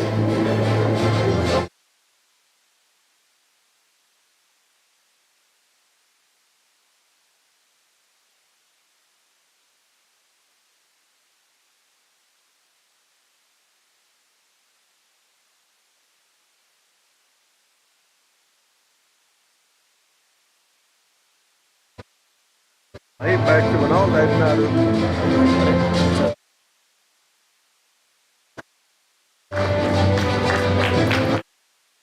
Next is Dr. Nosina Iqbal, Assistant Professor, Jamia Hamdard, New Delhi. Dr. Iqbal is here? No. The next is Dr. Anis Khan, Postdoctoral Fellow, Dayanand University, Rohtak. Is Khan present? Yes, sir, please come.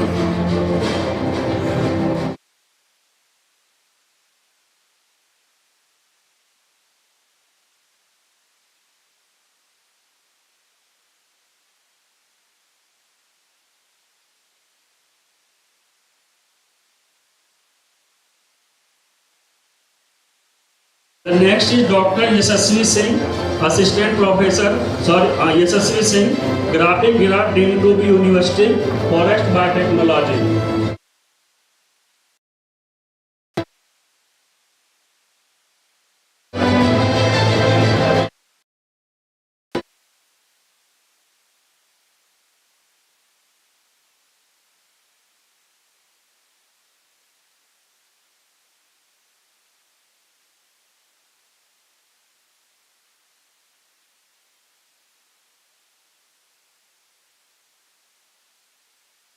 Thank you. And this is the last category for the researcher who are doing PhD in different laboratory, different universities, for the motivate the young generation and young scientists. Miss Gunjan Basoya, research scholar, Indian Institute of Technology, and she is working a dynamic work on the environmental biotechnology. Miss Gunjan, where is Gunjan?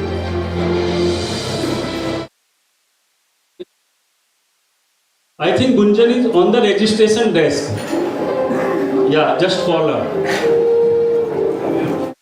Mr. Shubham Kumar, research scholar, CSIR, Center Scientific Instrument, Chandigarh.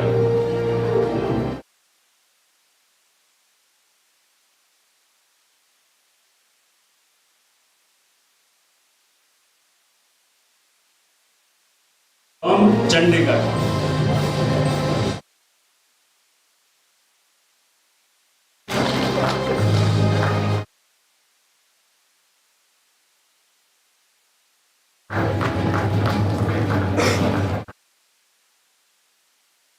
Thank you. Ms. Saubhagya Tripathi, research scholar, food process engineering, Indian Institute of Technology, Kharagpur, West Bengal. Saubhagya.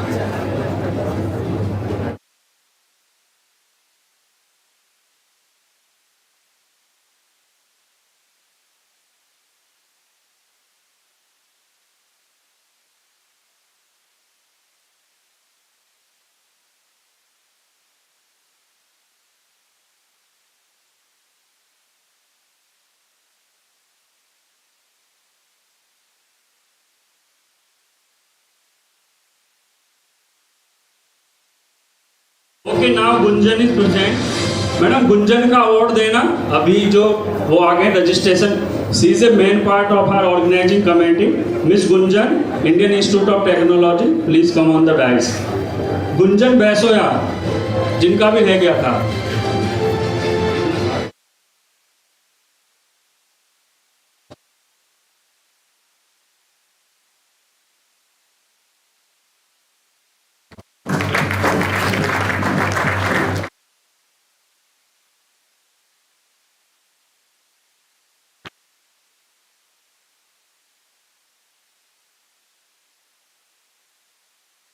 Next is Miss Lankapalli Kala Grace from the Andhra Pradesh University, Visakhapatnam, Andhra Pradesh.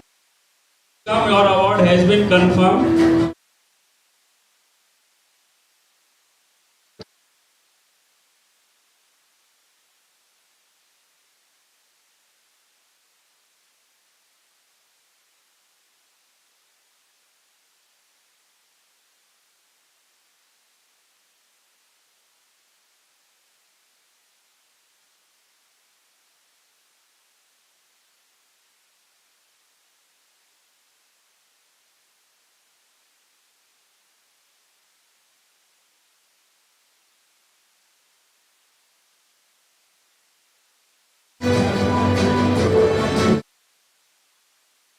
And the second last award is Miss Sonal Maheshwari, research scholar, Shiv Nadar Institute Eminence, deemed to be University Delhi NCR, for the chemical engineering.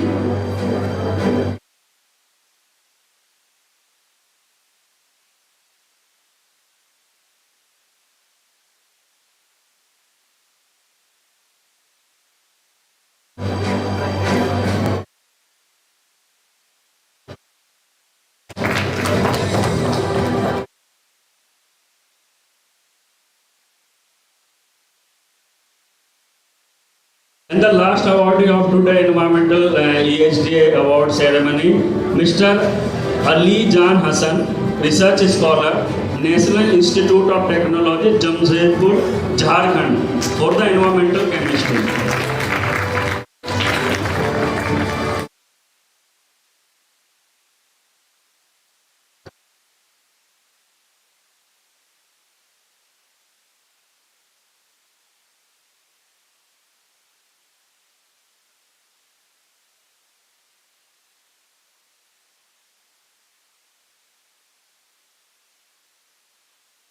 Thank you very much.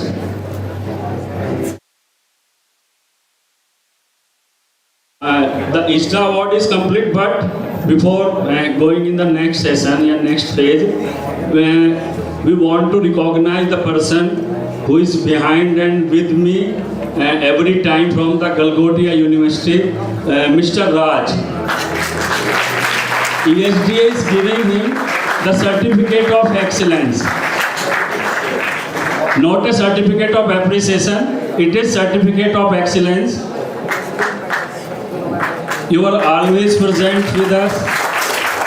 ऐसा कहते हैं ना, राज ने कंधे से कंधा मिलाकर हमारे साथ काम किया है और इस कॉन्फ्रेंस में सफल करने के लिए राज की बहुत बड़ी भूमिका है.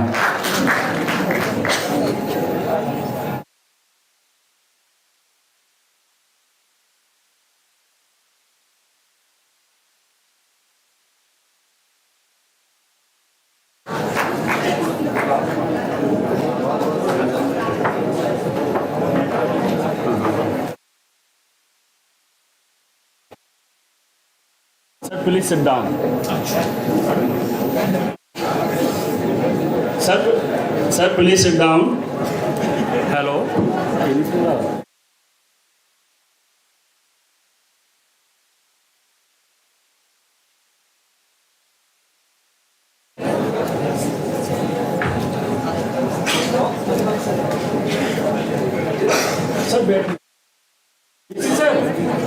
come. Sir, basically the award ceremony have completed, but we want to acknowledge and appreciate our some ESTA volunteer and Galgotias volunteer and our ESTA working faculties. Because the valedictory function is tomorrow, will be tomorrow, but as a physical we are ending this session, and after 10 minutes we will start the culture program for the 30 minutes, that is will be organizing by the Galgotias. Okay, now I call upon in this stage Miss Rajbala Gautam. मैं चाहूँगा कि जो गलगोटिया के जो वो Ashok emblem है उससे आप उसके माध्यम से आप इनको सबको जो बाहर से हैं उनको आप करें. बीसी सर, प्लीज़ आप तीनों से मेरा निवेदन है कि we want to give only the moment. Sir आइए please.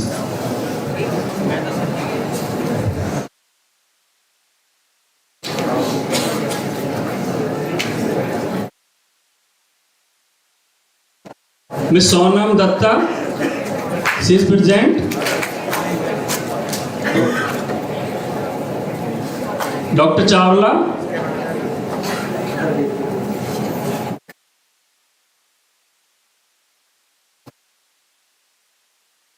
Yeah, Miss Swati Singh from Dehradun, please come on the dais. We want to appreciate you. Swati का शायद सर्टिफिकेट अलग.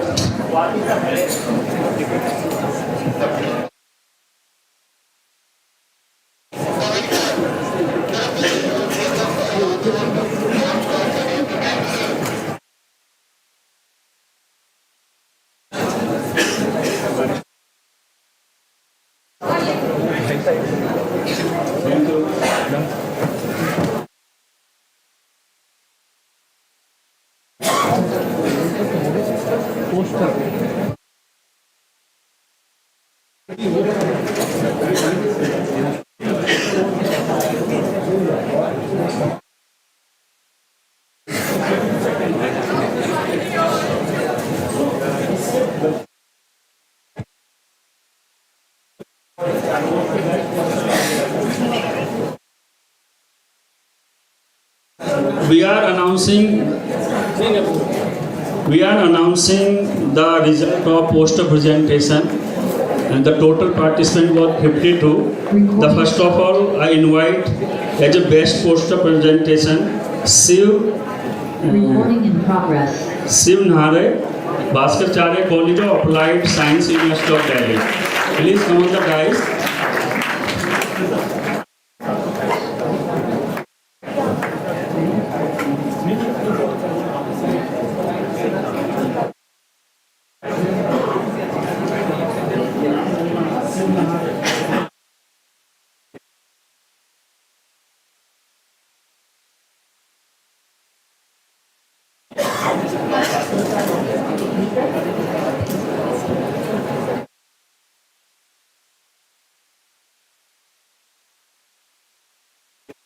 Next is Manju Arora, ICR, Director of Cold Water Fisheries Research.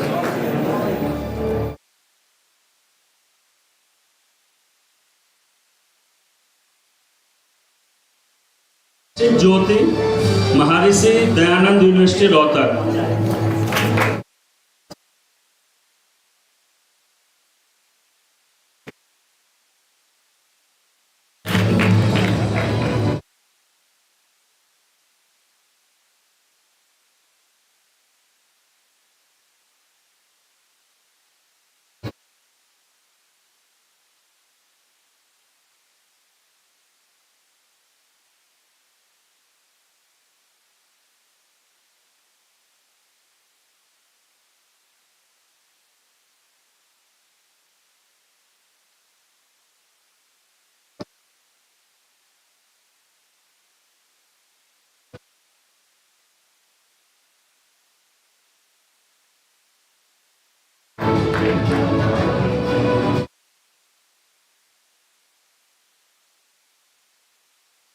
Next is Jyoti from Maharishi Dayanand University, Rohtak.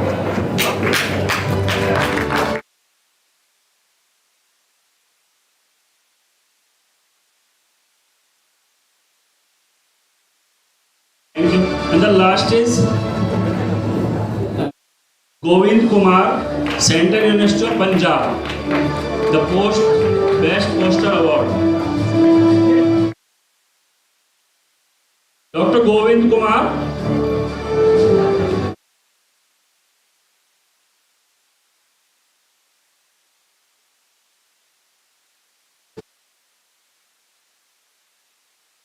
Now I invite and recognize the main leader, the main worker from the Student Association of the Galgotia University, Mr. Nukunj. I am inviting you, come on the dais. Nukunj, the Secretary of Galgotia.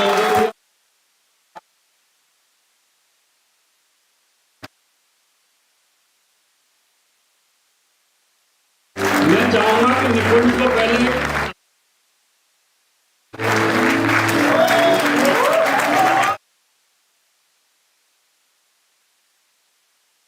को medal निकुंज को और ये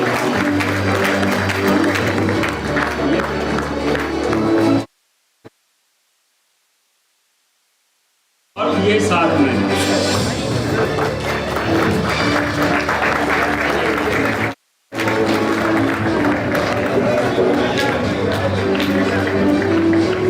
Okay, now I want the best volunteer on the dais. We want to recognize them.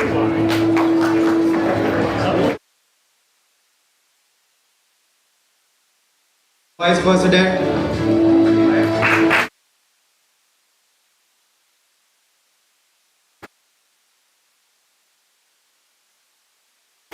Kartik Das, GMT Head, Ashutosh Shah, SMT Head,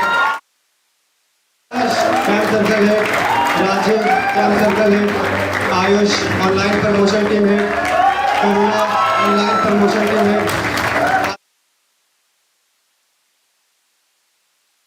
Pratham, GMT Head, Apurva Mishra,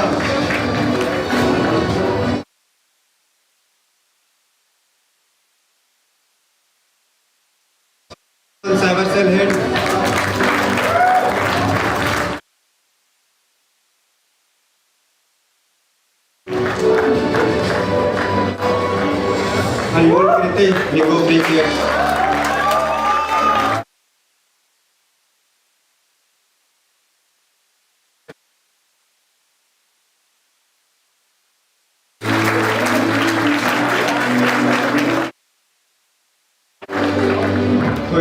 G Post Head, Akshay, G Post Head,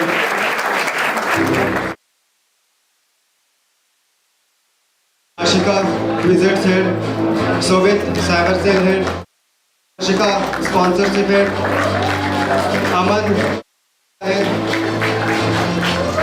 Ritik, Marketing Head, Joel, Kafila Head, Ishita, Graphics Head, Devesh, Graphics Head, Harsh, Actor Sub Head, Satya, Actor Sub Head,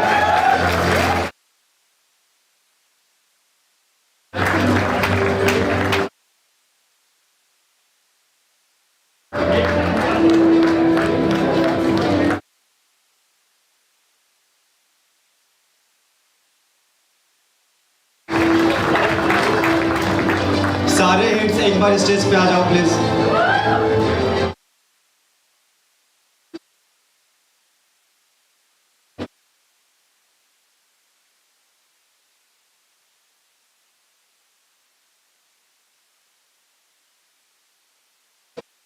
करेंगे तो 2-4 और मैं आपको बुला दूंगा।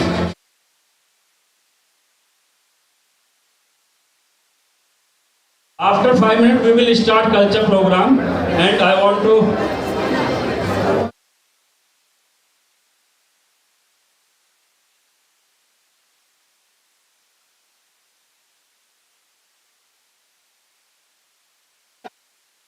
Okay. The person from the ESDA. Before ESDA, from Galgotia ma'am, Isma Manzoor ma'am.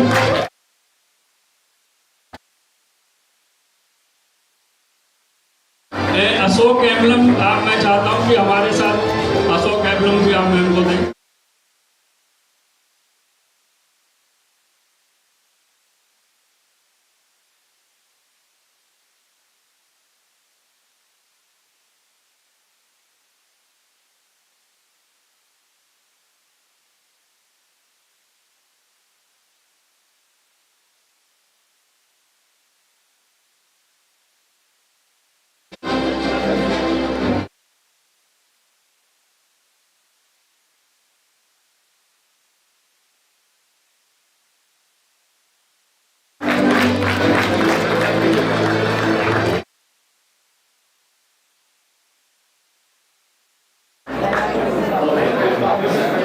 Now I want to invite some ESDA delegate and volunteer. The first of all, again Geetanjali Sagina, come on the dais for your appreciation, ESDA appreciation token of award.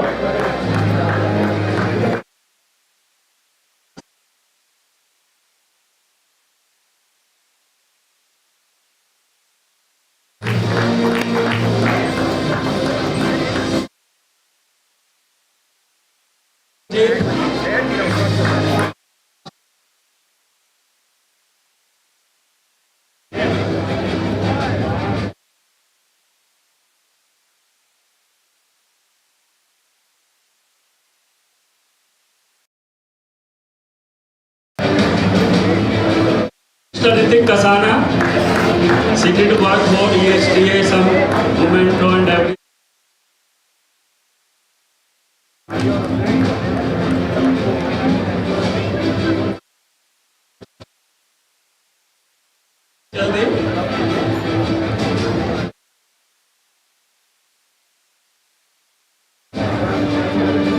Dr. Arvind Yadav ji from